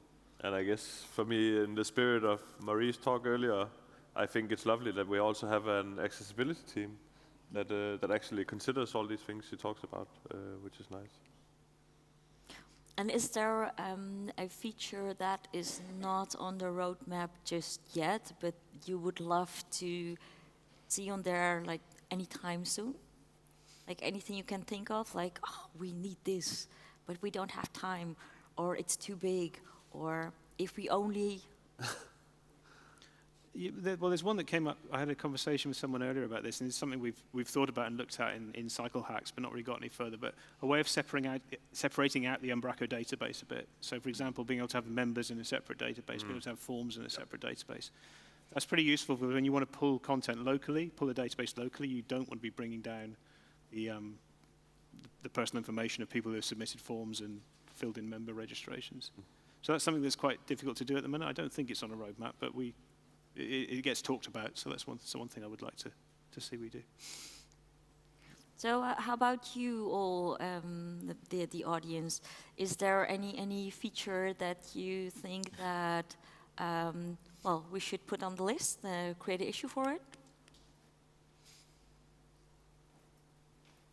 It's really perfect Yeah, as no, it is. that's great. Perfect. Let's go home, take a long vacation. People are happy. So do you have any other questions for the panel? All right. Would you like to add something else? I'm out of a question as well. Is there something you'd like to share with the audience? Maybe a shameless plug on a future hackathon. Well, we already have a Hacktoberfest, or another cool event that we should not miss, or anything else you would like to share? I'm not a big sharer. I can just say that if you have any questions about UI library or the front-end part, then just catch me here, and I will explain, and I will do my best to start you up with this new stuff. Yeah. Also, you will be giving a talk at 4 o'clock here at the main stage. Stomerij. So make sure not to miss that either. Then I think that this is like the ending of our talk show. Thank you very much for your time. Very much looking forward to the new features. And we have a short break now. We have a coffee break, and I'll see you hopefully later here at the main stage. Thank you. Thank you.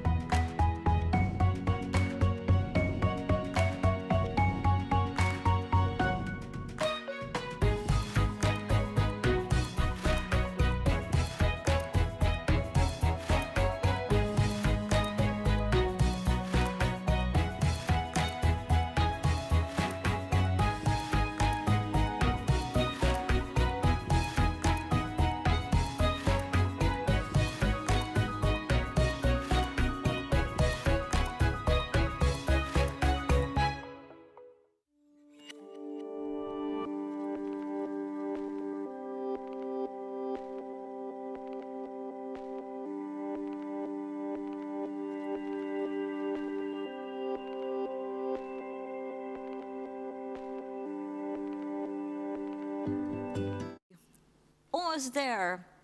And hello, we are here with Rachel. Rachel Breeze. She is a senior developer at Nexer Digital. And today, Rachel will explore ways of avoiding assumptions with stakeholders and how we can use user stories more effectively. Very curious about this one. Thank you. Take it away. Oh, thank you all for being here. This is actually, I have a confession to make. This is my first in-person conference, so thank you all for being here. I'm going to talk today about the forgotten users of a CMS. And in this talk, we're going to explore users who may have been missed from requirements due to assumptions. For example, we often fail to capture assumed requirements, like the developer knows what they're doing. No, that's wrong. Like the developer requirements, security, and content editor needs. All developers know what they're doing. That was a missing comma in my slide deck. My name is Rachel Breeze. I work for Nexer Digital. We're the UX division of Nexer and lead on accessibility. I'm a 3-time Umbraco MVP, and I enjoy scuba diving. That's actually a picture of me with Shergar at Cape and Ray. Yes, he lives on in the UK. Generally, when we develop a website, we start off with a list of requirements. This is a list of very high-level requirements for a shopping site. We'll list products, add products to the basket, and so on. And behind each of these requirements, there'll be a whole list of descriptions of the tasks for that. And we also have to include things like branding and accessibility and all our different environments. So that's one approach to gathering requirements. But what if we think about, rather than thinking about user stories or requirements, what if we look at the various touch points users will have with the website or application we're building? Chris Bush, our head of experience design, has a great analogy for touch points. Imagine a user who wants to go away on holiday. So on the left is the user, and on the right is the plane taking them away on holiday.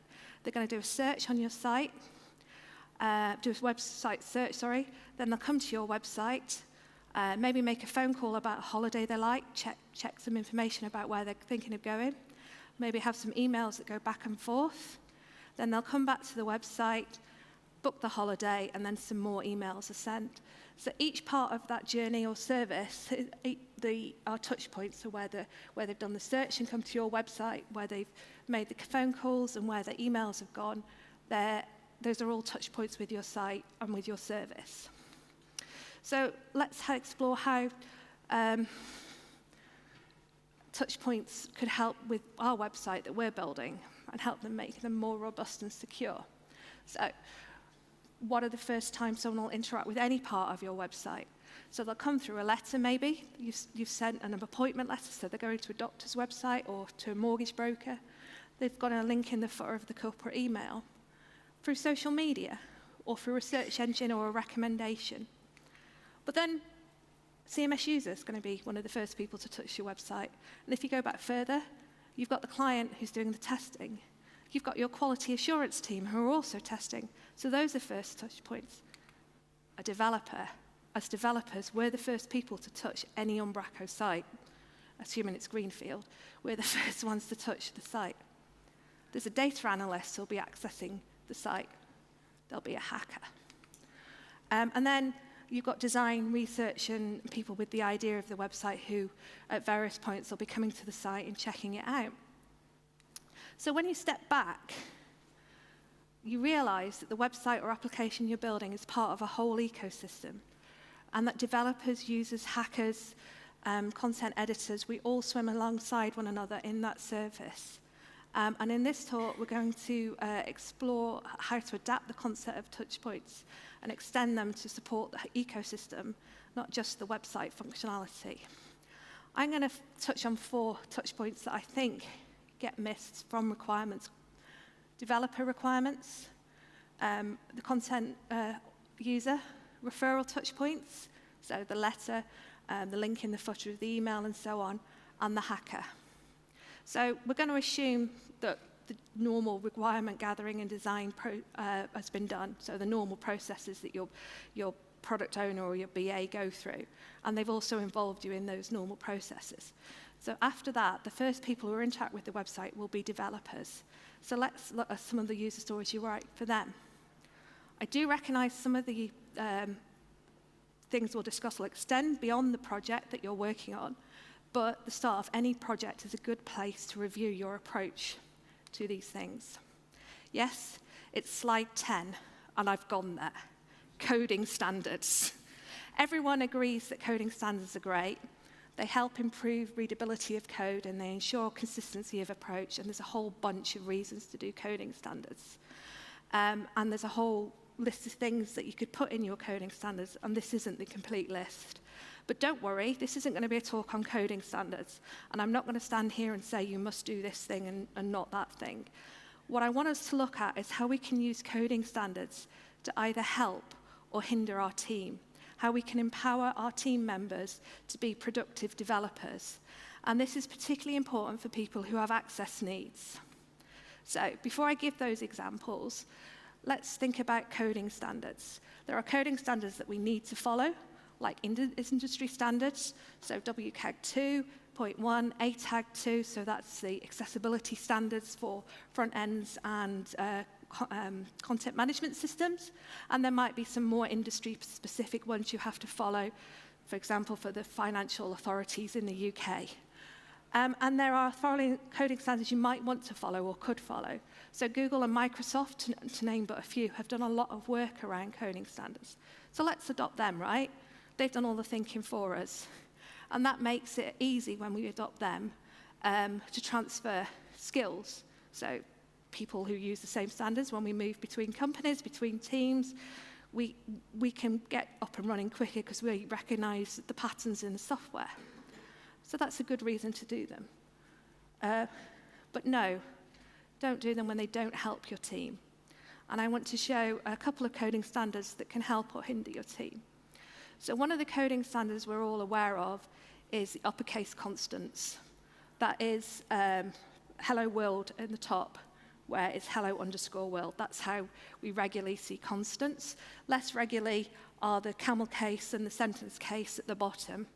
And you can see reading through that you probably find it easier reading the camel case, the second one up from the bottom. And the reason we find it easier is we recognize patterns and shapes of words when we read. And we use that to help decode our reading. And it's easier to decode something that's in sentence or camel case than in uppercase. And for people with dyslexia, they can find decoding of words harder, especially uppercase. So in this example, I'm using a simulator. And it's important to say in this simulator, it's made up of different people's experiences. And as Marie said this morning, not everyone's experience is the same. Not everyone with dyslexia will experience it like this. Some people may not see letters that jump around, they might just see letters rotated. But if we want to make it easier for people in our team to concentrate on developing rather than concentrate on reading code, then maybe we should consider sentence or camel case constants rather than uppercase.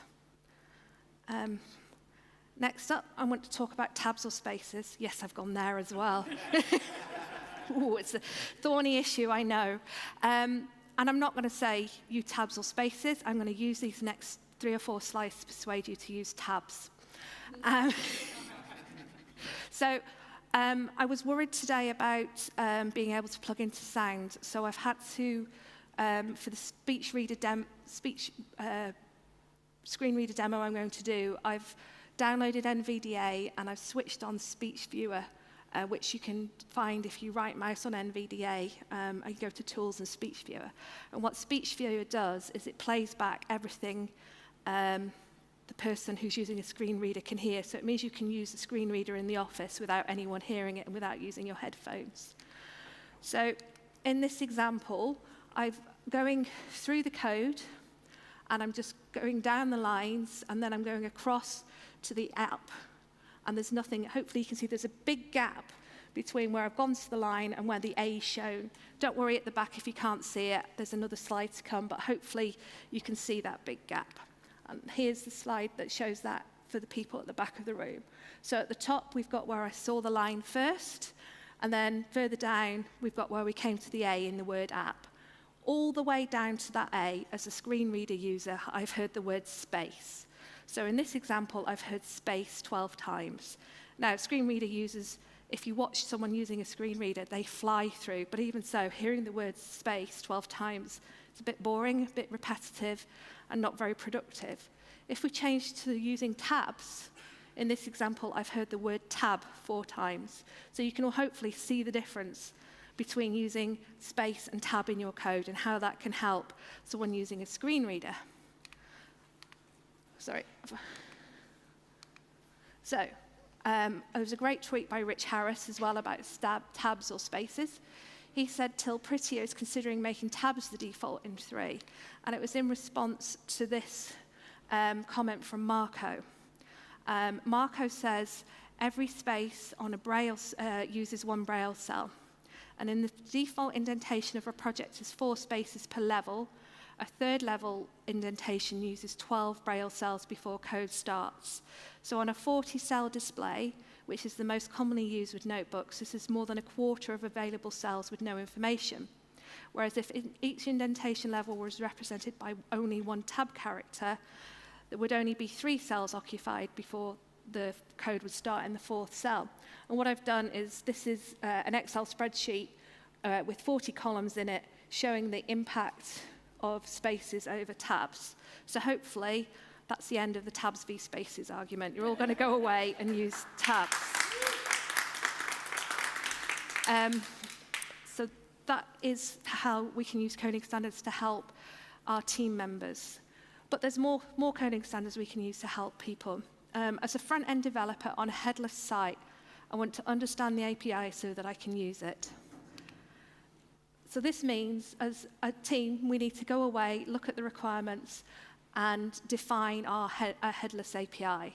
And it's important to do this so everyone knows what the endpoints are, they know what the parameters are, what the methods are called, and there's less confusion. It allows everyone to develop and do testing of their own code whilst the APIs are being built.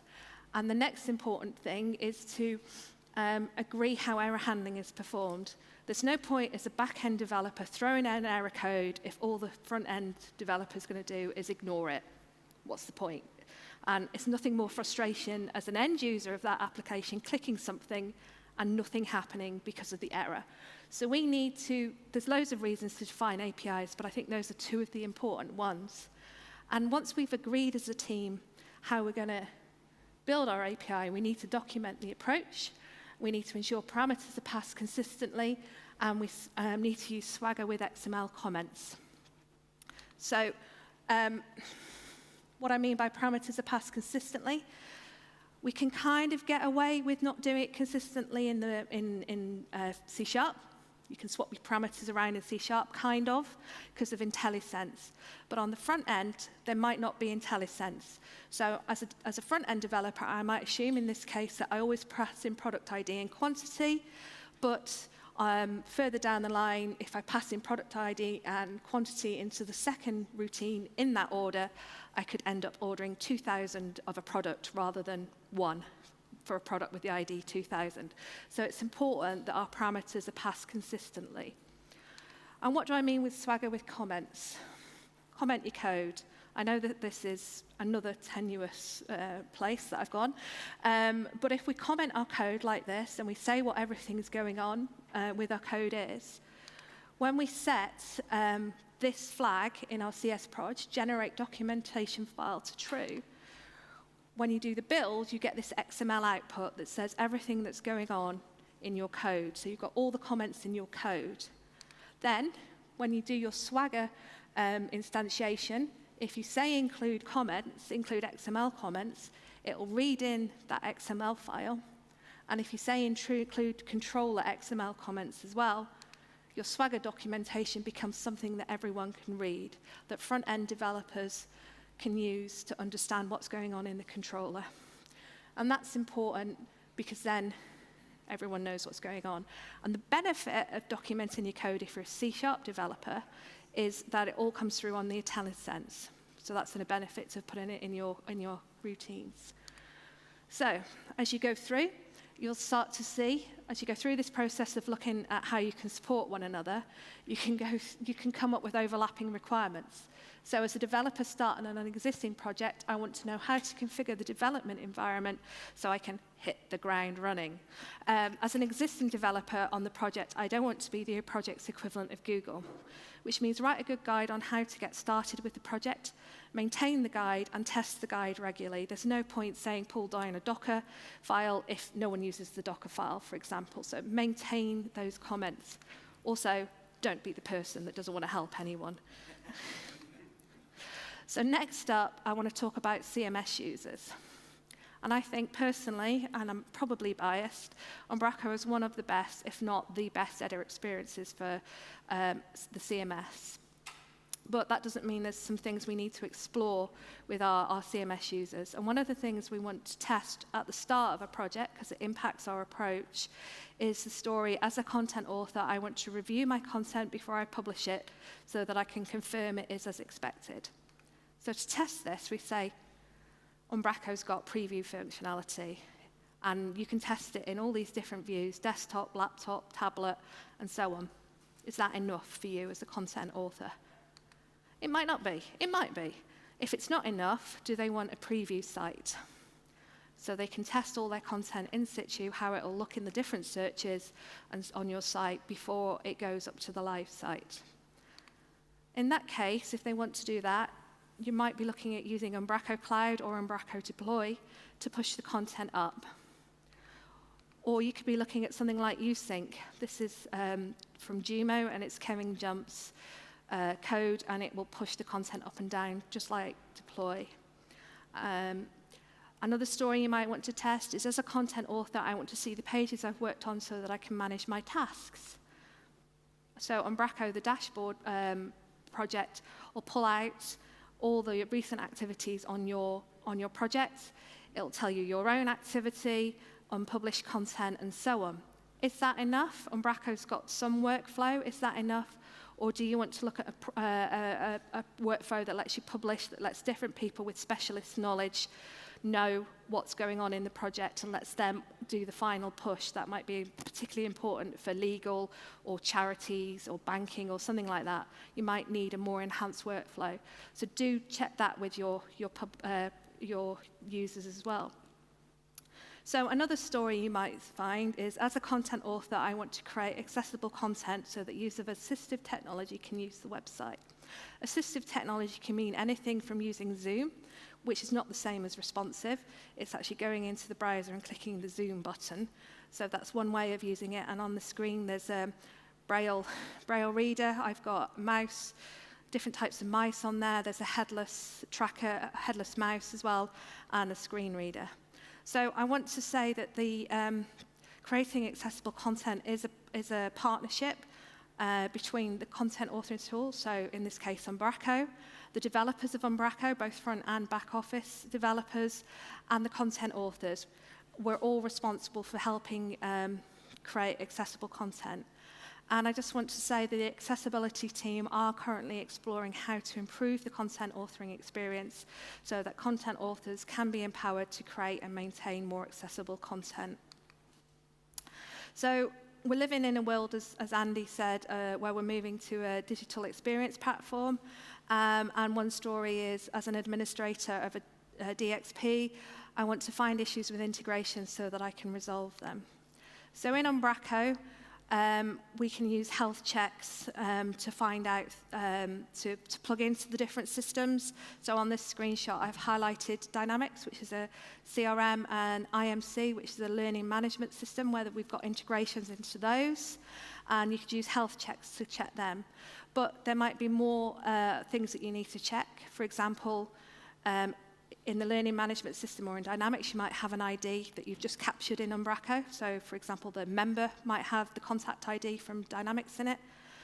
So you might need to test the IDs. So then you need to think about how you tell and who you tell when that ID has been deleted, what the impact is on your site, particularly if it breaks your site. So this is a dream scenario now. As a developer, I want to see issues with user interactions in the back office so I can resolve them. So at Nexa, we use Microsoft Clarity to track user interactions on the website. What if it was possible to inject this information into the back office to find things like rage clicks in the back office and on the front end? Have we covered all user stories? Have we considered all users of the Umbraco back office? So the Umbraco back office out the box comes with a number of predefined user groups, and I think these are suitable for many environments, particularly in this case where you've got Umbraco and Umbraco Forms installed. And because these are here, as developers, we may not ask what types of users are entering content or what they want out of Umbraco.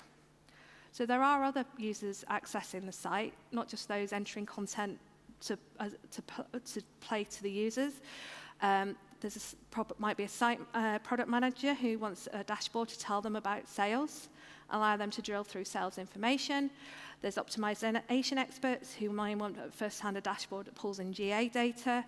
And if we're doing accessibility, we might want details of pages which fail automated accessibility tests. One thing we also might forget is someone reviewing the implementation of Umbraco. So it might be a potential new customer who you want to demo Umbraco to. It might be a competitor who's looking at Umbraco to see what it can offer. So there's real different reasons for why people come to Umbraco, to the back office to look at it. So, and when you look at the stories that could fall out from having different user types or different users, you may need to find you want to rearrange your document types based on their needs. And this isn't available out of the box, hence the cloud around the title. But let me explain what I mean in the next couple of slides. So I'm a content author, and I've created new content. This is using the out the box, one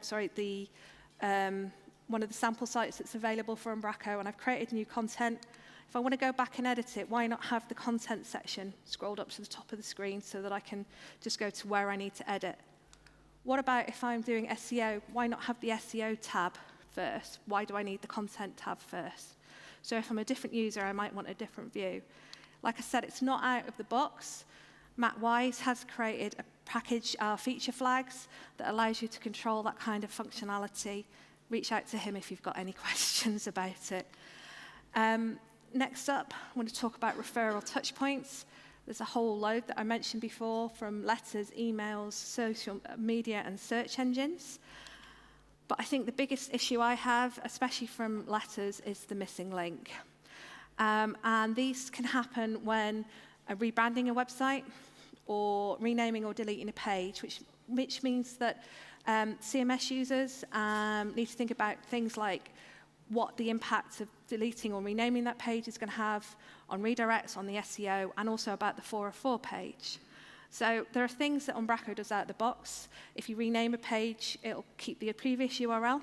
It comes with redirect URL management, so there's some really good, cool things it does in there. You could also plug in an SEO checker like Suterman software. But you could also, if it's a big rebrand, look at using middleware or the web config in .NET 4.8 to control where your redirects go, or you might not want to rewrite code at all, pass it all back to the content author and say, use a third-party tool like Cloudflare and page rules. So there's various options you need to explore when doing all these things. And finally, the 404 page in itself. Is it enough just to have one 404 page? Umbraco has a 404 page ID you can put in the config. You can pick a 404 page by yourself if you want to define one and set that up. But is just one enough? What if I've gone to a news item and that's deleted?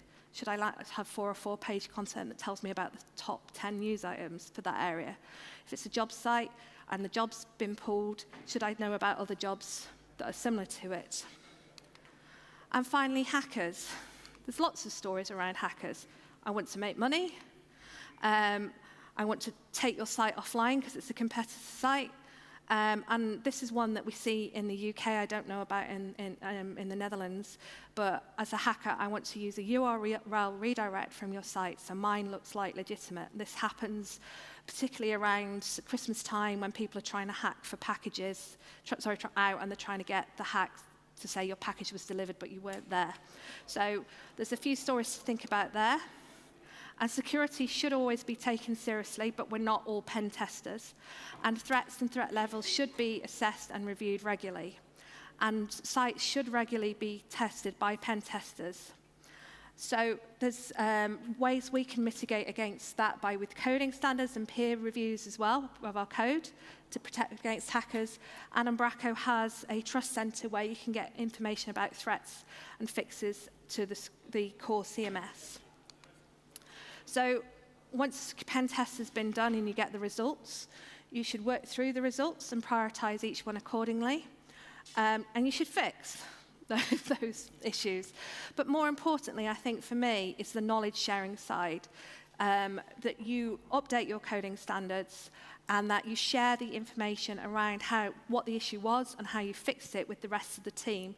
This is important to make sure that you don't keep getting the same issues coming back, but from different teams. There's ways as well for free. So pen testing can be quite expensive. There's some things we can do to help ourselves. So we can set up dependable alerts through the security center and GitHub. If you're using GitHub, it'll regularly scan your dependencies, so your package config and your package JSON, find issues with it. And this is a screenshot from GitHub. This isn't from one of our repos. And this is another screenshot from a blog where it shows what you get, the information you get when you click through, and how to fix it, and the severity level, and anything you need to feed back to your security team. And finally, look at the Open Web Application Security Project, OWASP. It's a non-profit foundation that works to improve the security of software. It's got a top 10 list of issues and guidance for fixing those issues, and it reviews the issues every 2 or 3 years. They've got a tool called ZAP, which is screenshotted, which you can run locally to find vulnerabilities in your code. And I understand, but I haven't tried, that you can run ZAP through Azure pipelines.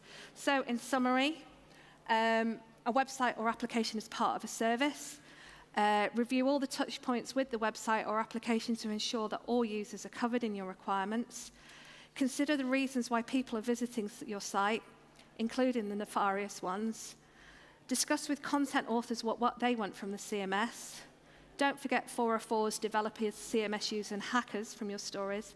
And most importantly, accessibility and inclusion is far more than just the front end of the website. It's for CMS users and developers. So thank you.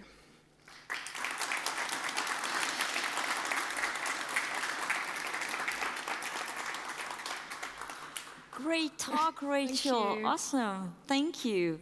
So I see a pattern here in today's conference so far. I hear accessibility a lot, like a lot. So thank you. Learned a lot. Thank you. So let's get ready for the last talk of the day before we enter the closing keynote. Julia, when you're ready, let's get your laptop connected. Let's get...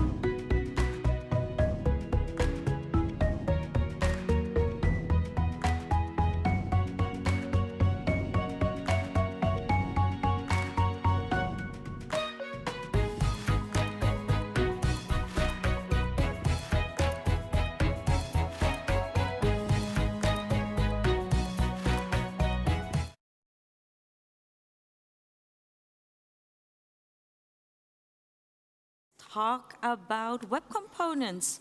So today, Julia will explore the fundamentals and how to use them effectively at Umbraco. She touched upon it during the talk show, just briefly, and I hope she'll explain a bit more now. So when you're ready, Julia, take it away. All right. So my name is Julia. My surname only makes sense for Polish people, I think. Julia Gruszczynska. I'm a front-end developer in Umbraco Cloud team. And before that, I was developing the UI library. And today, I hope to be your guide into the world of web components in Umbraco.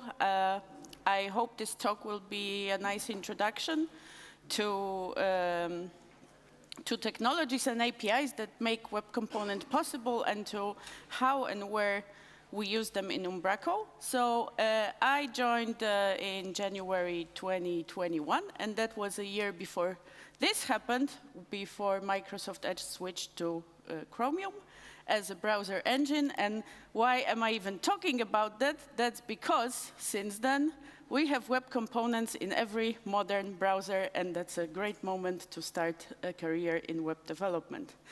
So up until that moment, it took 10 years to mature that standard, and during these years, we saw many front-end frameworks rising, and some of them happily dying. And meanwhile, especially in the last 2 years, web components made their way into the tech stacks, front-end tech stacks of quite a lot of companies. We have web components in YouTube. We have web components in DevTools. They are actually migrated into web components. So your DevTools are web components. We have Photoshop in the browser that has its interface as web components. I'm not paying for a subscription, so you just get this screen with Danish, like, pay me now message. And there's also this thing that you might know that's also web components. It's called Wordle. It's a really nice game, and the developer of it sold it for more than $1 million. Which is quite impressive, but it's a good game. So many of these companies, like Adobe, for example, they build their design systems and their UI libraries in with web components. We have such a thing in Umbraco too. Here is we have UI library. This is now out in version 1. It is now out in the back office, which is great, and that's not the only place where we have web components now. We also have this awesome thing, a custom grid editor in hardcore. This is a really cool feature. We have Cloud Portal that is being rewritten into web components. So we are getting rid of AngularJS everywhere we can. And of course, there's the new back office, the one that all are waiting for. And web components are also a fundament of that. So this is the new version. We can log in, and the beginning is there. So you can go check out the repository. There are links to the app hosted online. So why in Umbraco we chose to go with web components? Well, one reason is that our CTO absolutely loves it, but that's not the only reason. No, by no means. So the big advantage of choosing it, it's the interoperability. So web components, they work with every front-end framework except React. They also work with React, but it requires some extra steps. But everything except that, it works. AngularJS, Vue, you name it, it works. No framework, it also works. And because of that reason, it's a good bridge between different technologies. And also, that's also why big companies like them so much. They also have a lot of legacy stuff, so it makes sense to build your design system in something that works with everything. We chose it for cloud portal migration because it allowed us to migrate it step by step, not as a big chunk, but piece by piece, which is way more manageable. If we would like to go with some closed system like Vue or you name it, that would not be possible. We would have to take the big approach, or if we would like not to do that, then we would have to use web components anyway. So by not committing to any closed system, you can build an application with web components that is made of smaller parts that you can actually change on the way. It's way more flexible. And in that sense, because it's also based on web standards and on web APIs that live in the browser, it's also a nice future-proof way, because the fundamentals of this, they are here to stay. They will be in the browser for a really long time, I hope. So why they are cool? Because they are interoperable and because they are standard-based, they work everywhere. So what makes it possible to do so? It's a set of APIs. First one, it's called Custom Elements API, and that's the one that allows us to create custom-made our own HTML elements. And what do we have to do to make our own HTML element? Well, we need two things. We need the name for it, the most important thing in programming, a good name, and some class in JavaScript where we're going to put some logic. So the tag name, it's a good practice to make it 2 words with a hyphen, because the native elements are only 1 word, and you don't want to have 2 inputs registered in your browser, because it's going to go crazy. One of that word can be a unique prefix. That's a nice tip for package developers. You can figure out a good prefix for your package if you build on top of a UI library.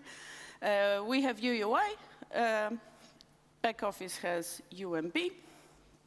And once we figure out the name, we need the class. So now, native elements, they all share some set of properties. They share a common interface. They all have IDs, and we can look for them by this ID with query selector and so on. So it would be a good idea to our custom element to share the same interface and to be able to do this. This is why we're going to extend, our class will extend the HTML element class. So the last thing we have to do to make a custom element, we have to tell the browser that, hey, this tag, when you see this tag, take this class, make an instance of it, and stick it to the DOM. And that's what we do in this line here, custom elements.define. We pass a tag, we pass a class, and now, when a browser sees this, it knows that it has to take this class, create an instance of it, and then connect it where it should be. So we can run some additional logic when that all happens. We have our constructor that's run when the class is created. We have our connected callback, that's what component specific, and that all happens when the element is connected to the DOM. Surprisingly, we have disconnected callback, and that happens when it's disconnected from the DOM. So it might be tempting to do this thing and just take an existing element and extend that, but I have sad news. That's not possible. That's not supported in Safari, so, and it won't be. So don't, unless you want to write everything again from scratch. So no, we don't extend the native elements. And when it comes to native elements, it's actually pretty fascinating how much they can do. So we have this input slider, we can move the slider, we can set the range, the value is stored somewhere. Once we click on it, we get an event we can listen to, and if we remove the type attribute, all of a sudden that's going to be a text box. Yes. So where does this all hide? If you inspect the native input, and that requires toggling a setting in DevTools, you're going to see something called shadow root. And in this shadow root, we have some things, some divs there attached. So we cannot really access those elements. We cannot grab them with query selector. They are hidden from the outside of this element. And this is thanks to another API that makes web components possible and that makes encapsulation possible, and that's called Shadow DOM. So what is this? So to our custom element, we can attach a shadow root, and any element that we're going to place inside this shadow root will be also hidden from the outside world and inaccessible from the rest of the document. The rest of the document might be referred to as light DOM. We can have nested shadow roots too. But the thing is that anything we do in the shadow root is scoped to this shadow root, to this particular shadow DOM tree.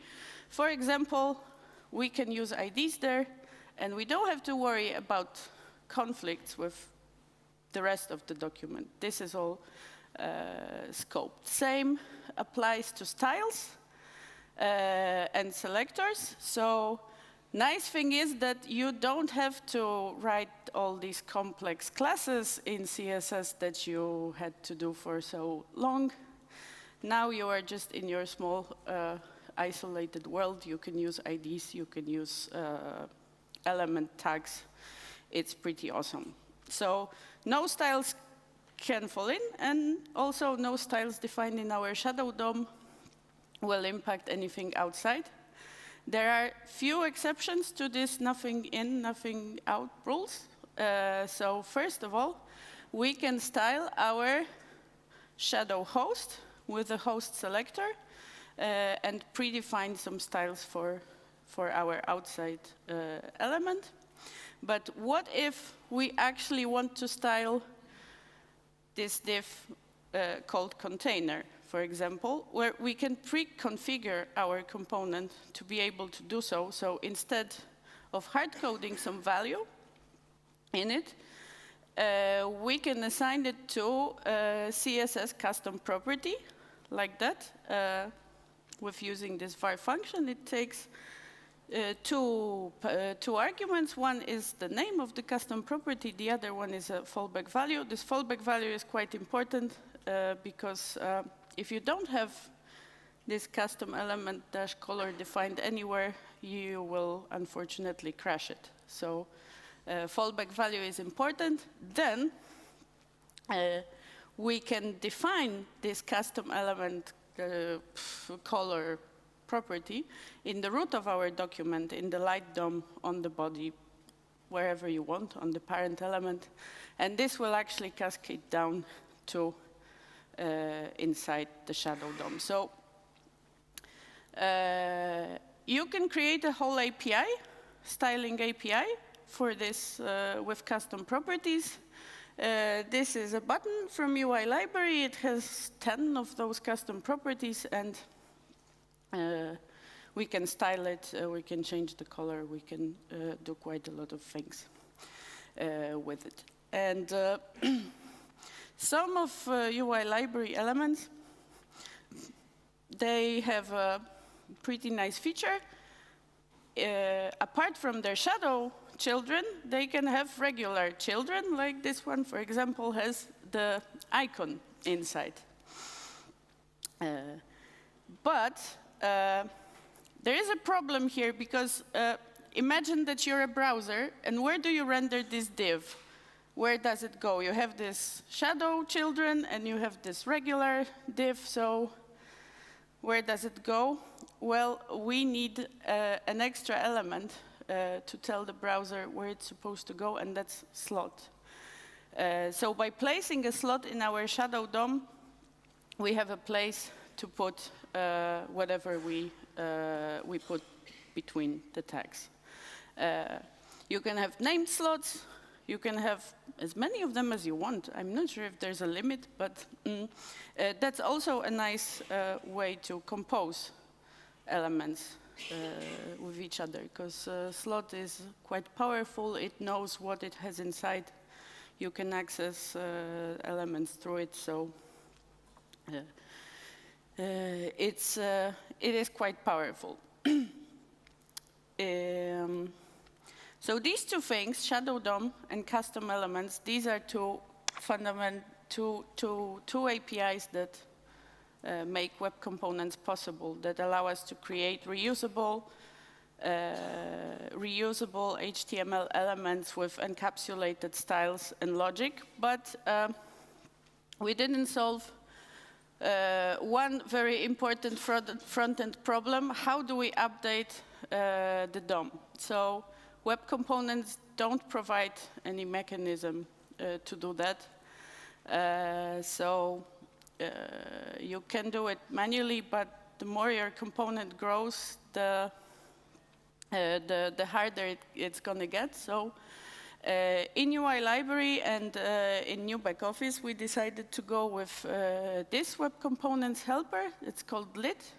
It's a small base class that can do a few things for us. So it has a reactivity mechanism. It's going to update the DOM once we update the values. It's going to attach the shadow root and take care of all the boilerplate vanilla code we have to write. And it has also a really nice declarative templating engine to do our loops, conditional renders, and everything we like. And this is also in the back office. So let's see how we can make a very, very, very simple dashboard that has one task. It just shows the editors. They are all Game of Thrones characters, so I don't know where this instance of back office is running, but maybe it's in Westeros. So this simple dashboard, probably not what you do for production, but that's just for the demo purposes. So let's look at the code. What do we have here? We have our class that now, instead of HTML element, it extends the lit element base class. And on top of that, we have another nice thing that lit gives us. It's a decorator custom element. What that does is this thing. It's just way shorter and way nicer to define our elements this way. That's a TypeScript thing, decorator. It's a way to add some additional behavior to your class or to your class field. So next, in our element, we have some styles. Is it running? Yes, there you go. Not much, just something to display the cards in a nice grid. We can use IDs, we can use element tags for styling, no problem. Then we have another class field called editors, where we're going to store our editors in an array. And this is decorated with this addState decorator. And what that does, along with another one called property, that will make this class field reactive. So whenever we change the value, whenever we reassign this field, this will trigger the update cycle, and our component will re-render the parts that this is used. So next we have a small function to get some data. This doesn't call any back office real backend. It just calls some random internet API because it's not yet connected. The back office, new back office, it's not yet connected to the real back office. So we have this, and here we reassign. Here we assign our data to the editors. Then we can call that when our element is connected to the DOM. We call that, we get the data. And last but not least, we have the render method, where we have some elements from UI library, like for example this card, that we can pass a name to it. And for every, if we have some editors in our editors array, we're going to take it and we're going to use native JavaScript map array method to return a card for each editor in this array. This is all wrapped in this box that also comes from UUI. And that's pretty much all there is that you have to do to make this simple dashboard. It's far from production quality, of course, but it's still, if you take a look at the volume of it, it's not much. And we didn't have to do a lot to style that and to make it work. So this is a nice thing. Thank you very much. I hope it was a nice introduction. I suck at ending my talks. So I think we still have some time for some questions. Yes, we do. We still. So if there is any question, I didn't show how you would actually attach this extension to the back office, but I can tell you later on, catch me, that wasn't really in scope of our demo, and that's not finalized. But if you go to the repository, you can see it there, because now every element is using this extension system. So there is no difference between whatever we do as an extension and whatever is part of the core back office. So yes, go to the repo, check it out. It's really nice. Try to build something as crappy as my editor's dashboard. It's a really good start to experiment with that. Thank you. Amazing, thank you. Yes. So if there are no questions, I suggest we prepare our final keynote speaker. We'll just have a couple of minutes to make sure that everyone has the opportunity to get a seat here. So meanwhile, I would like to invite Ramona to the stage and get her ready. So I'll see you in 4 minutes. And hopefully everyone will be able to join us. Thank you, Julia.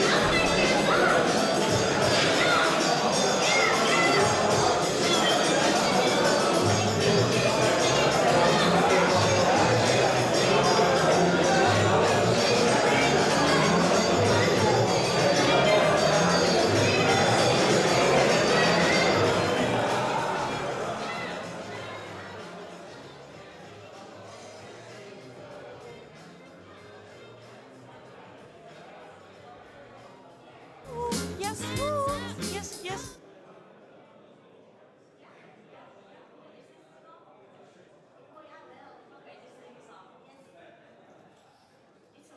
It's on, it's on. So, we have reached the ending of our conference, but we're going out with a big bang. Our closing keynote. So I'd like to introduce to you Ramona de Wit-van, who is a SRE lead at Ethos Tech. And in her closing keynote, she will deep dive in SRE and actually how simple it is to implement, or isn't it? Let's find out. Let's find out, indeed. Okay, the floor is yours, Ramona. Okay, well, good afternoon all.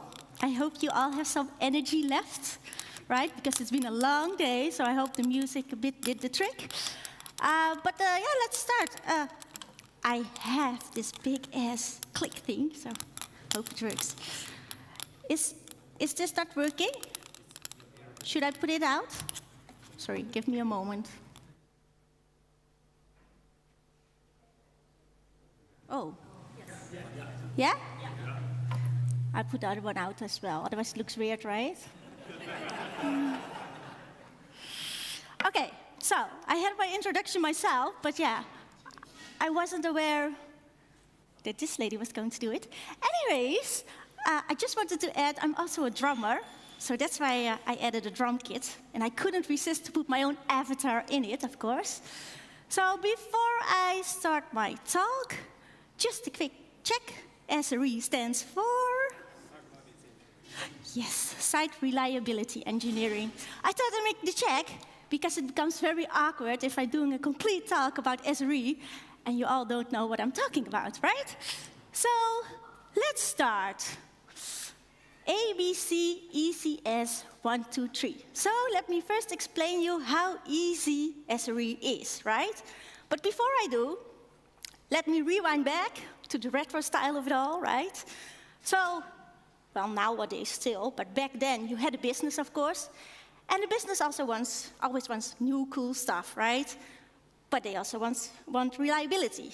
And they have to ask both things to two different teams, right? The new stuff went, of course, to the development team, which were responsible for design, the development, testing, acceptance. And then, somewhere in the middle, of course, they handed it over to the operations team, who were responsible for the maintenance and the support and the capacity. And of course, the development team is always happy to create new stuff. And they handed it over to the operations team, but the operations team was thinking like, new things. And why not? Well, with change, comes risks. And maybe then, the reliability is not as reliable anymore. So what you had was there was no common ground, basically, because everyone had different goals, everyone had different skills, and everyone used different tools. So, and then, after this picture, basically, SRE came to life, and actually Google started with it, right? Already in 2004. So, we are late. But anyways, it's cycling through now to IT land, right? And within their site, SRE.Google, you can find a lot of conversations. And one of the biggest conversation, or one-liner, is that they say it's what happens when you ask a software engineer to design an operation function. Well, doesn't that sound nice, right? So, second question here. I think there are a lot of developers here in this room. How will you do ops if it's been asked to you as a software engineer? How will you design an operation function? Anyone, feel free. Don't be scared, I'm here on the stage. No one? No one dares? Oh, tough crowd. Okay, so I've been told, because I asked this question as well, that you will probably automate everything away, or as much as you can. Because as a developer, you don't like to do the same thing over and over again, right? You don't like repetitive stuff, you don't like to follow processes. So if you can automate it away, you will do it. So then we come to SRE, right? So what is SRE then? We have a DevOps team, and we have an SRE team. And they tend to work together, right? And they are responsible together for the entire life cycle of a product, right? From beginning to the design, to the end, to the capacity. Basically, within the SRE team, you have software engineers as well, right? So below the normal operations as we know it, right? Incident management, problem management, change management, infrastructure, right? You have just different principles, SRE principles. So to name a few, right? We think that if something is going wrong in operations, it's a software problem, right? But we also believe that we want to minimize toil because we don't like toil. We like to embrace risks, we like simplicity, and we like to use the same tooling, right? Share ownership with the developers. So in short, it's operations in a new jacket. Going from Jackson 5 to Michael Jackson, right? So that was very easy, right? Explaining SRE. So let's see how simple it is then to implement it. So 1, 2, 3, simple as do, re, mi. In my case, SRE, right? So we are going to gather our band, right? And in our case, my band consists out of site reliability engineers, of course, cloud engineers, maybe a solution consultant, and a service manager, me, would also be nice, right? And if you gathered your band, you're going to pick a genre, because there are multiple ways to do SRE. So you have your kitchen sink team, which means basically everything is SRE. It's just the first team in existence. So simple, everything's come with one team. Or you will become an infrastructure team, meaning you are sort of behind the scenes team, helping other developers, making their life more easier and their jobs go faster, right? Or you will be a tools team. You focus on building software to help development measure and maintain and improve the system reliability. Or last, product application team. Then you just focus on one area basically, and a critical application, and you are going to improve the reliability there. There are some additional 2 flavors actually, because you can also become a consultant team as an SRE team, or you can embed SRE within DevOps. So basically, you have your band, you pick one of these genres, and then you go, of course, to the next steps, and that's setting up your album, right? Because we like to create some songs. And in this slide, I just took 5 songs, but an album can consist out of as much songs as you want, right? As long as they relate to the SRE principles, basically. But I took just 5 songs, just to keep it easy, right? But I chose for monitoring and alerting, managed by service level objectives, incident and problem management, move fast to reduce the cost of failure, cloud hosting, share ownership with the developers, infrastructure as code, automate this year's job away, service and support, work to minimize toil.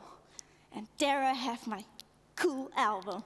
And then I can say, this is our brand. And in our case, it was ethos at, oh no, wrong, SRE at ethos. Nice, right?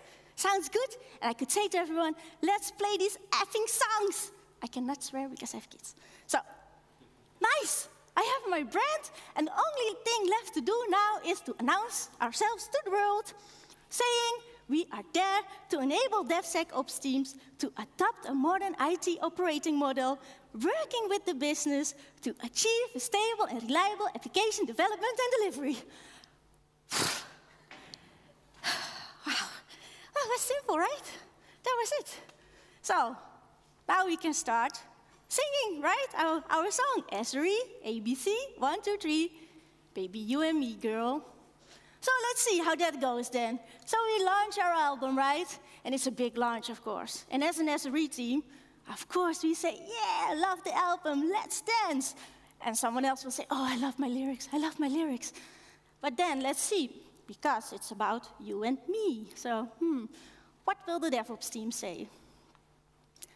Some will say cool songs, but someone else is already thinking like, what are they singing about? And then another one is going like, oh, I can relax now. Yeah, of course, yeah. Do I want you to be relaxed on my songs? Wait a minute. DevOps, Development Operations. SRE Operations. I don't think I want you to be relaxed, but okay, he's relaxed. Anyways, we go on. Business, what will the business say? The business say, oh, what is this album? And someone else will already say, I don't like this album. And another guy saying, oh, I like the beat, but I'm not going to pay. Oh, shit. And then the last thing, of course, what will happen, or can happen, is that someone within your band is leaving your band because he's thinking like, why is this not a hit? We created a cool album, and they don't like it, or they start relaxing, or they won't pay. I quit. I leave my band. Damn it. So, you end up with a broken record. Dun, dun, dun. Nice songs and sound, but I don't understand your lyrics at all. Where did we go wrong? It was easy, right? It was simple, right? Because easy, you could find everything you want about SRE on sre.google. Everything is free, right? The books, the blogs, the conversations, and it was very simple. We have our team, started, done, and done. But nope. Not easy nor simple.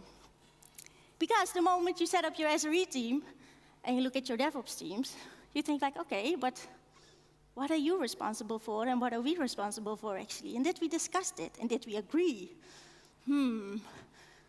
Okay, maybe we didn't agree. Maturity level. Is your organization actually ready to start with SRE? Because, advocating can bring you only so far. I mean, I can talk all about SRE, but if you are not willing to learn something yourself, follow a training, read some blogs, follow a talk, right? Yeah, then what? And maybe the organization already went through some, transition, went from waterfall working to agile, or from development teams to DevOps. And then I come with the next thing, SRE. Maybe it doesn't work. Basics and metrics. Yeah, if there maybe aren't any basics and metrics already in place, how can I show to the world what I'm actually, adding to the world?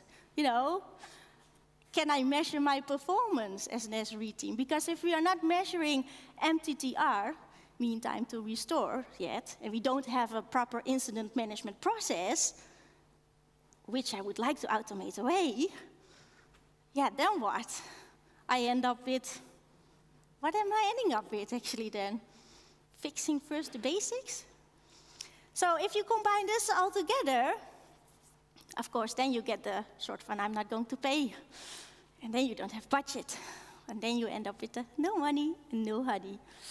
So, yeah, it sounded cool, but wasn't it cool? So, what can you do then to create a hit song?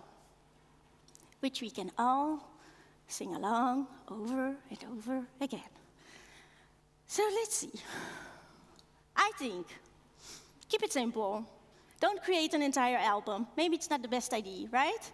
Just stick to 3 songs. And still they have to relate, of course, to the SRE principles, but stick to 3 songs. So in my case, I choose for embrace risks.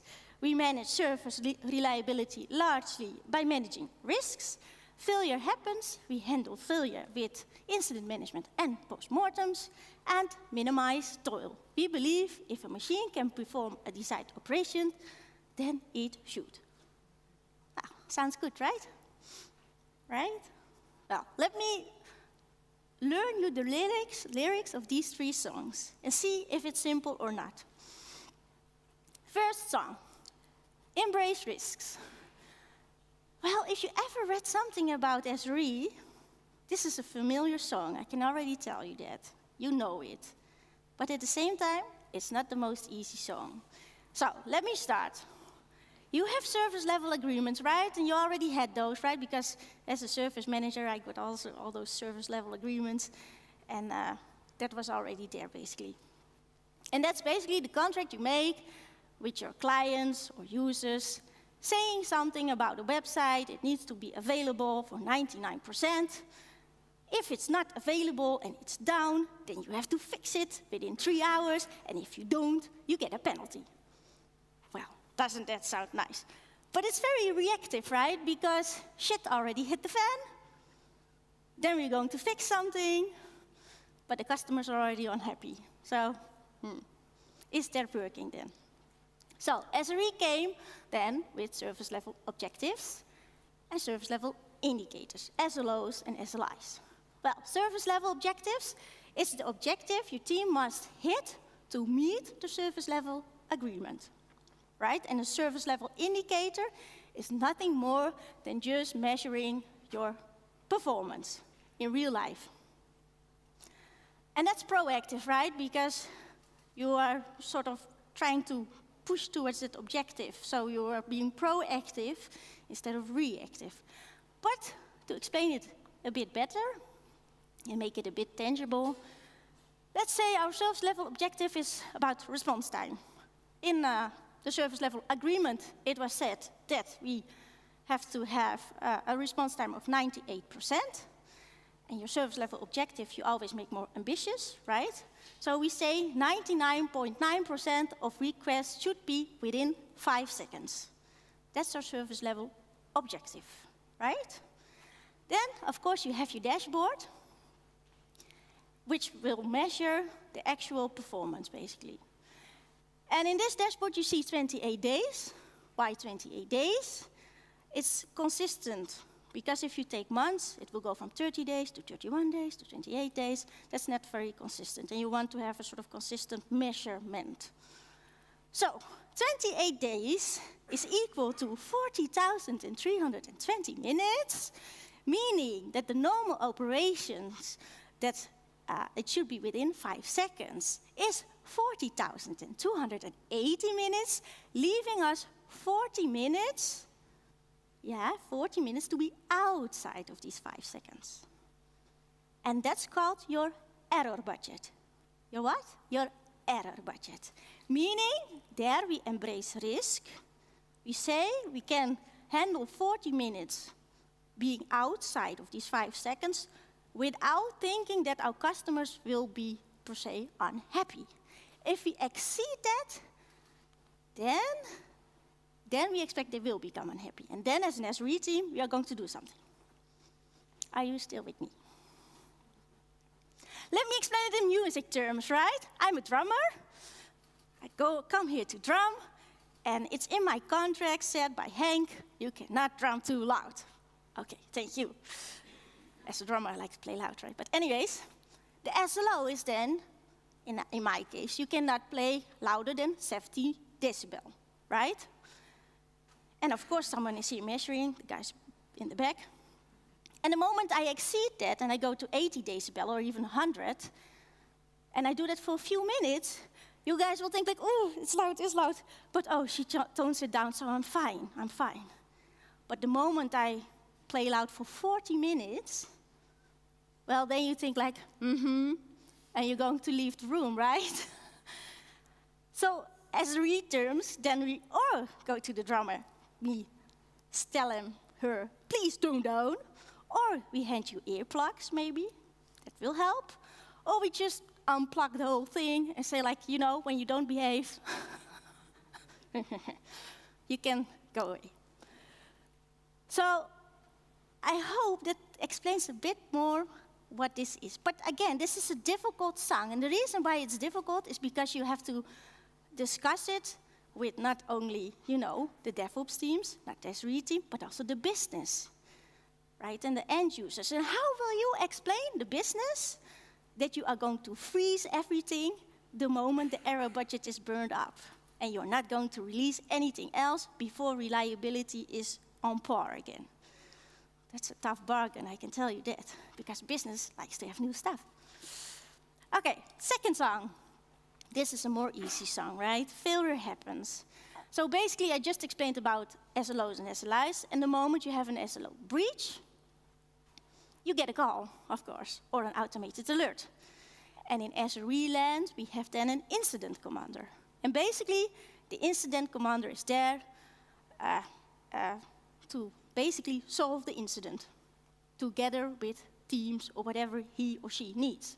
So he will get the call, he checks the impact, he will set up a call with the solving teams, and he will lead the recovery process. And also when it's solved, he will lead the post-mortem, because we don't want to have the same issue happening again, right? That's what we don't want. This is a more easy song, because yeah, you can narrow it down as much as you want. If you just start with one DevOps team trying this, that's fine. It doesn't have to be the entire organization, right? So it's an easier song to sing.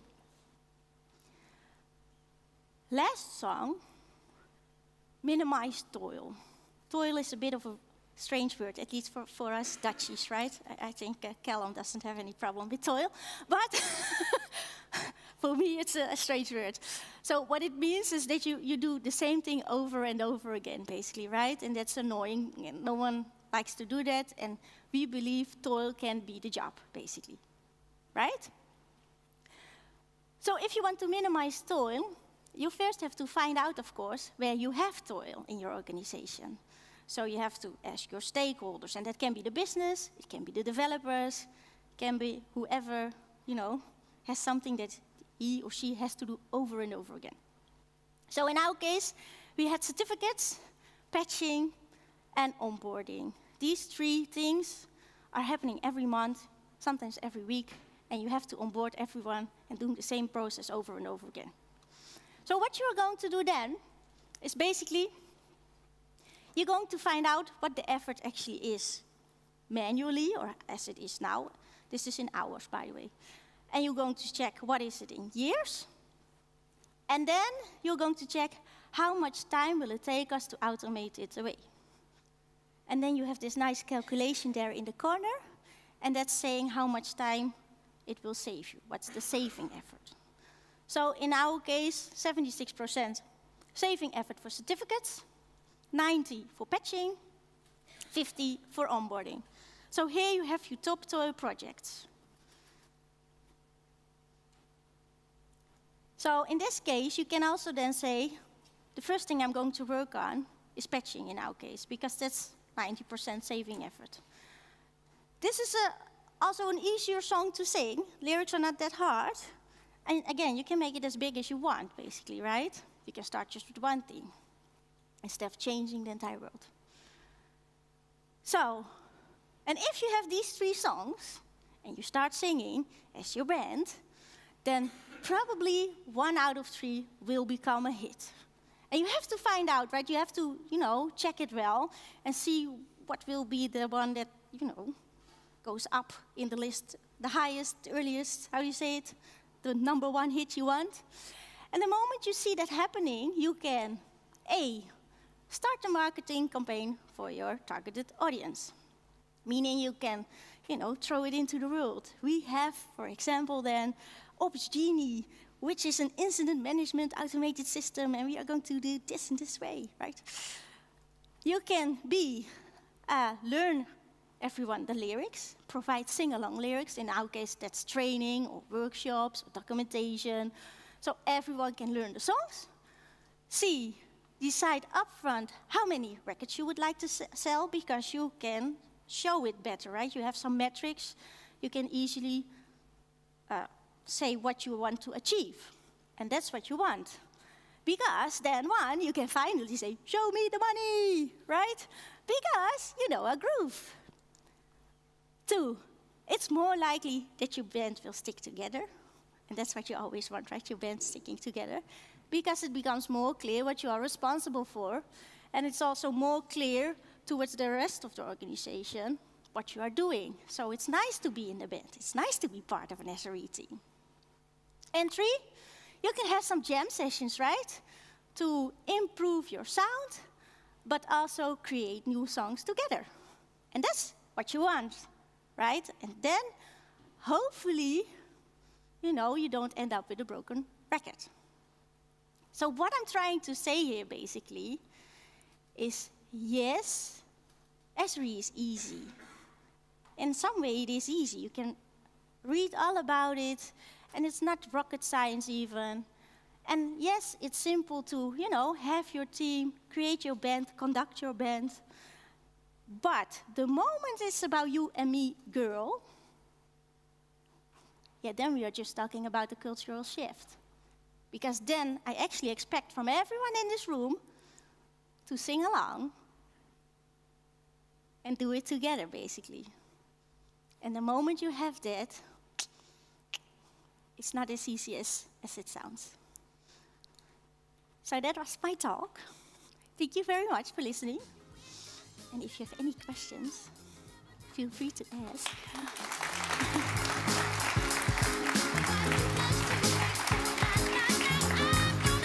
Thank you. Yeah, thank you so much for your talk, Ramona. I would love to be on your band, but I can't sing.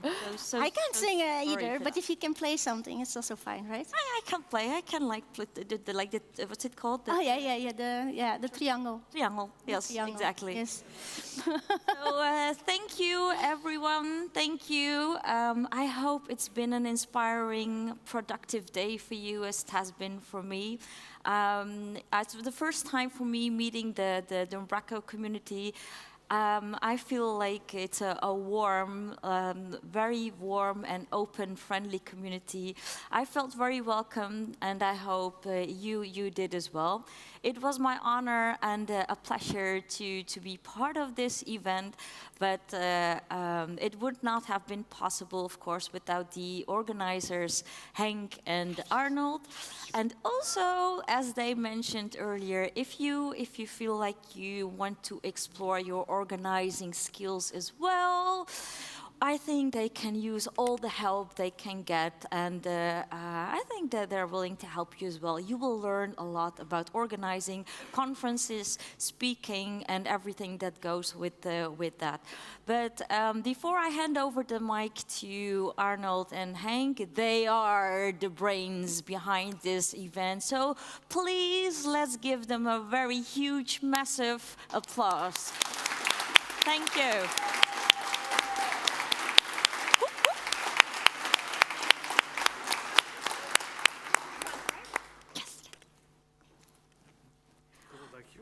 Thank you. Well, thank you.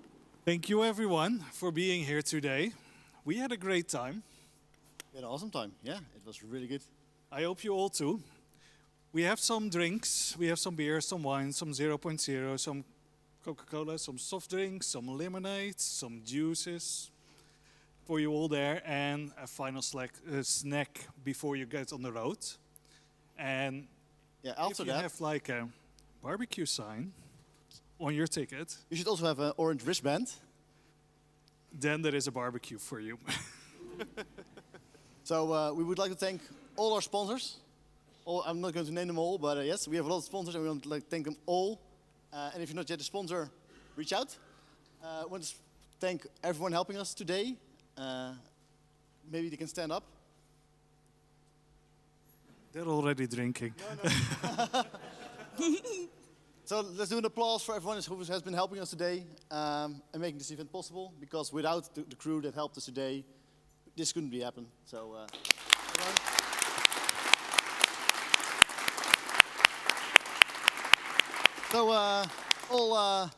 let's get some drinks and see you next year.